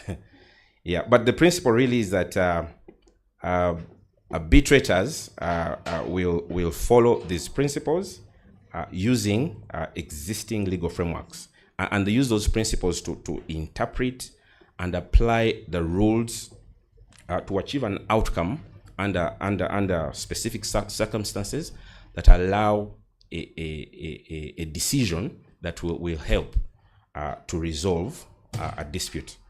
So that's the very first one. The other principle, which is also equitable or based on equity, is one which involves balancing legal title and effective control. Or there's a French fancy maxim called effectivité, So again, from some of the cases, especially the frontier ones, arbitrators on a tribunal have had to sort of balance who owns a title, who is in effective control, and then they make a decision.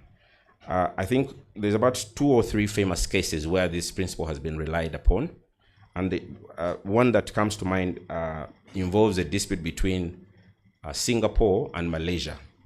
They were fighting over 3 small islands which were, near the mainland. They had to subject this to a tribunal. So the tribunal had to pull out all these principles. I think, like Ugandans like to say, it was a draw.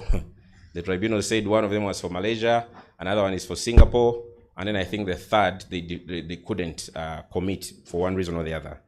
But there've also been a number of frontier disputes. And these examples are available openly. So, Patience, this was very interesting, and to just be able to fit equity and these principles in terms of how arbitrators can resolve international disputes in energy related matters under conflict, I think is something that I found very interesting. Maybe finally is also to incorporate political agreements. Again, it's rooted in the fact that equity allows you to the many principles of equity that we know. It allows you in some instances for states to couch their agreements so that, politically they can resolve it and have it filed and in such a way that it can be enforced. And of course, this allows them to interpret in context.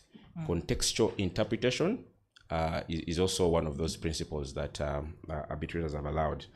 Robert also talked about a toolkit that arbitrators use, which again, I don't want to go into, being able to, and I think Aisha did the same, being able to gather that information, assess it under times of war, which complicates, the work of a tribunal.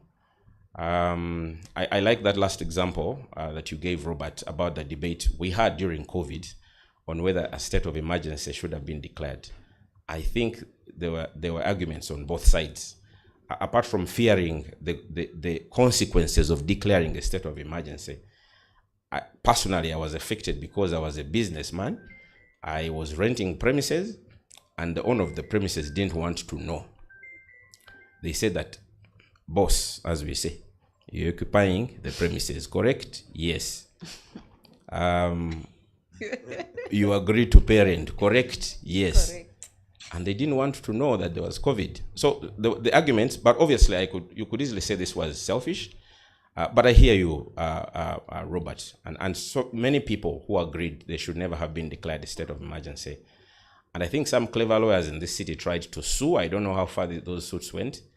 But again, you can see that when you rely on principles of equity, it allows you to have a bit of a flexible interpretation of those very strict disputes that allow you to have a win-win, which is really what arbitration often does.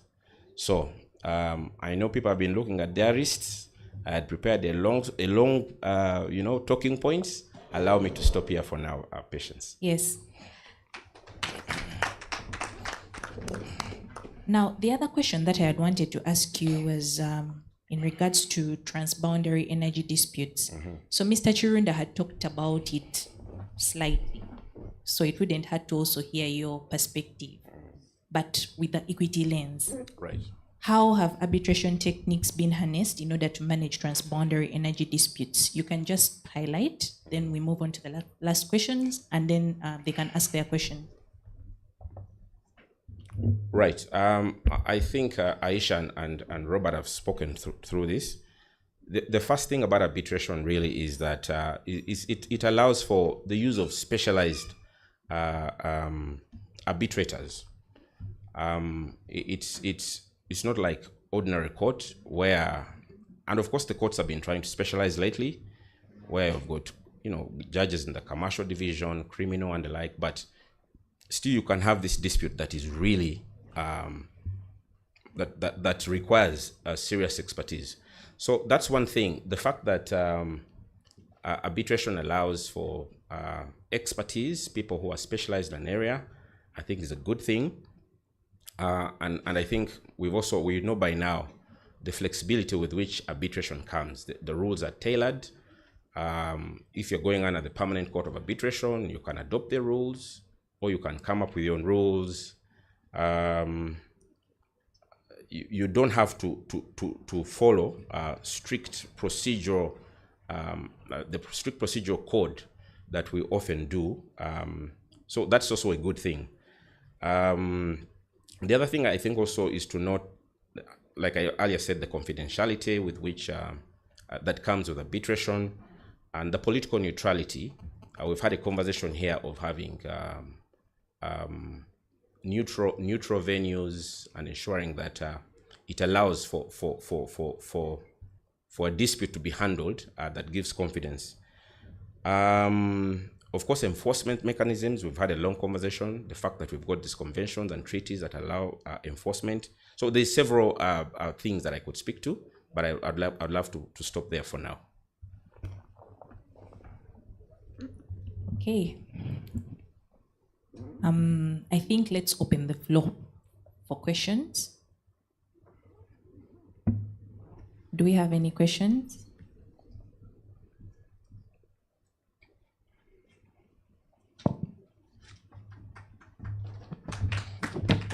I'm going to take my seat. Finally. I just wanted to look at my panelists as we're having this conversation.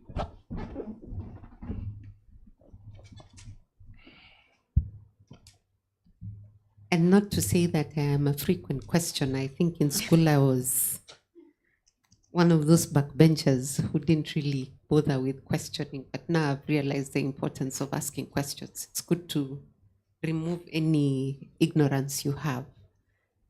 Robert, your presentation has made me think about a number of things. And today, especially when the Ethiopia dam was being launched, and when you talk about indigenous and you're talking about transboundary, and I'm thinking about the people living around source of the Nile and the effects of the dam on the source of the Nile.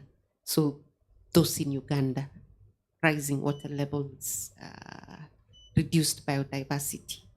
How can we say that if a dispute arises and Ethiopia is the respondent, how would the Ugandans or anyone who's along the Nile benefit as indigenous people and be able to show, and Ethiopia would be able to show that there was free, prior informed consent?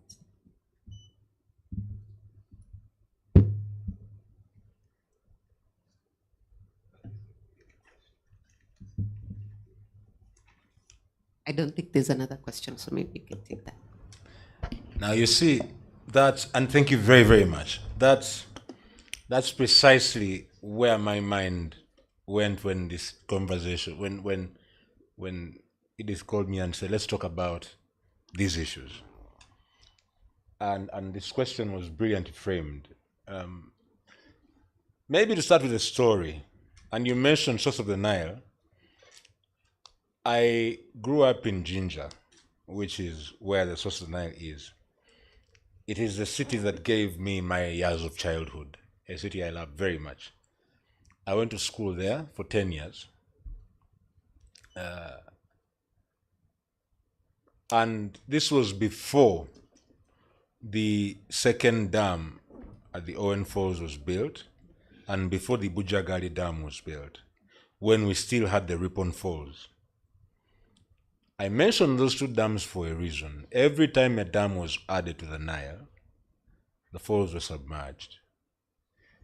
Before the Bujagali Dam, Uganda had the best water rafting site in the world.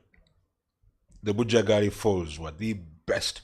I will never forgive the God-forsaken people who came up with the idea of building the Bujagali Dam. That you can put on record.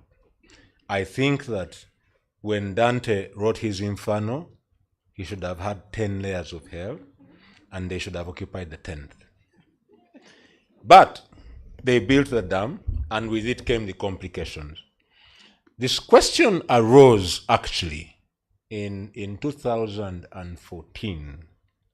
The communities along, so when the World Bank was funding the Bujagali Dam, they insisted on creating a buffer to avoid environmental repercussions of the rising water levels. Nobody seemed to recall this. So one day I'm minding my business at my office, a young man walks in, he was a counselor in Ginger, and he says, I have this 40,000 people, I kid you not, 40,000. He brought me 3 box files of signature pages. It's a form which someone is trying to say, I consent that I will participate in this dispute. Just, that was all that was on the page, and then the rest was signatures. 3 box files. And he said, we want to take on the government of Uganda in the inspection panel at the World Bank. In that case, there was a clear framework. We wrote to the inspection panel. They responded 9 months later, said they would trigger the compliance advisory ombudsman, who is the internal investigator in the bank, who never ever came. They continued sending us mail though, saying, thank you for engaging with us. Eventually, my councillor friend and these 40,000 people got lost in the sunset. The question, and I think it's going to happen, the question around the dam you mentioned and the impact, I think is going to go both ways actually. Egypt is going to have issues, so will Uganda. I think that the lawyer who figures out how to put all this together and somehow instigates the commencement of the arbitration, it might even be the issue that starts the arbitration first, will make a killing. I don't know that I will be the one. But the one question that will arise is, can they even be party? Because there's no arbitration agreement between these communities and the government of Ethiopia. There just isn't one. I suppose what they would do is go under the riparian conventions and then come to government of Uganda and say, it was your duty. I would see it more as a tort case against government, saying you failed in your duty to protect us from that risk. You knew that risk would occur. You should have negotiated a way for us to get compensated. And then it will disappear into diplomatic channels, and that will be that. Which is sad. But I think that if one were to figure out a way to say, let's go and create some sort of arbitration mechanism, sort of what happened, because think about the Abyei dispute in South Sudan. That's exactly how it happens. Someone comes and says, you are north, we are south, we need a definitive resolution by a neutral, respected third party. So I think that a similar framework would be required, but the challenge is in getting both governments to understand that these people matter. I think that is every politician's biggest nightmare, from Niccolo Machiavelli to the next politician who will win the election in 2029. I don't think that politicians think very seriously about whether people matter or not, and that's the issue. But I would think more about Unless these people then decide to sue whoever built the dam, I think it's a long shot. I would think more in terms of a tortious claim in the government, in the country, against the government. And then they can bring on the other country if they want, or whoever built the dam. But for sure, I think there's a very, very likely dispute there. There are disputes that we see coming. It's so strange. You look at the situation and you know that right there is a dispute. It's an issue of when it will happen. Same thing with, and that's why I think it's going to be both ways, Egypt and Uganda. Same thing with the certain elements in the oil and gas industry in Uganda. You just know 5 years from now, there's going to be that dispute and that dispute and that dispute. And you wait. Hopefully somebody in this room will be the one appointing the tribunal, and they will know that this panel was really good. I hope that helps. Yeah. Question? Mine goes to Aisha or Robert in respect to disputes concerning armed conflict. We have the Hague Rules on Business and Human Rights. One of the things we have not seen where they've been applied, and in case they should be applied, what would be the best way to incorporate them either in contract or in actual practice? Secondly, I think this goes to Robert. You spoke about it a bit. The ECO project has a grievance handling mechanism where before you either seek court redress or go for arbitration, you have to make your complaint to the ECOP project manager. So how do we get that mechanism rolled out in the different projects that we may foresee these kinds of disputes? Thank you.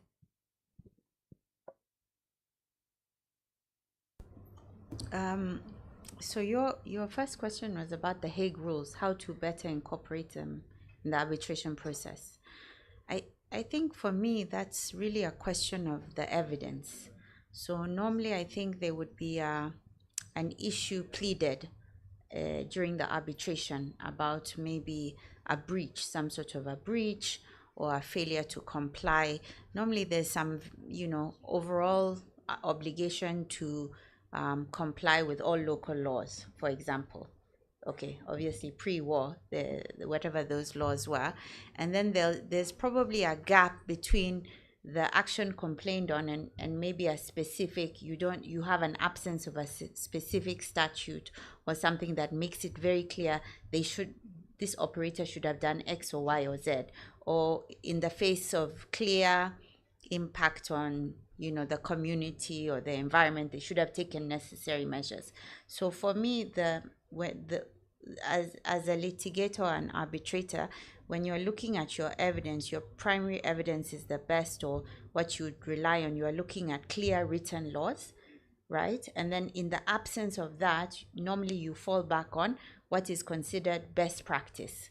And normally you would be using things like the Hague Rules, which are guidances, but they are widely accepted because you don't have a clear written law that covers that situation. So what you're trying to say is it is reasonable to expect that these rules essentially should be applied in the absence of something very clear statutory framework.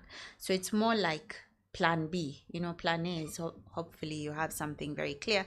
Plan B is you probably don't, and now you're trying to give evidence, maybe even from an expert perspective, what should have occurred, what should have been taken place, what framework was there.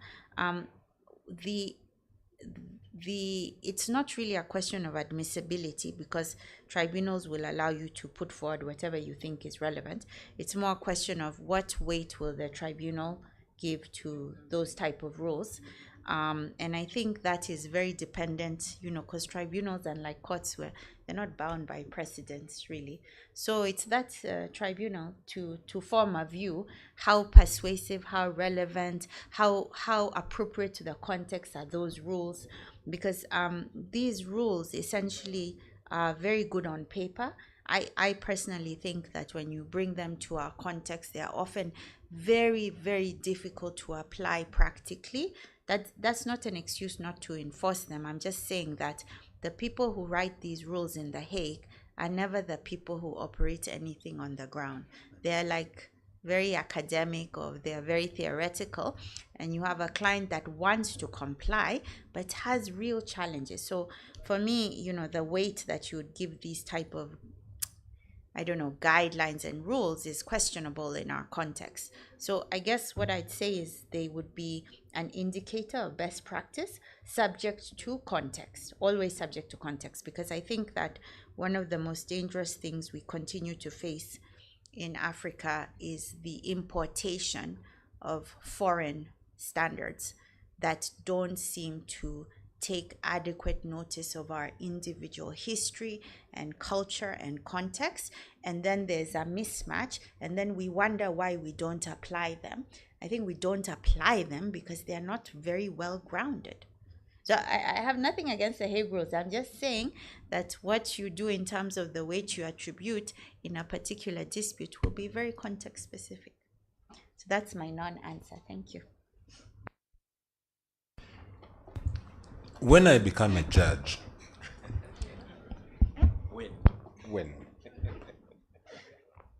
to such a response, I would say I have listened very carefully to the able and eloquent submission of my learned sister, and I have nothing useful to add. I agree entirely with everything she said, especially the fact that many of these things are really done by people who have not owned a business, importantly, not been part of a dispute, and not tested the implications of what they're suggesting. I would tread carefully. But to your second question, the ECOP framework, and it perhaps learns from what I just took from your very good answer. When you think about ECOP, remember the context. That Uganda's oil and gas journey, and Dennis would correct me where I am wrong because he is far more schooled in this stuff than me. Uganda's oil and gas journey, if you read the first PSA of 1992, before Uganda General Works, there was one that was really, really bad. You're going to think, who the heck signed this document? Until you remember we were coming straight out of war, had barely an economy to talk about. We're not even sure if we had oil, and we were telling people to come and prospect in a place where there were genuine forests. We had no bargaining power. The PSS got better as the years went by. By the time we do the first model in 98, things are looking up, and then you have a 2001, 2005 PSAs, things are looking up. In 2007, when we finally start to discuss the income tax framework, we've confirmed deposits 2 years prior. The government of Uganda takes too much flack and took too much flack for what happened between 2007 and 2014. But if you go and do an independent analysis, you will actually discover that many noisemakers spoke from ignorance and a lack of context. What does this have to do with ECOP? I am one of the critics of the fiscal regime under ECOP. But I don't discount the argument on the other side, which is you ended up with the regime the way it is because you need the investors. If you look at ECOP, remember that it came at a time when we really needed to unlock upstream. The investors who negotiate the framework that now attracts your attention learned a massive lesson from many things. Various tax disputes, the nature of Ugandan courts, the cost of the litigation, the cost of the dispute, the practical implications of a dispute on the business. All these are contextual factors that then inform the tiered structure that you see in the ECOP framework. I am gratified that they wrote it into the ECOP Special Provisions Act, which is basically how you domesticate the entire IGA, TTEF framework. Therefore, the way to adopt it in other projects is to do 2 or 3 simple things. 1, understand the context of your project. 2, pay enough attention at the point of drafting your disputes framework to say what makes this dispute unique, or what makes this project unique from the other project, and the other project. It is easy to pick the ICC clause, the PSA clause. Almost each of these institutions now has a standard clause. It is the easy way to do it. If you care enough about a project, then don't do that. Think through the dynamics of the project. And thirdly, if you have your way towards the writing of a statutory framework, then put it in the law, but do so carefully. The one challenge with saying I first raise my complaint to whoever is running the project before I go to the next stage. I think there's a 3-4 step process before you finally end up before me as arbitrator. Yes, that is a shameless plug. Before you end up before her as your arbitrator, there's a 3-4 step process. There's a cost in terms of time. What are you telling me, who has been running the project, that I did not know? Number 1. Number 2, if I am the one who has the economic benefit of the status quo, how incentivized am I to solve your problem in time? One of the reasons I prefer arbitration litigation is it is faster. Even where people say, yeah, but that arbitration took a year, I just did an arbitration which took a year. If it had been in Ugandan court, I guarantee it, as sure as I know my name, it would have taken 12. No. By the way, and if any Kenyan in this room laughs at us, I promise to be violent. but this is the math. Right? This is the math. High Court, from filing to judgment, you are damn lucky, genuinely, with the most aggressive lawyer like Jude here. Huh? If you take 4 years from filing to judgment, with the most active judge, Stephen Mobiru. Why? Pleadings take 60 bloody days to exchange before we get a date to go and do conferencing, at which we get a schedule. Dear God. 6 months to hearing date number 1. Before you bring your 10 witnesses, 3 of whom live outside the country. Arbitration, we'll get your Teams link, we'll give you a transcriber. 1 year from today, award. Right?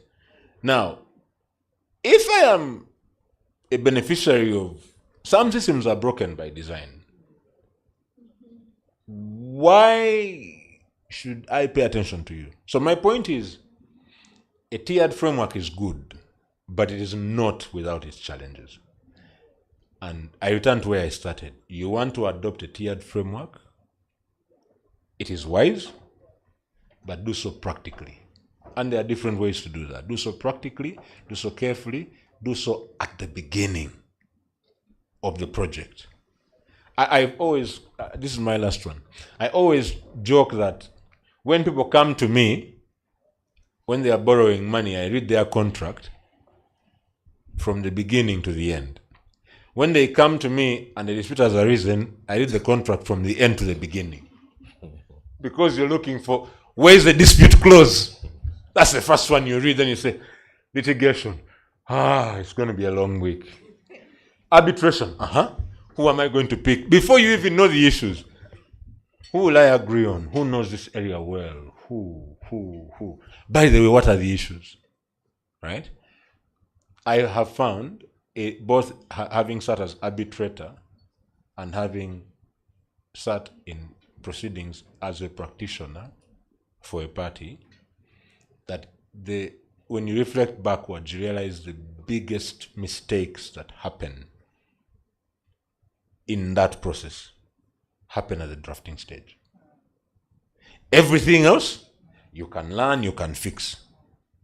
But when you're stuck with that clause, or between drafting stage and procedure order number 1, I don't know which one is worse, where you set the rules, and now they're telling you. We had one arbitration where my colleague Olga and I were participating, and our colleague on the other side had unfortunately made such a dangerous mistake.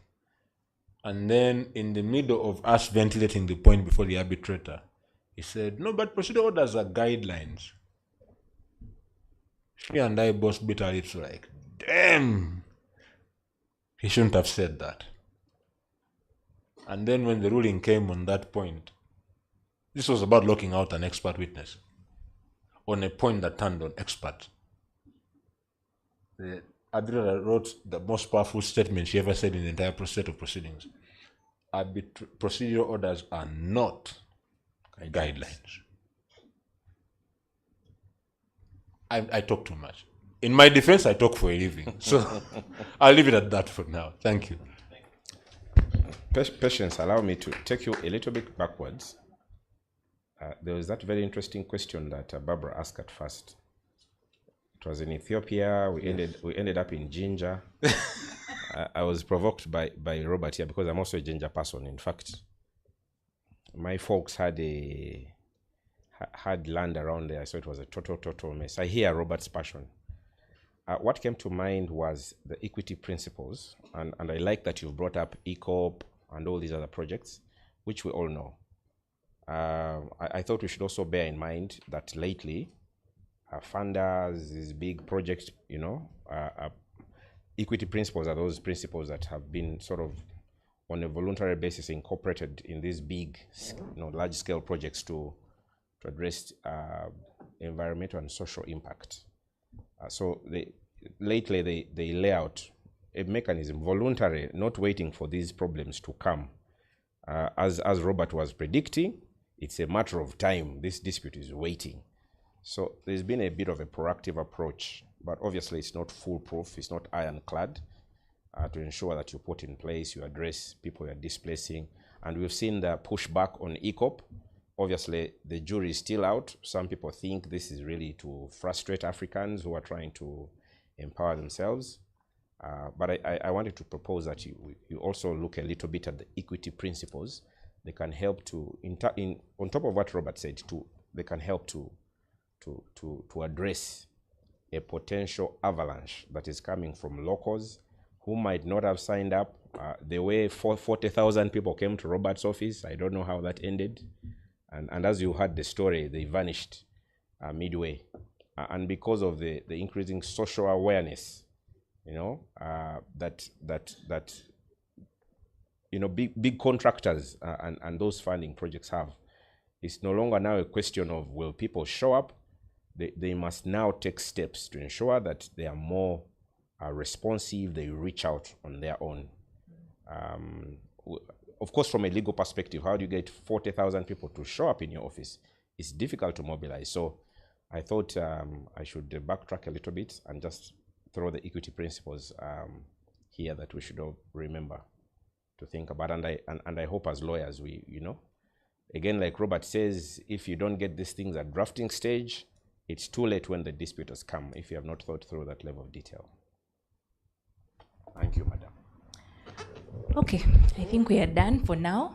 Thank you so much, my panelists. We shall stop here for now. This conversation was meant to provoke you, to keep thinking in your bathrooms, on social media. Let's continue the conversation. Otherwise, thank you so much for having us. I think let's have a selfie, a photo. Thank you so much for listening to us, ladies and gentlemen.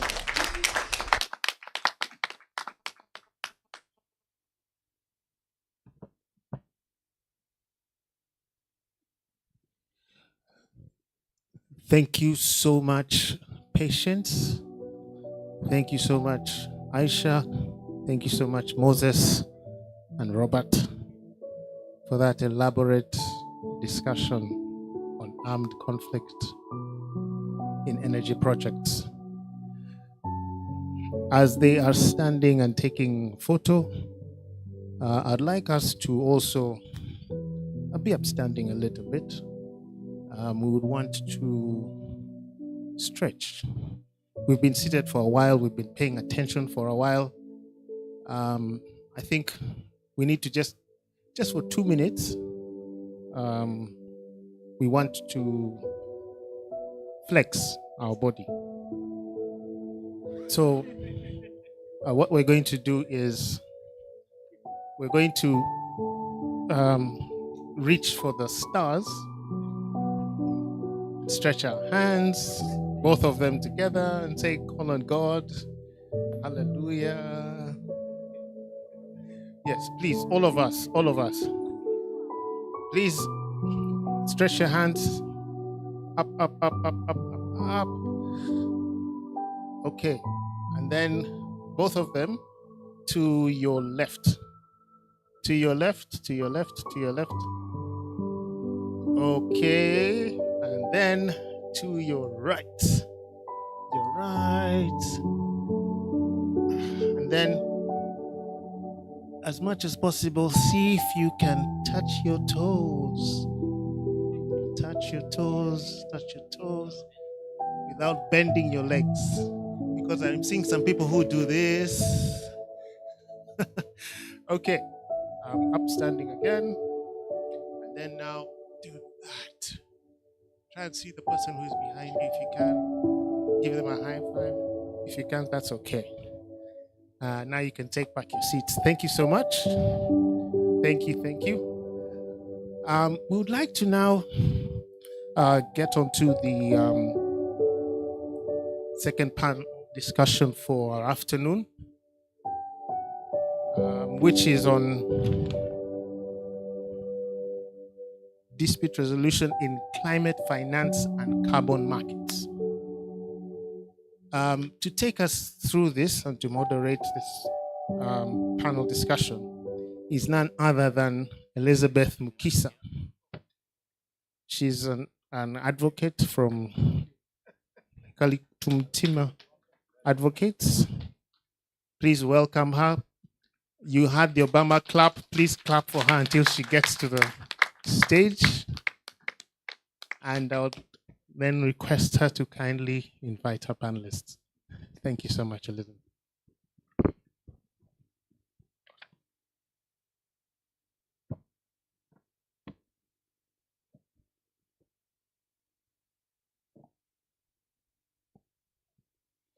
Good afternoon, ladies and gentlemen. Once again, my name is Namtosia Elizabeth, and I am honored to moderate our next panel session. I warmly welcome you all in your respective designations. And in a special way, I recognize the presence of the Chief Executive Partner of Kalikumtima and Company Advocates, Mr. Deo. You're welcome. So to reiterate the theme for our discussion, it's dispute resolution in climate finance and carbon markets. We are going to break it down to different sub-themes where we'll discuss emission trading schemes, climate-linked financing, and carbon markets, carbon offsets, and verification standards. Now allow me introduce my panelists.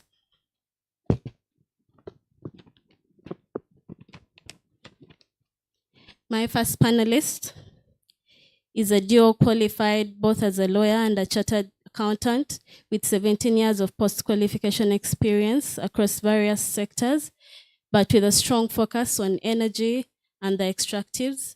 He holds a Bachelor of Laws from Makerere University, a postgraduate diploma in legal practice, and a Master in Laws in Petroleum Taxation Finance from the University of Dundee in the United Kingdom. He's currently pursuing a Doctor of Laws in Makerere University. In 2018, he co-founded Crystal Advocates and currently serves as a managing partner.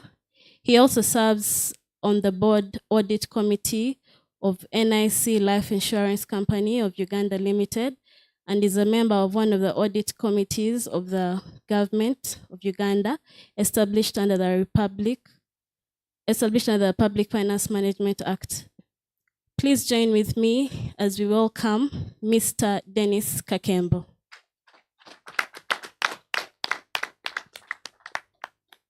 Welcome. My second panelist is a senior partner at Meritus Advocates, where he leads the ESG practice. He's a Ugandan lawyer, consultant, and advisor with 13 years post-enrollment experience, spanning the extractive industries, power and transitional energy, social justice and environment, social impact and governance, among others. He holds Master of Laws in Oil and Gas Law and Policy from the University of Dundee, United Kingdom, Bachelor of Laws from Makerere University, and the Postgraduate Diploma in Legal Practice from the Law Development Center. He is a member of the Chartered Institute of Arbitrators, UK, and an empaneled arbitrator at the Center of Arbitration and Dispute Resolution. He is a lecturer at the Institute of Petroleum Studies, where he teaches project finance for natural resources. Please join with me as I welcome my second panelist, Mr. Francis Tumwesije Atenyi. You're welcome, sir. My final panelist is an accomplished advocate of the High Court of Kenya with over 15 years of experience in law, in financial law, regulatory reform, and alternative dispute resolution. She's a certified ADR practitioner with expertise in mediation, arbitration, and dispute resolution, and serves on the board of several women-led mentorship institutions promoting inclusive access to justice. She has played a pivotal role in commercial justice sector reforms in Uganda, including serving as a senior state counsel at the Office of the Attorney General in Kenya. Currently serves as the community country manager for Uganda at the International Development Law Organization. In this role, she leads initiatives to strengthen the rule of law, access to justice, and institutional capacity in alignment with Uganda's development priorities and the Sustainable Development Goals. Ladies and gentlemen, welcome with me, Madame Barbara Kiley.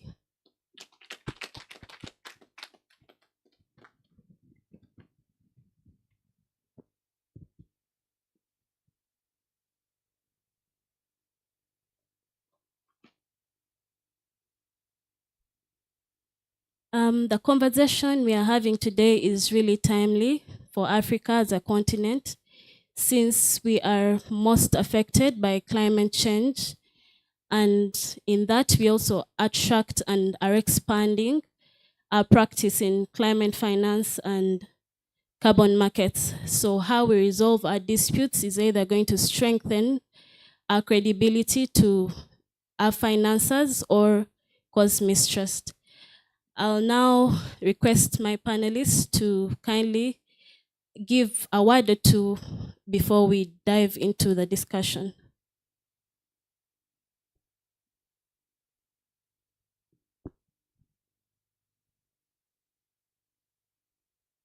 Okay. Thanks, Elizabeth, and thanks to the organizers of this conference. It's a great pleasure to be here to participate in the very engaging discussion of climate finance and carbon credits, fitting within the broader discussion of climate change, which continues to elicit a lot of controversial discussions. Thank you. Thank you. Mr. Francis. Good evening, colleagues.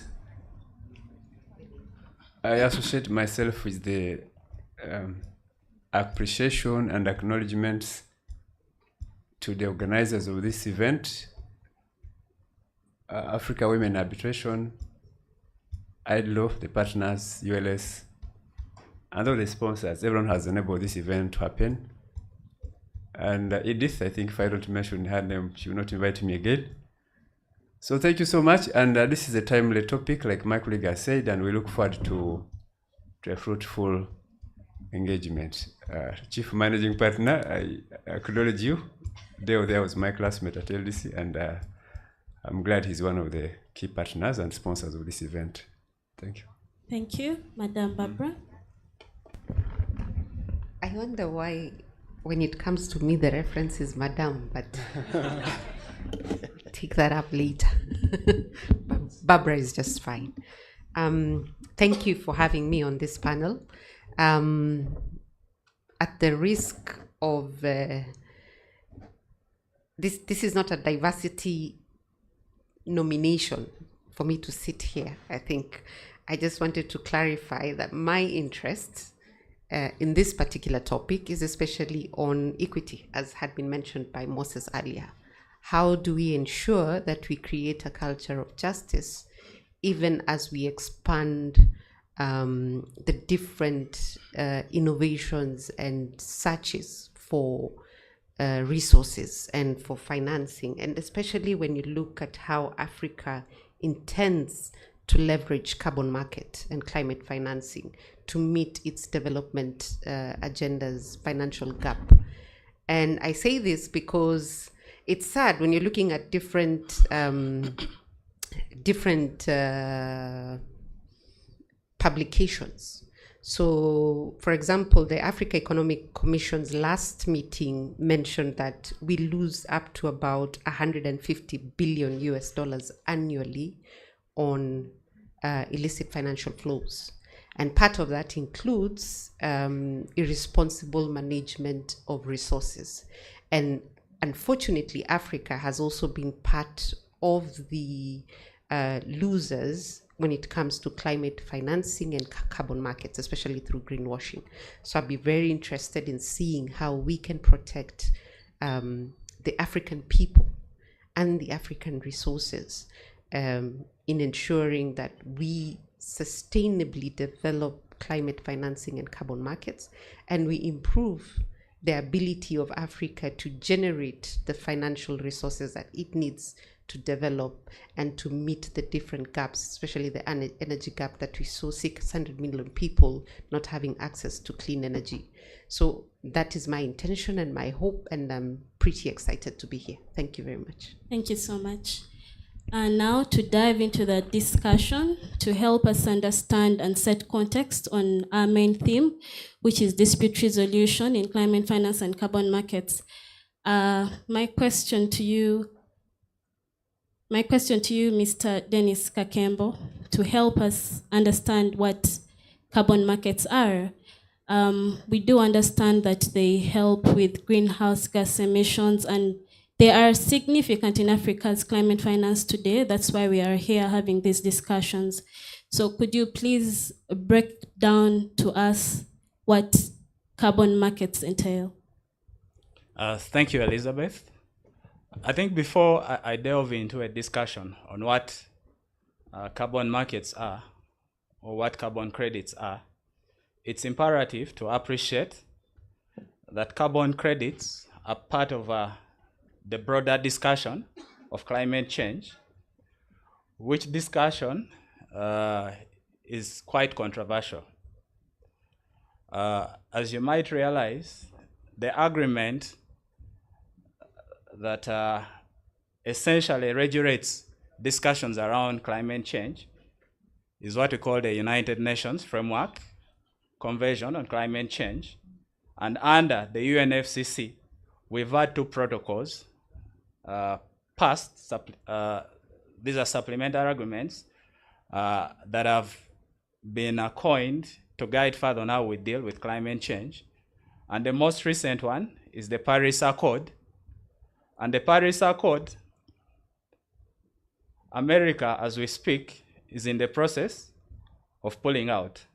And this is not the first time they're pulling out. They first pulled out in first Trump administration. And when Biden was campaigning to become president, he said, I will ensure that we get back in. And one of the first executive orders he came up with was to get back them in, and Trump again campaigned to get them out. So the discussion of climate change is quite controversial. And even within the developing countries and developed countries, our view of how we approach climate change seems to differ. Of course, the biggest cause of greenhouse gas emissions is essentially energy, how we use energy. And there's so much about talk of energy transition. And even in Uganda, we do have an energy transition plan. But when you look at energy transition, in Uganda, we don't have anything. In the developed world, they have excess energy. It's only that that excess energy arises out of fossils that create the biggest amount of emissions. So a lot of initiatives are geared around pivoting away from fossils, and that view is also being cascaded to developing countries, financing organizations, cutting off finance, this and that. So even the discussion of climate change is a contentious one, controversial one. So even carbon credits within that framework may be controversial. Now, when you look at what carbon markets are, there's what we call carbon emission reduction credits. Essentially, when you burn fossils or when you burn biomass, you release carbon dioxide, and that carbon dioxide goes up there in the atmosphere. When that carbon dioxide goes up in the atmosphere, it clogs heat getting out of our atmosphere. And when heat does not get out of the atmosphere, we do have what we call global warming. But of course, there's also the view that of course, excessive greenhouse gas emissions are bad. But greenhouse gas emissions in minimal amounts are okay. Because if we didn't have greenhouse gas emissions, the world would be too cold for us to live in. So the whole idea of carbon markets, it's a market instrument geared at attaching a value to carbon credits, rather to greenhouse gas emissions that are emitted into the atmosphere, and then they are traded as a means of managing climate change and then also financing. So when you look at the UNFCCC, the United Nations Framework Convention, while there's a recognition that we need a lot of money to deal with climate change, there's always a big question of how are we going to get the resources to manage this. When you look at Uganda, for us to engineer our energy transition plan, from 2023, when it was established, you need about 1.5 billion per annum up to 2030. When you look at the allocations for the budget, I think government allocates about $300 million. So we have a shortfall of about $1.2 billion. When you look at our nationally determined contribution, essentially this is the blueprint that Uganda has come up with to guide on how they deal with interventions of dealing with climate change. We need about 28 billion, and we don't have all that money. So in coming up with UNFCCC, there was the thinking that we need to find ways of generating finances. And we first saw carbon markets come to the fore when the Kyoto Protocol was adopted in 1997. The only challenge with the Kyoto Protocol is that it allocated responsibilities and picked out bad and good people. It said, the developed countries, you've polluted the world so much, so bear the burden of reducing the emissions. But that in itself created a challenge because countries like China, Russia, the BRICS, they were just rising. They were not polluting so much. But if you did a projection, they were actually going to overtake the developed countries like US. So that's the reason why actually US completely pulled out. So it began from there with what we call the clean development mechanism. The unfortunate bit is that it apportioned responsibility to developed countries that were perceived to be polluting the environment. So eventually, it created a grievance. We went into the Paris Agreement that apportioned responsibility to everyone. There's something called common but differentiated responsibilities. That climate change, well, we agree that US and the developed countries, China, cause a lot more pollution, but let everyone partake in that. And that is how carbon markets came to the fore. Now, globally, when you look at the numbers, first of all, carbon markets, there's what we call the compliance regime and then the voluntary regime. The compliance regime, you come up with rules and laws targeting certain industries that you might think are polluting the world or the country the most. And then you allocate them some measure of allowable emissions. And if they are to exceed that, then they are supposed to buy credits from players who are polluting less. And when you look globally, about the market, the global market is about $800 billion globally. And then there's what we call voluntary. So voluntary, because of the fall of ESG, sustainability, some companies like to look good. And in looking good, they voluntarily adopt measures that are geared at reducing their carbon print. If they are unable to push through all those measures, then they come up with voluntary arrangements whereby they buy credits from investments that have been set up to reduce emissions of credits or avoid carbon emissions themselves. For instance, if I come and set up a dam here, if I come and set up a solar project, if I am doing a forestation project, if I am partaking an energy efficiency project, cook stoves, it means that I'm reducing the emissions that are going into the atmosphere. And for that reason, the credits thereof that are not going into the atmosphere can be measured, and another party can come and compensate for polluting the environment a little more as we aspire to go towards net zero. So it's a market-based instrument that allows the private sector alongside government to participate. Now, in the context of Uganda or Africa, Uganda, we don't have a compliance regime, what they call cap and trade. Maybe in due course, we might get there. Because if you look, one of the things that is being discussed is that should we have a carbon tax? A carbon tax is essentially a tax that is levied alongside those entities that are polluting the environment a little bit more.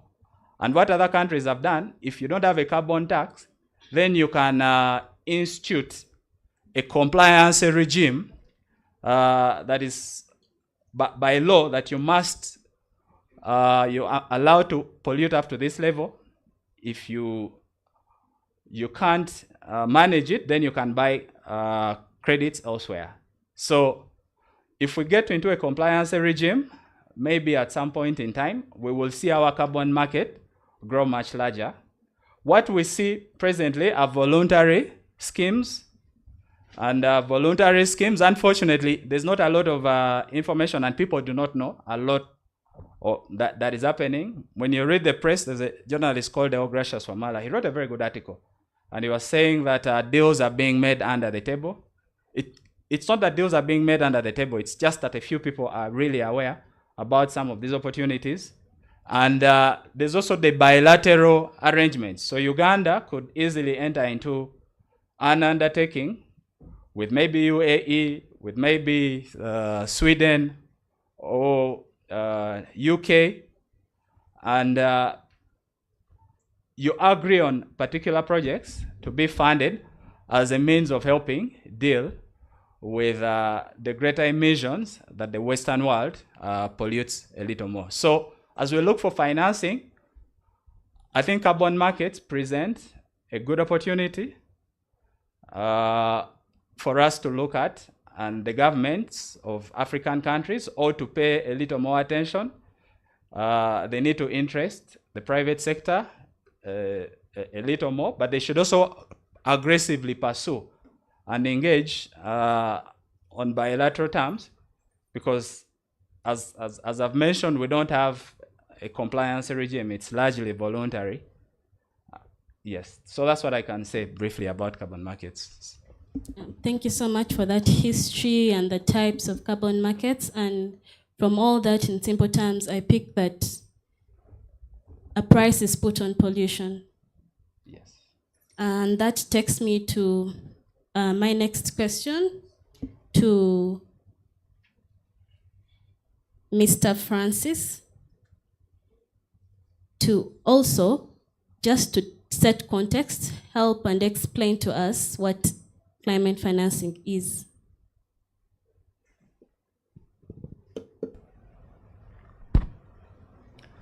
Thank you so much, Elizabeth. Climate financing is basically financial initiatives which are aimed at funding projects or efforts which promote climate mitigation, adaptation, or resilience. Basically, any project or any endeavor by it could be a government, it could be a private entity, it could be a not-for-profit, it's called a charity, which is undertaking an initiative or business to promote climate mitigation in the communities, in business, or to build the resilience of communities or entities to the adverse effects of climate change, or to promote adaptation. These things sound the same, but they're quite different. Okay, climate mitigation, you're trying to reduce greenhouse emissions and all that. Adaptation, you're trying to empower affected people, potential affected people and communities to change their ways of life and doing things and doing business in order to cope with the potential effects of climate change. And then resilience, you're building their ability to cope with adverse effects of climate change. So basically, all businesses and efforts and human activity and endeavor aimed at building the capacity of people and communities and businesses to survive the impending climate change crisis. Funding for those communities is what, for those initiatives, what we call climate finance. Now, I'll talk about it in terms of, there's a global level, then there is the national level, and then there is me, who is running Africa Women in Arbitration. I keep looking, I don't want to make a mistake even on a single word of it. So how do we deal with climate finance, or how do we relate with it?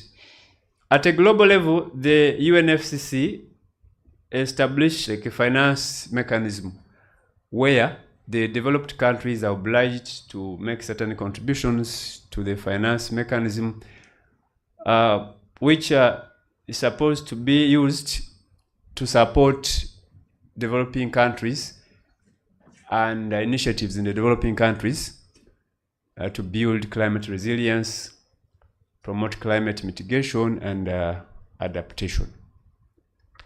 That mechanism, of course, has kind of been updated and streamlined by the subsequent instruments, the Kyoto Protocol 97 and the Paris Agreement, which has been talked about quite extensively.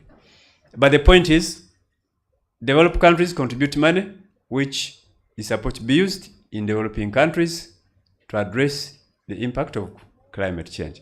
The developing countries, on their part, they are not obliged, but they can also enter into voluntary mechanisms to pull together money for purposes of dealing with climate change.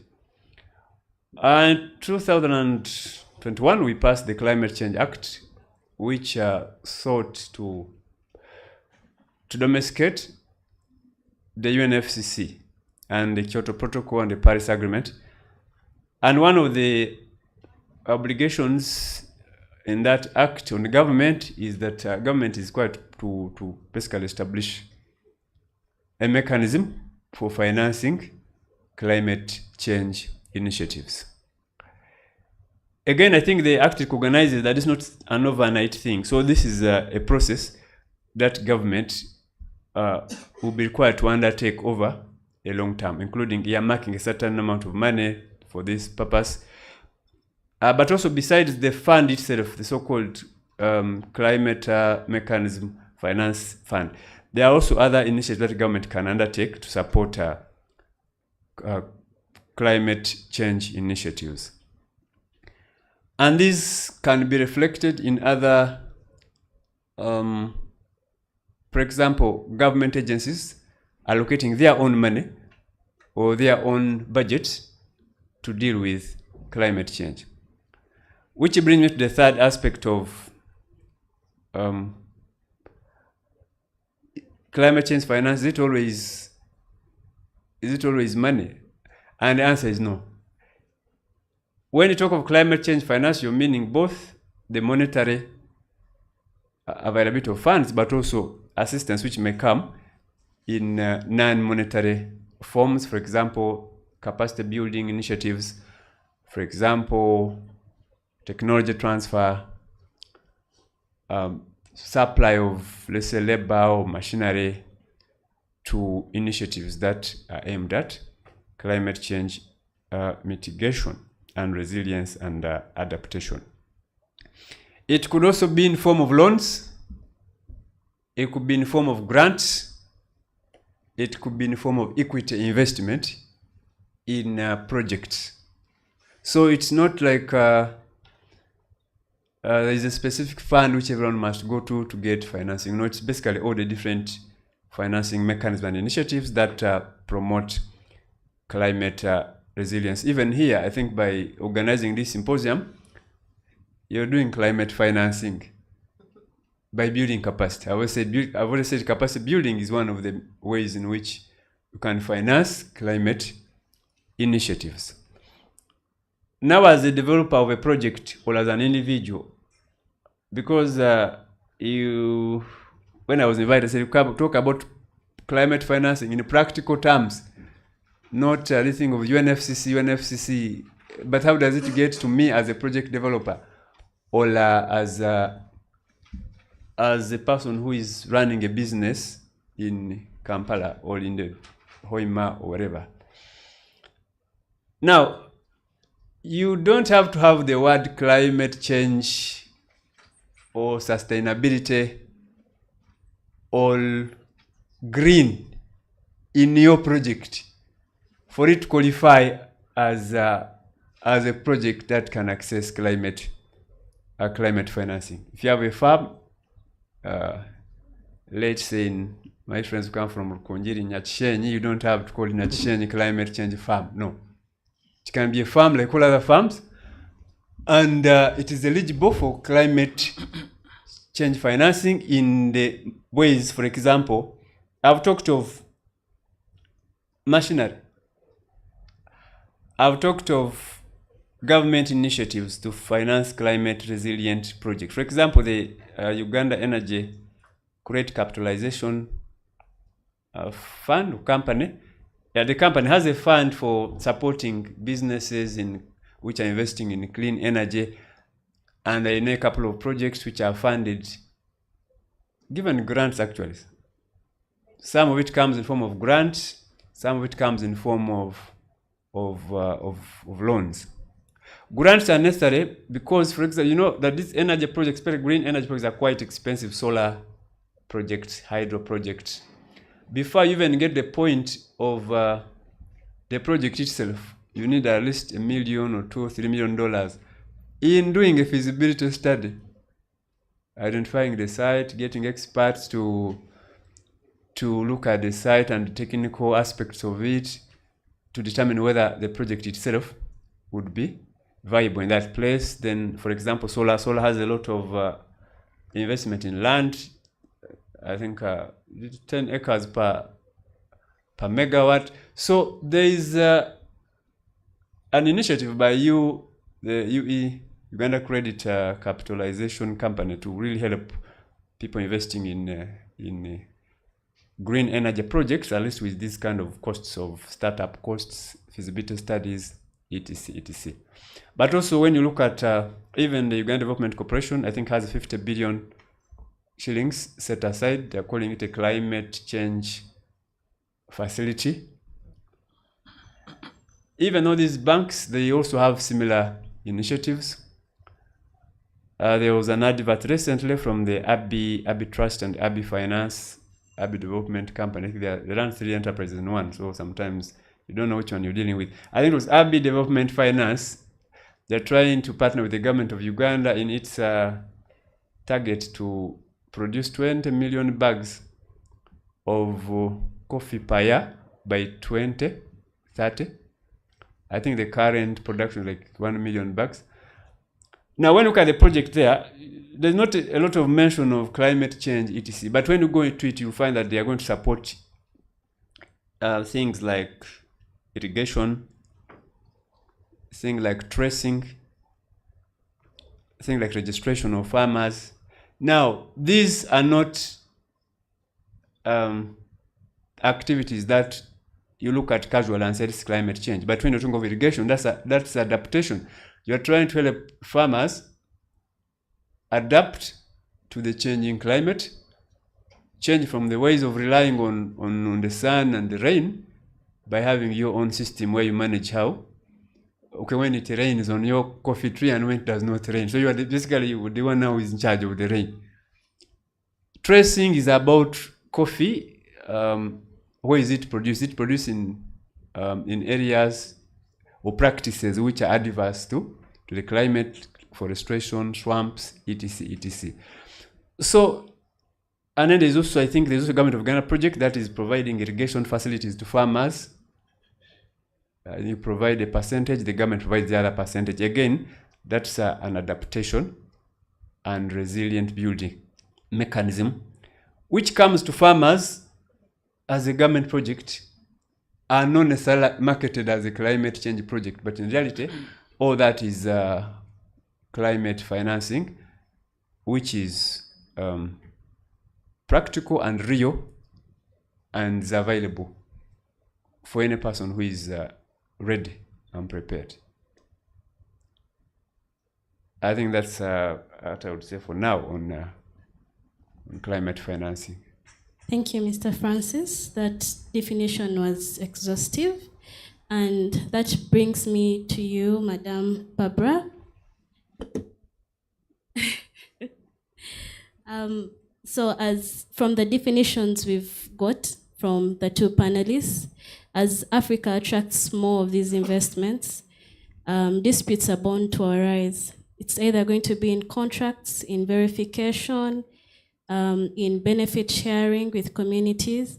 And my question to you is, with that in mind, why is dispute resolution critical in the context of climate finance and carbon markets in Africa today? Thank you.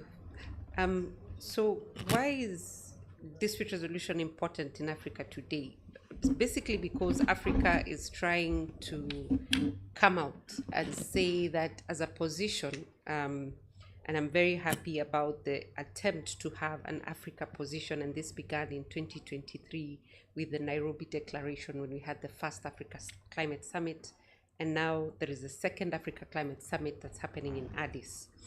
And the idea was that Africa needed one voice because Africa is suffering the most when it comes to climate change implications.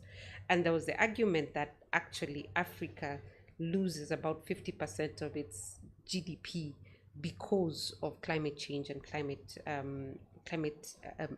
adaptation needs that are not yet funded.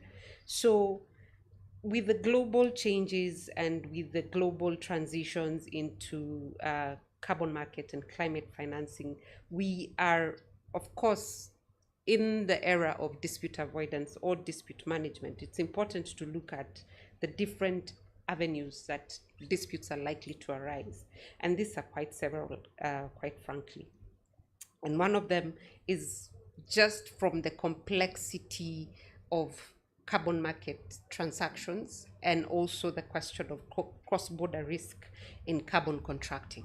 So when you have carbon transactions that involve multi-jurisdictional actors, and you have novel assets, so emission reductions or credits, and the performance of those that are tethered to the measurement, reporting, and verification, disputes will typically concern, for example, the title to the units, the question of the baseline integrity, the delivery shortfalls and force majeure. So you'd have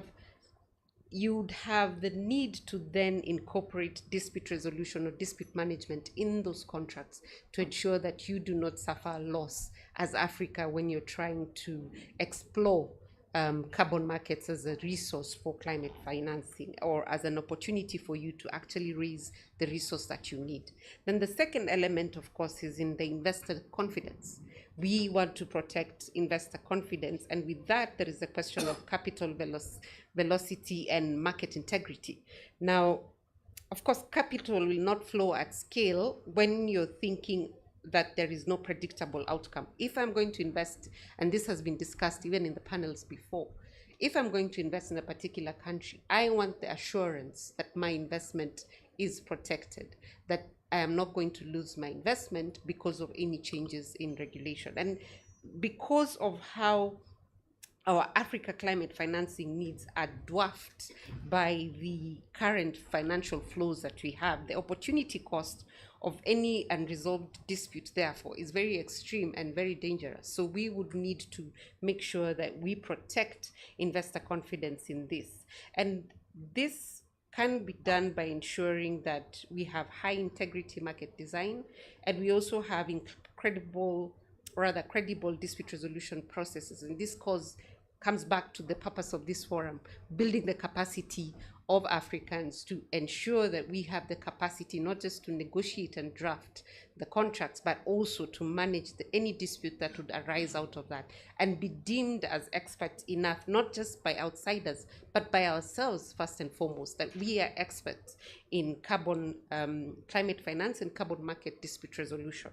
So it's very important to do that, so that we unlock the investments that exist in climate finance and carbon investment, and to also ensure that we have credible environmental outcomes. By credible environmental outcomes, I'm talking about outcomes that are beneficial to us. So having actual carbon markets that respect the indigenous species that we have in Africa, and not introducing species that are just there for a particular period of time to earn that, and it's not even known if it will actually earn a carbon credit at the end of the day, but just because you're able to show that we have planted, especially if you're looking at carbon forestry, you're looking at we've planted trees, and therefore the trees are here, and we therefore can now get into carbon credits. So the integrity of that process is very important, and the actual environmental sustainability is proven to be high integrity. And the third issue, of course, and this is very dear to IDLO and should be dear to the rest of us in this particular meeting, is the community interface and the social license and the social justice implications. Because most of our projects in Africa are land-based. And we know that the land tenure systems sometimes can be have a very disaggregated modality, where you have community land tenure processes, or you have public land tenure, and sometimes you have private land tenure, which then is leasehold or freehold. But in that instance, the dispute can be limited. But when it is community land-based, then the mechanisms to ensure that we protect the integrity of the people by incorporating benefits sharing agreements and ensuring that land tenure issues are resolved in a manner that is respective of the cultural, and I think this was mentioned by Robert, the cultural appropriateness modality that respects the indigenous people, is very important. So we need to ensure that we have a first instance dispute resolution approach that then exemplifies the right of the community to participate in that process and to benefit from any intervention that comes out of any investment that is deemed to be climate financing or carbon market based. Then the fourth, which is very important, is alignment with global and regional norms. So here we'll be talking about and here I have a challenge because sometimes I say UNFCCC and my colleagues have been saying UNFCCC. Just like the CFTA, I think we all need to agree on how to call it. So I'll stick to UNFCCC for now. So the UNFCCC has a very elaborate grievance management process which can be adopted, or you can look at arbitration just as the international commercial arbitration modalities are set up. And especially in Africa, where we have the growth of arbitral institutions, Nairobi has been mentioned a number of times. In Uganda, we have a transition at the moment because you used to have the Center for Arbitration and Dispute Resolution, and now we have a department within the Ministry of Justice that's dealing with the appointment authority, but you also have ICAMEC and the others that exist that can serve as an appointing authority in terms of dispute resolution. But when it comes to administered dispute management in Uganda, I think that's something that we're still discussing and trying to come up with the modalities of how to do that. So we would then need to look at that and look at continental regimes such as the CFTA, the dispute settlement protocols, which are a pro-rules bias that pairs naturally with ADR and climate contracts. So that is important. That is why dispute resolution is important, because we need to understand, one, the mechanism that would manage the dispute. We also need to understand the type of dispute, the players in the dispute arena, who are they, and why is it important for them to participate. But also when we talk about dispute resolution in this, we have to keep in mind that there are 4 pillars to climate governance, and one of them is transparency. And that becomes important in dispute resolution. Transparency, we also have to think about accountability, and we also need to think about the predictability of the different investment agreements that we would get into. So when you're looking at those strategic pillars, then it's important to think about how you manage the disputes that are likely to arise or how you can avoid them. And then who would be the natural players in the dispute process itself. And here, I think I cannot emphasize enough, it is important for we, especially as Africans, to build or to showcase our capacity in the management of these disputes, in the negotiations of these contracts, to favor our indigenous population. And by here, we need to look at the indigent especially, because they are the ones who are mostly affected by this. When you're talking about the ginger community, when about the rising levels of the Nile, you also have to think about Lake Victoria, because it's also supported by the Nile. When you think about Kisumu or Tanzania or any other of the countries that are part of the Lake Basin Initiative, because they share the River Nile and they share the Lake Victoria. So it's important when you think about it that way to then structure this particular conversation, or to structure the climate finance discussions and carbon market discussions with a clear idea of how a dispute could arise and who should be the players and what kinds of regulations should be in place to guide that particular dispute. So thank you very much. Thank you for that elaborate discussion. Now we are going to even break it down deeper, where we're going to handle the different mechanisms of climate finance and carbon markets. We'll start with emission trading schemes. And my first question goes to Mr. Francis Tumwesije. This mechanism is often highlighted in global climate discussions. We would like you to help us understand it in a practical way. And due to the effect of time, if that could be in a minute or two. Thank you.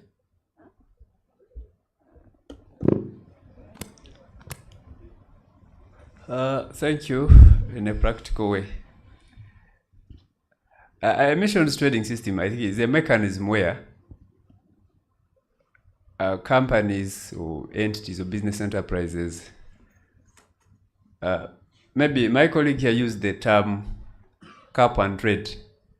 Cap, like put a ceiling, and then trade. Basically, there is a cap, which is a ceiling, which is imposed on business enterprises and the other entities for their emissions, greenhouse emissions, beyond which you're not supposed to go. Then there is incentive for making sure there is compliance with these limits. So what would happen then would be that there is a limit set in a given polity, and all entities operating there are supposed to operate below that limit. Now, naturally, there are those that will always exceed, there are those that are below, because climate change initiatives and all these market-based approaches are new. So those that are exceeding the limit can then purchase from those that are below. So in other words, if you have a saving on your greenhouse gas emissions, meaning you've not hit the limit within a period. So you need a period. Actually, the features are, you need a limit, then you need a period. And then they're like permits or certificates issued for all the players in the sector. Those that exceed their limit can buy from those who have not exceeded. Then you need a central body which is responsible for this whole process, which would be like a regulator which sets the limits and issues the permits and all that. Now, when you said in practical terms why he was a bit worried is because this is a developed system in the rest of the world. It's not yet that much in Africa. I think the most developed one is the European ETS system, which I think has mainly been primarily focused on the aviation industries, manufacturing, agriculture, but I think they're trying to expand it into other sectors. The UK launched its own upon Brexit, which mirrors the one of the EU. In Africa, there is no equivalent. Those different countries have tried to do different initiatives. But there is a common... You said 1 minute. Okay, let's come to Uganda. Let's see Africa. There is no equivalent. In Uganda, we passed, I think this year, regulations under the Climate Change Act. I think it's called the National Climate Change, then bracket, Climate Change Mitigation Mechanism, whatever. But those regulations are supposed to start a process of establishing an ETS system in Uganda, which will include, of course, putting in place a central authority that will regulate that market, which will issue the permits. And they also provide like a criteria for licensing and all that, but not yet operational really. And it's something that the government is working on. But in summary, really, that's what an ETS will look like, and we are looking forward to it. So many people are interested in it. We've got a lot of inquiries about it, and it's something that is exciting to look forward to. Thank you for that elaborate definition of emission trading schemes. And that brings me to my next question to Mr. Dennis Kakembo. Picking from the definition from our previous panelist, he mentions of cap, a limit to the emission. He mentions of permits. He mentions of buying these allowances from other companies that emit less. And with that, I see a question on fairness, integrity, and compliance with these limits that are given. And now my question to you is, what types of disputes typically arise in emission trading schemes, and how can arbitration be used to effectively resolve them? I request that we answer the question in about 3 minutes, please. Thanks, Elizabeth. Just to add to what my colleague Francis has mentioned, our carbon trading market is externally driven. So it's what, under the voluntary schemes, organizations that want to comply with their voluntary regimes come and purchase from here that drives the market. But I feel, as he has mentioned, it's actually possible that we can create our own local market for credit trading by simply introducing a carbon tax. Introduce a carbon tax and then an exemption. You either pay a carbon tax or buy credits.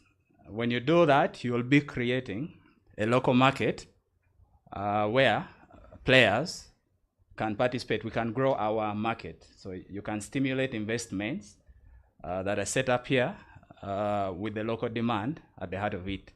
So in terms of disputes that would typically arise from emission trading schemes, first of all, you come and set up an investment, which investment is going to earn revenue from carbon credits, but that's not the primary revenue. I'm setting up a solar plant.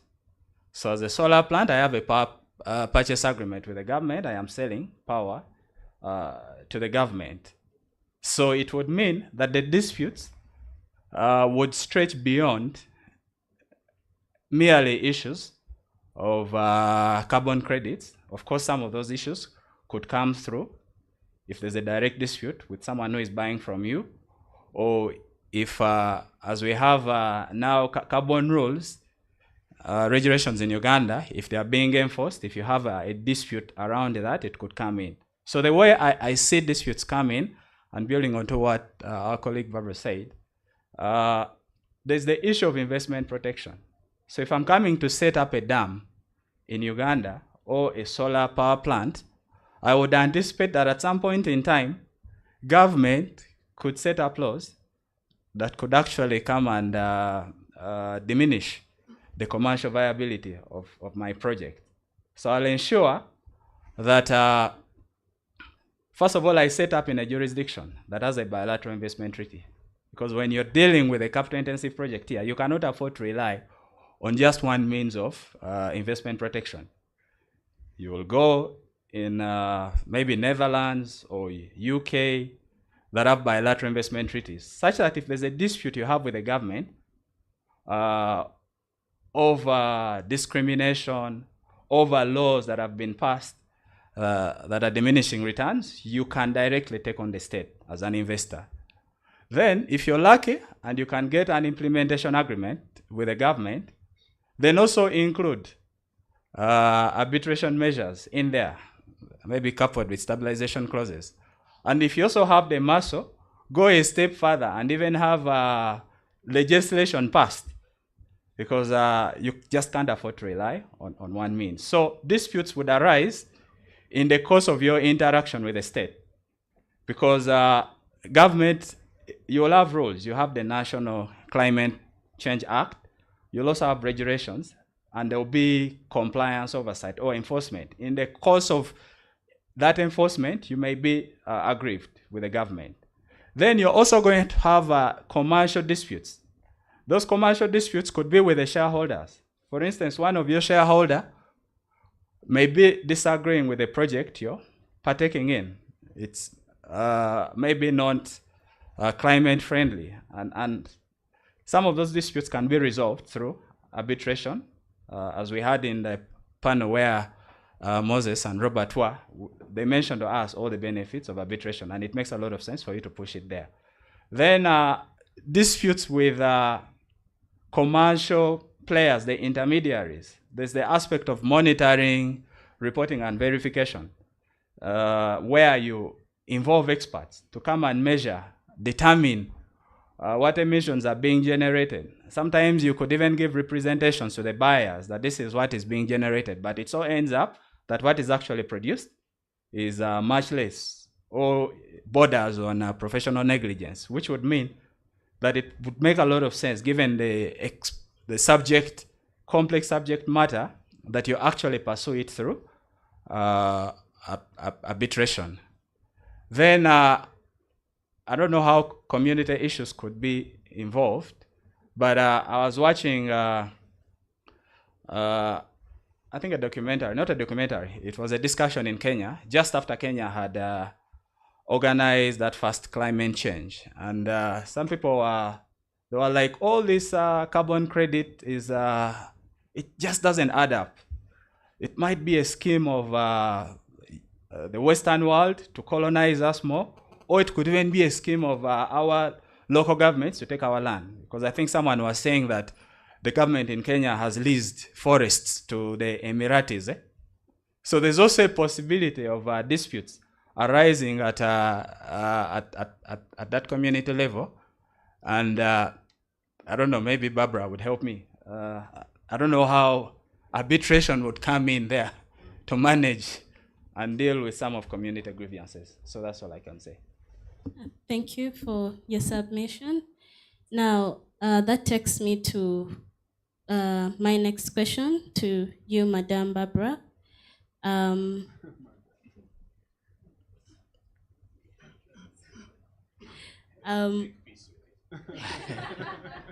will simply find her the next time she says it. So every time she calls me Madam, there is a 10K in my pocket that you're giving to me. Okay.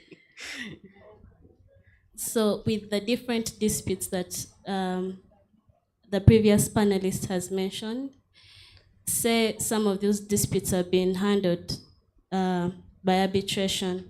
My question to you is, what mechanisms exist to enforce arbitral awards in cross-border ETS disputes, and how effective are they? So the general answer would be that the New York Convention, the ICSID Convention, the regional instruments like the CFTA or the ESE treaty would be very applicable in assisting cross-border enforcement. But I'm yet to hear of an actual ETS dispute that has actually gone to arbitration, because most of the time these are against public law. So you'd find that there's actual statute that gives directions on how infringements under those particular provisions would then be faced. So you'd have most of this going towards the national court system or the regional courts that have been developed to address this. And why ETS disputes, in my view, would rarely then get to arbitration, especially where you have the community involved. Although I know Working Group 3 of UNCITRAL was trying to address public participation and transparency of arbitration processes, therefore making it seem likely that this could be the types of disputes that also go into arbitration. The very first one is, of course, in terms of the regulatory nature of ETS frameworks. So these, for example, if you're talking about the EU emission trading systems, these are typically governed by public law, not private contracts. So that makes arbitration quite rare. Yeah, and if there is state involvement and the dispute actually involves government or regulatory bodies, and these are outside the scope of commercial arbitration, then you'd have to question whether there's a treaty or an agreement in place, like he was mentioning. So if there's a treaty in place, then the dispute resolution mechanism would kick in. And for that purpose, you would have identified whether you're going under ancestral laws, if it was a private, if it was a commercial agreement, or you're looking at the different continental agreements that you have. So if you like under OHADA, for example, that's in the West Africa where they have the Uniform Arbitration Act. So then that makes it probable that you could then call out the offset agreements and the delivery failures, which could then be arbitrated. So if you actually compare to how Dieselgate, and this was a Volkswagen scandal, was actually treated, this was criminal sanctions were placed. So there are fines that Volkswagen had to pay in different countries for the allegation that their diesel cars were very clean. So I think, in my mind, disputes that then would arise maybe under the energy treaty, that is where we could see arbitration falling in. And you see here, you find that arbitration, or rather a legitimate claim, is protected for about 20 years. If I'm not wrong. So in those instances, then you'd have arbitration. And in that particular instance, you can either enforce under the New York Convention or ICSID if it's if it's a dispute between an investor and the state. So I think I would limit my response to that. Thank you so much. We'll go to the second element, and due to the time effect, I'll only have one question from the second element to Mr. Francis. Can you give us a distinction between climate finance and green bonds? And also, how do you see arbitration evolving to support the growth of green bonds and climate-linked financing in Africa?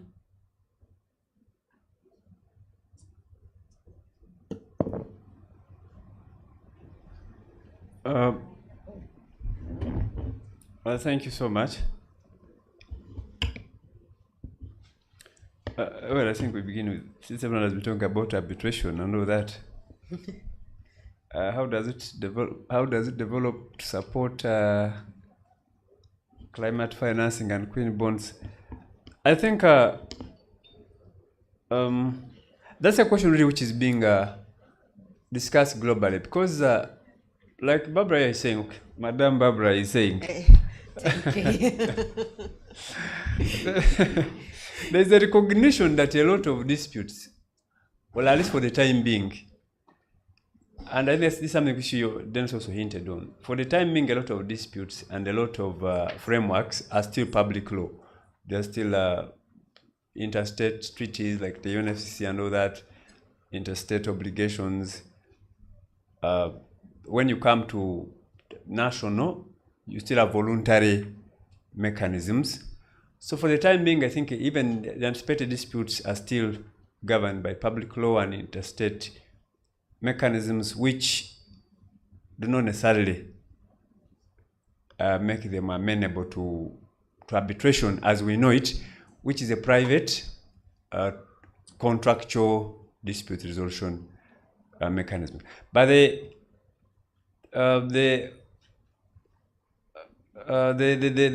the future is that once the market grows and then you have private actors and a lot of private contracts now between the different entities involved in the market, then naturally you start having arbitration coming in as a dispute resolution of choice. So I think what we can do for the time being is to prepare ourselves and prepare the arbitral institutions as well as the lawyers, the arbitrators, the engineers, the investors, to that period when the disputes get to that level of the contractual disagreements between the parties. But for the time being, I think the arbitral institutions and all the people involved in arbitration can focus on building capacity, and through events like this, through organizing seminars, sharing the knowledge out there, engaging government entities basically to promote dispute resolution, which supports that sector.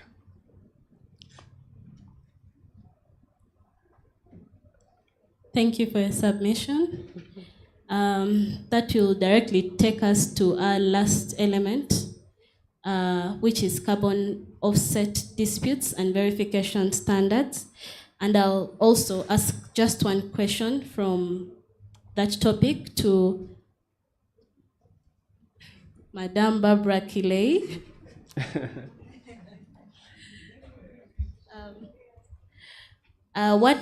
What are the most common disputes that arise in carbon offset projects, and what measures can be taken to prevent them? Kindly in a minute or two. Thank you. So carbon offset projects, I think, or rather what I've seen, the use of proceeds is one of the major controversies that we get. The sustainability linked bonds disputes or arguments over how to select the key performance indicators, how to set the baseline, the verification methods, the step ups and the step downs. So these are the kinds of disputes that we have seen, the disclosure and assurance, of course, greenwashing, top of the line, and ESG or community disputes are the majority in the carbon offsets that we've seen, and I think we'll continue to see, especially within Africa, because I think one of the greenwashing claims here in Uganda was on, I think, Hoima site, Chikube, if I'm not wrong. And those are the types of disputes that typically we keep seeing growing and will continue to grow in this particular area. Yeah. Thank you so much. I apologize, we won't have a Q&A session, but we can keep the conversation going during the networking session.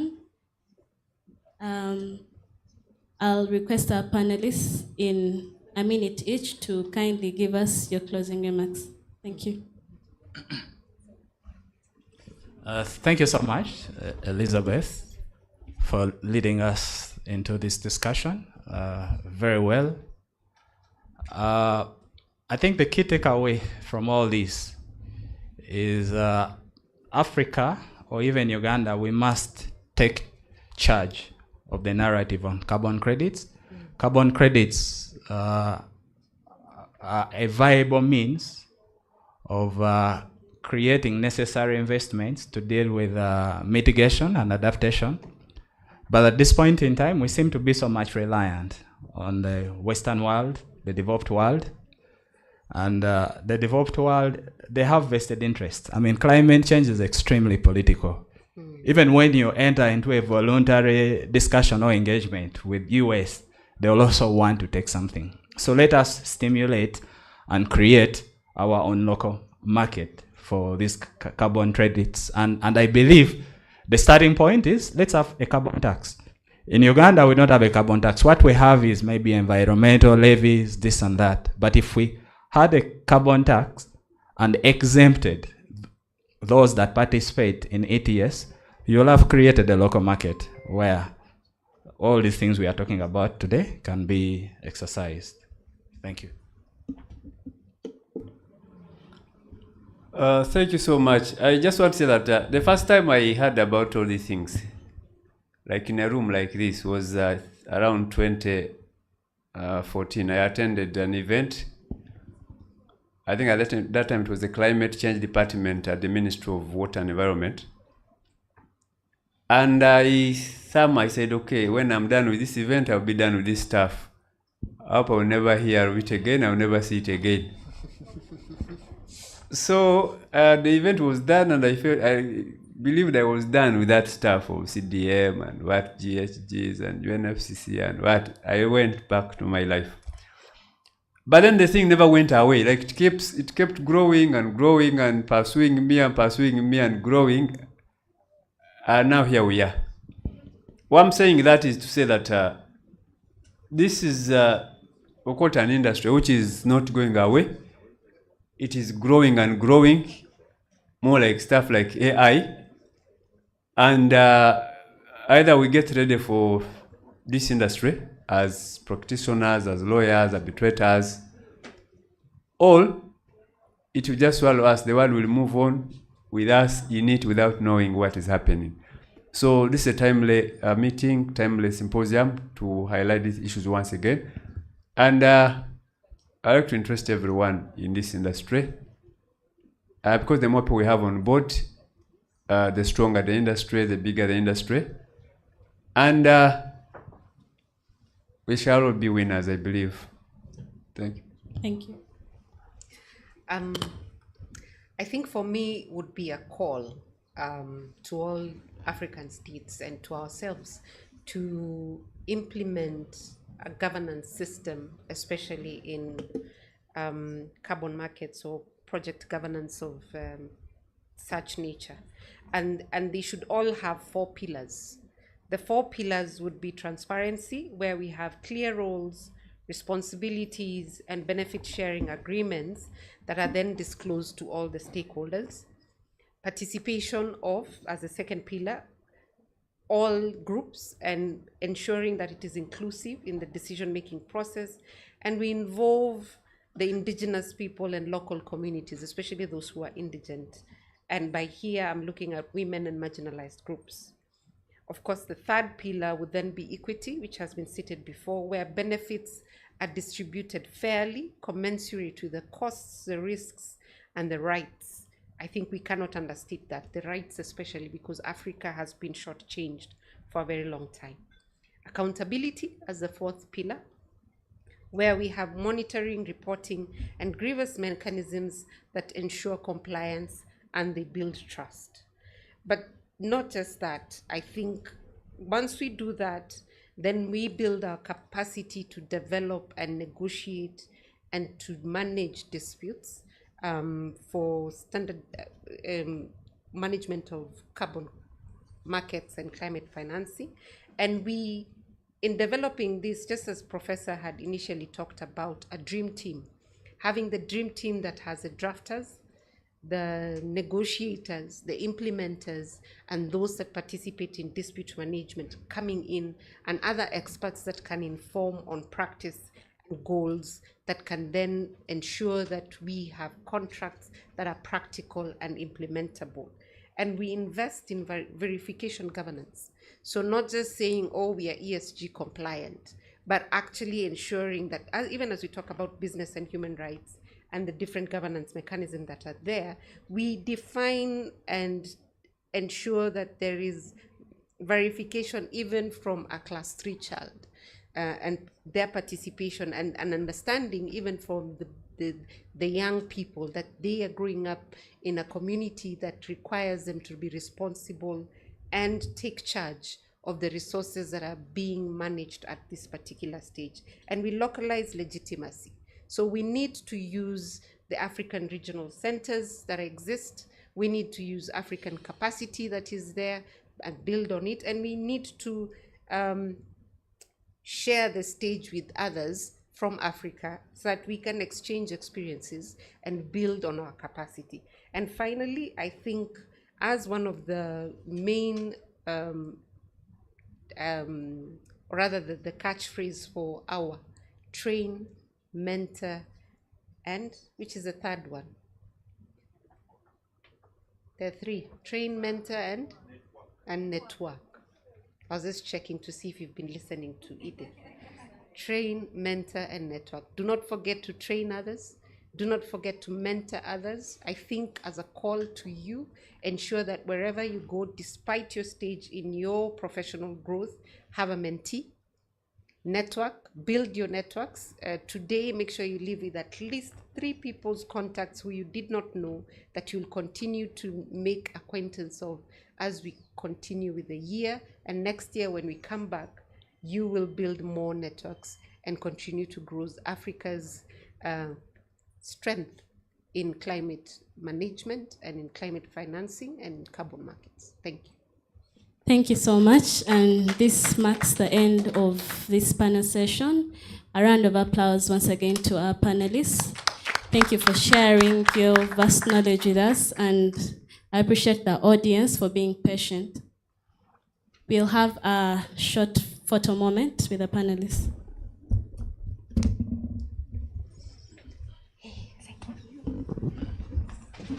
Thank you. Thank you so much, Elizabeth. Thank you so much, Dennis. Thank you so much, Barbara. Thank you so much, Francis, for that inciting discussion, conversation on dispute resolution in climate finance and carbon markets.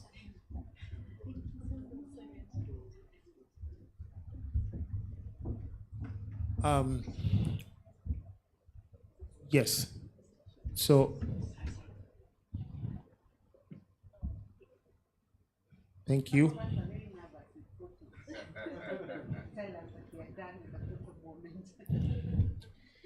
Yes, we will. In good time, it will happen. I'd like to thank our participants for being very attentive this afternoon as we channeled through our discussions on armed conflict in energy projects, and on dispute resolution in climate finance and carbon markets. It has been a very educative 2 days, and I know each of us is going back with at least one or two things new that they have learned from this symposium and training. So we want to thank you all for coming. Those that have been here for 2 days, I know it has been definitely knowledge enriching. And those of us who've joined us today, thank you for your participation, for your patience. We have been honored to have you and host you as the African Women in Arbitration. We'd like to now take this opportunity to call on our chair lady, Executive Director, Edith, to give us a vote of thanks. Thank you. Thank you so much, Philip. A hand clap for Philip for the job well done. Thank you so much. So my job is just to think, and then we'll go on to Philip. I'm taking over your job. Sorry, certificates, and then gifts and cake, and then we can release you. Thank you for your patience. Thank you for attending. Thank you to the participants who have been with us since yesterday. Please clap for yourselves. And to the awesome panelists, Senior Counsel, you came all the way. We appreciate. And all the Ugandan panelists, thank you so much. We truly appreciate taking the time to prepare and give us all the knowledge that we've acquired today. Thank you. Okay. So I'll also thank the directors. Mr. Albert Mukasa, when we're introducing you right around, you can just stand up for recognition. Thank you so much, Professor Nyombi and Barbara, Madam Barbara. I had to, sorry. Thank you. So I was going to thank the sponsors, then I remember they had gifts for them, so I don't know if I can do that at once. Yeah? So maybe let me request Albert and Barbara to assist me in that, to help me gift. Thank you.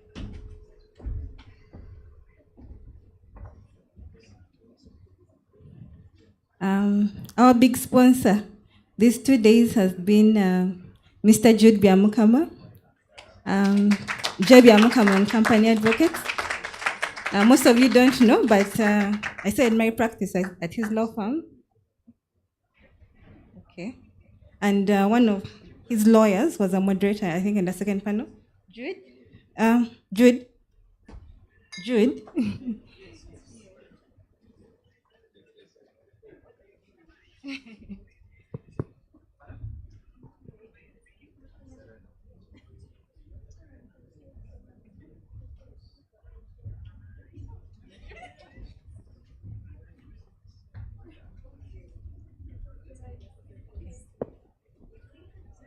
No.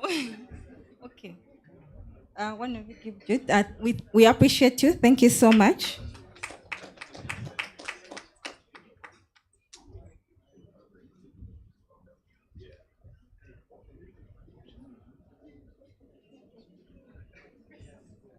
Thank you so much.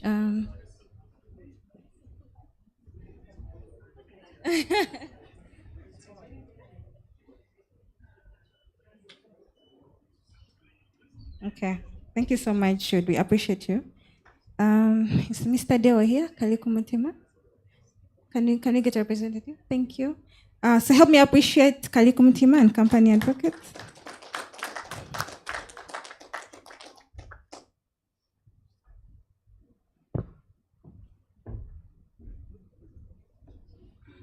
Thank you so much. Another hand clap, please.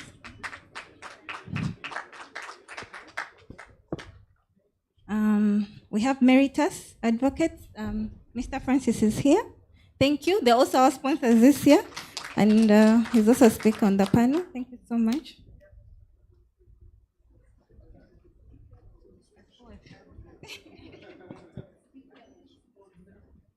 Thank you so much. A hand clap, please.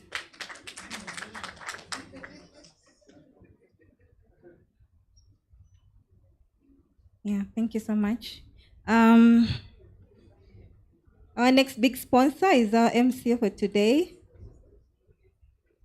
Mr. Phil Kahero. Yeah, we appreciate you both for sponsoring and for leading us today. Yeah, thank you so much.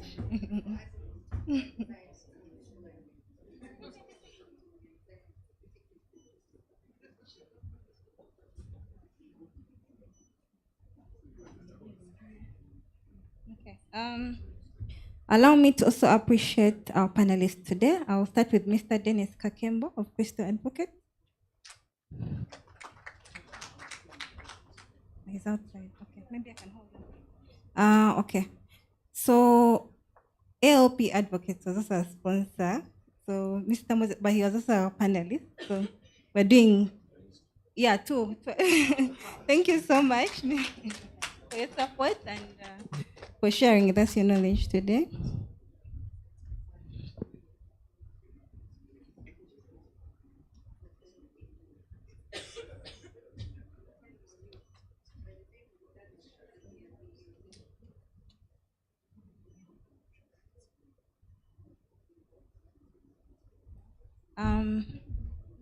It's my pleasure to give Senior Counsel John Ohaga a gift for coming all the way from Nairobi. We appreciate you. Please come again. Hope we've been good hosts.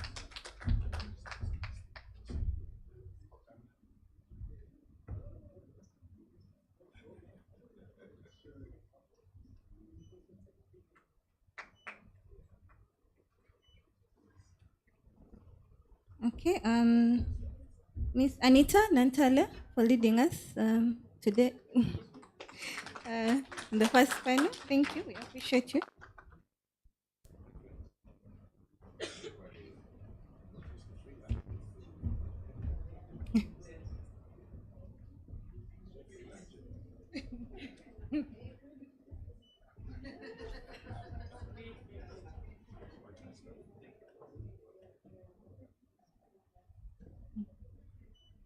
A hand clap from Anita. Mr. Chirunda Robert for being our panelist today. But Olga,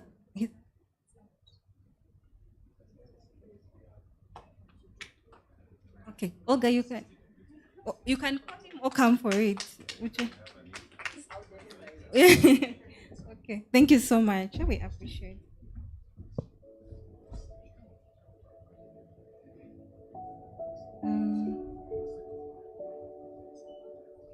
And we have Professor Crispus Nyombi for being our speaker today.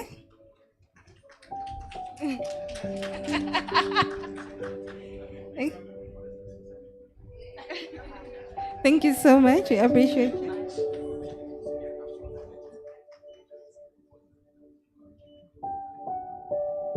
Okay. Last but not least, Miss Barbara Kile for being our speaker today.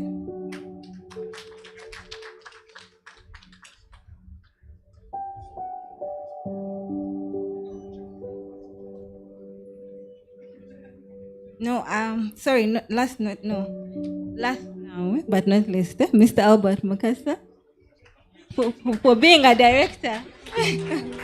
Also, it's your gift as you go to London, so we're sending you this one. No. Thank you so much. You heard what Edith said, that Albert is proceeding. Are we together? Yes. I'm telling you a story now. Hey, we are now in almost any other business before the serious business that some of us do not partake in. So Albert is proceeding to take his PhD, master's, but with an interest in doing a doctorate. So the idea is, as we send him off, he had better come back as a professor. Right? That is the Kampala Declaration of Serena. Serena Declaration. Appreciate you, Albert. Yeah. Okay. Thank you. So I think let me use also this opportunity when the directors are up here to give us certificate. Priscilla will read this out.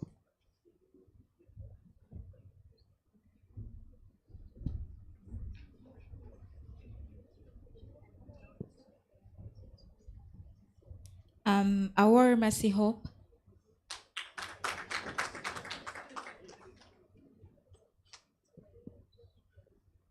A hand clap. I'm going to borrow Barbara's idea this morning. Keep clapping, please.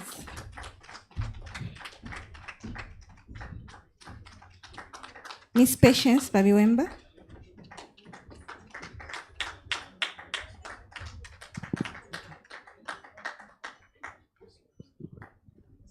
Joseph Musinguzi.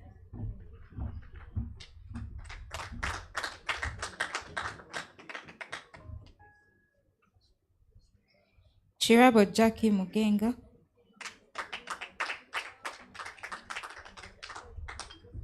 Mutavairungi Tabitha.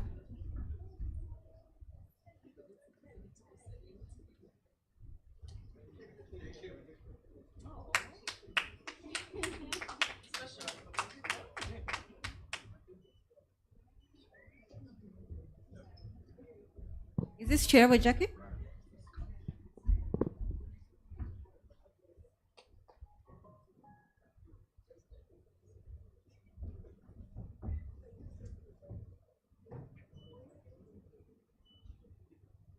Mutavairungi Tabitha.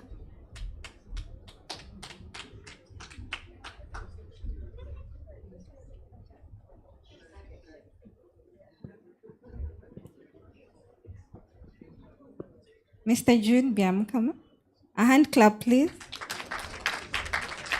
Keep clapping.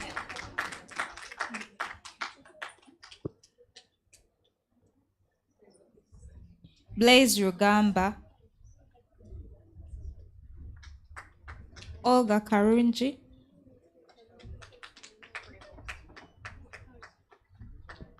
Edith Turia Muvona. Edith. Chemtai Mary Constance.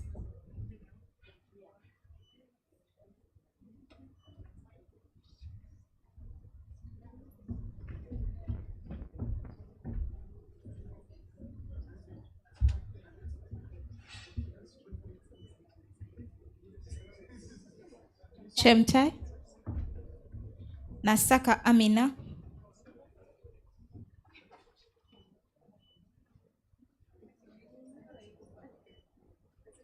Nalutaya Tracy.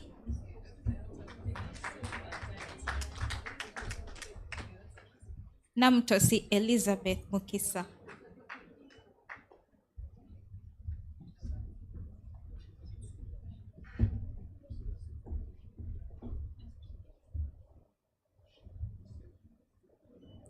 Moses Walubiri.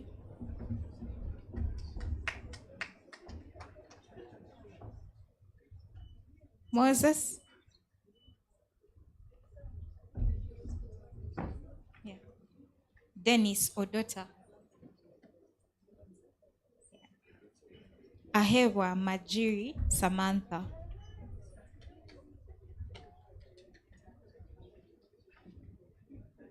Miss Anita Nantale.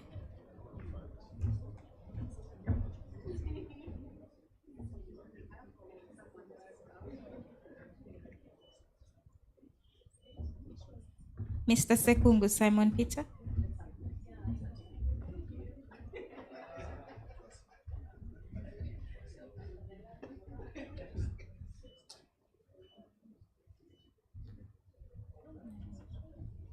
Mariam N. Iga.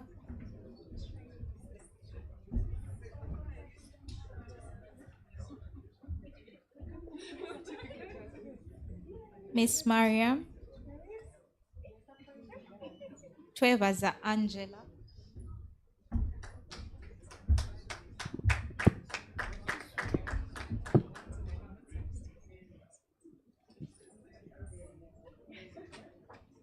You come.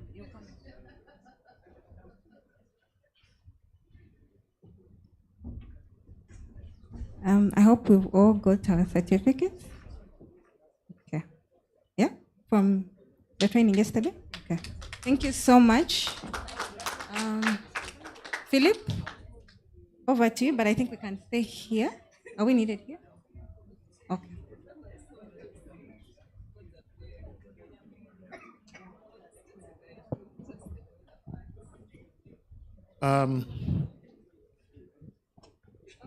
Sorry. Just one more thing to announce, because I was still doing my closing remarks. If I can get everyone's attention.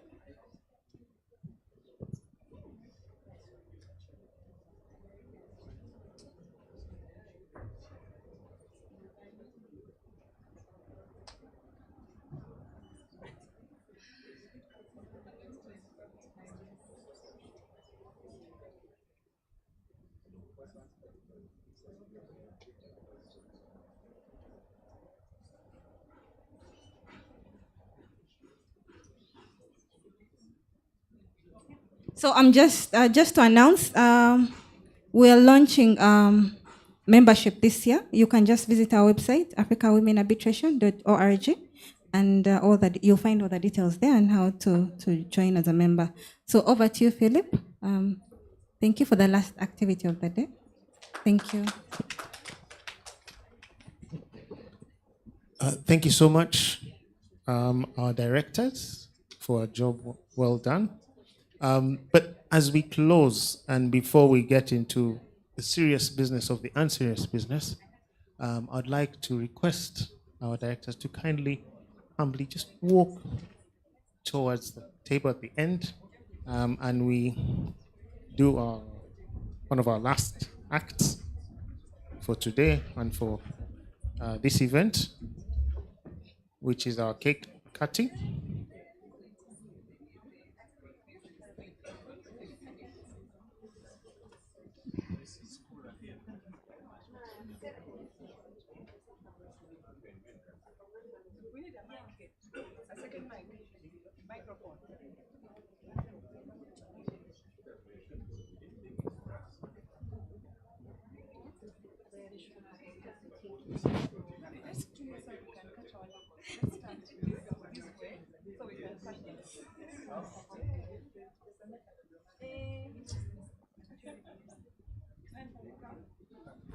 May I please request Mr. Jude Biamukama, Senior Counsel Ohaga, to join us?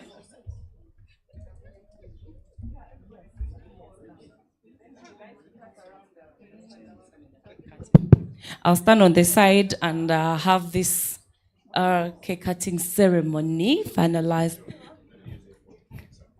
Council Robert Chirunda, you had stepped out.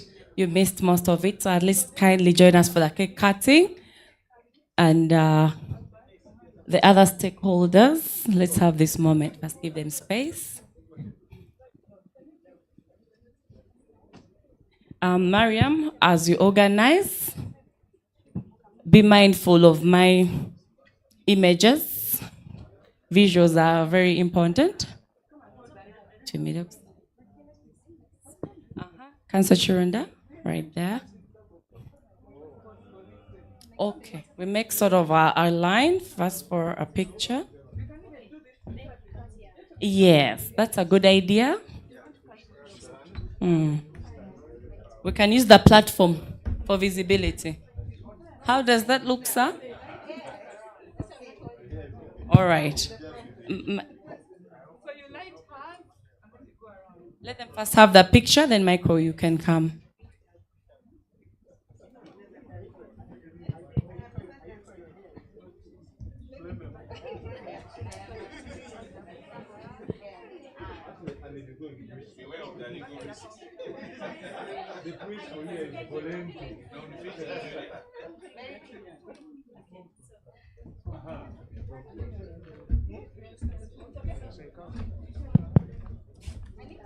Yes, please. I'm over here. So are we ready? Let me first have the pictures before I go into the ceremony and disorganize you all. Okay, we can get started. This is a celebratory meal because we cannot gather and live without cake, it's in order. So I'm told we are 2 years old, but that's a small number. We shall reach very fast. Let's count from 5 to 0 together, please. I would like to hear your voices. Michael, are we okay? As I wait for the flames to go up, get ready to count. The ladies want to show you how it's done. Kindly.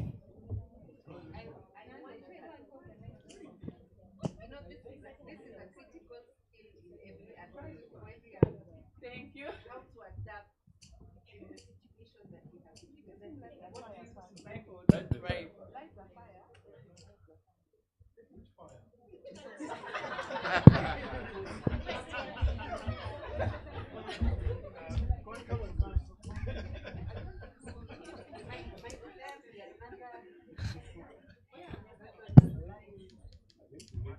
Ivan and the crew, we're ready as the fire gets set.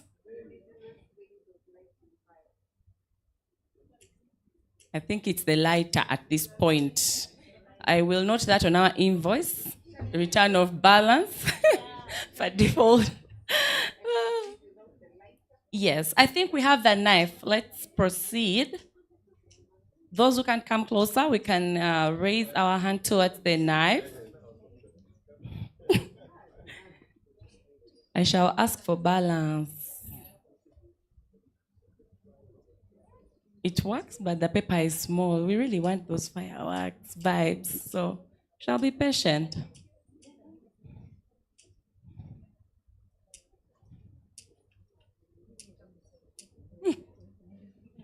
Luckily, we have the lady in charge watching when I come with my deducted fees.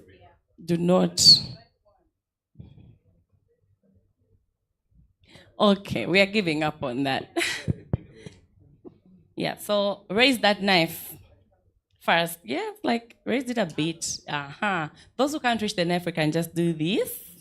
Okay. The crowd, we are going to count from 5 to 0. And then DJ, you'll give me a congratulatory song, anniversary, anything. All right, it has finally worked. Thanks to Mariam. Let's count. 5, 4, 3, 2, 1, 0. Happy anniversary and congratulations. And celebration when I tell everyone that you're in love with me. Michael. Congratulations and jubilation. Thank you for the honors. For every occasion, there must be cake. Thank you to the sponsors for allowing this meal of a cake to be provided. Philip, over to you.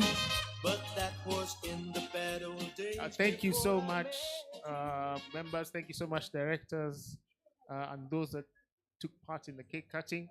I would like us as participants to stay around until you have been served a piece of cake.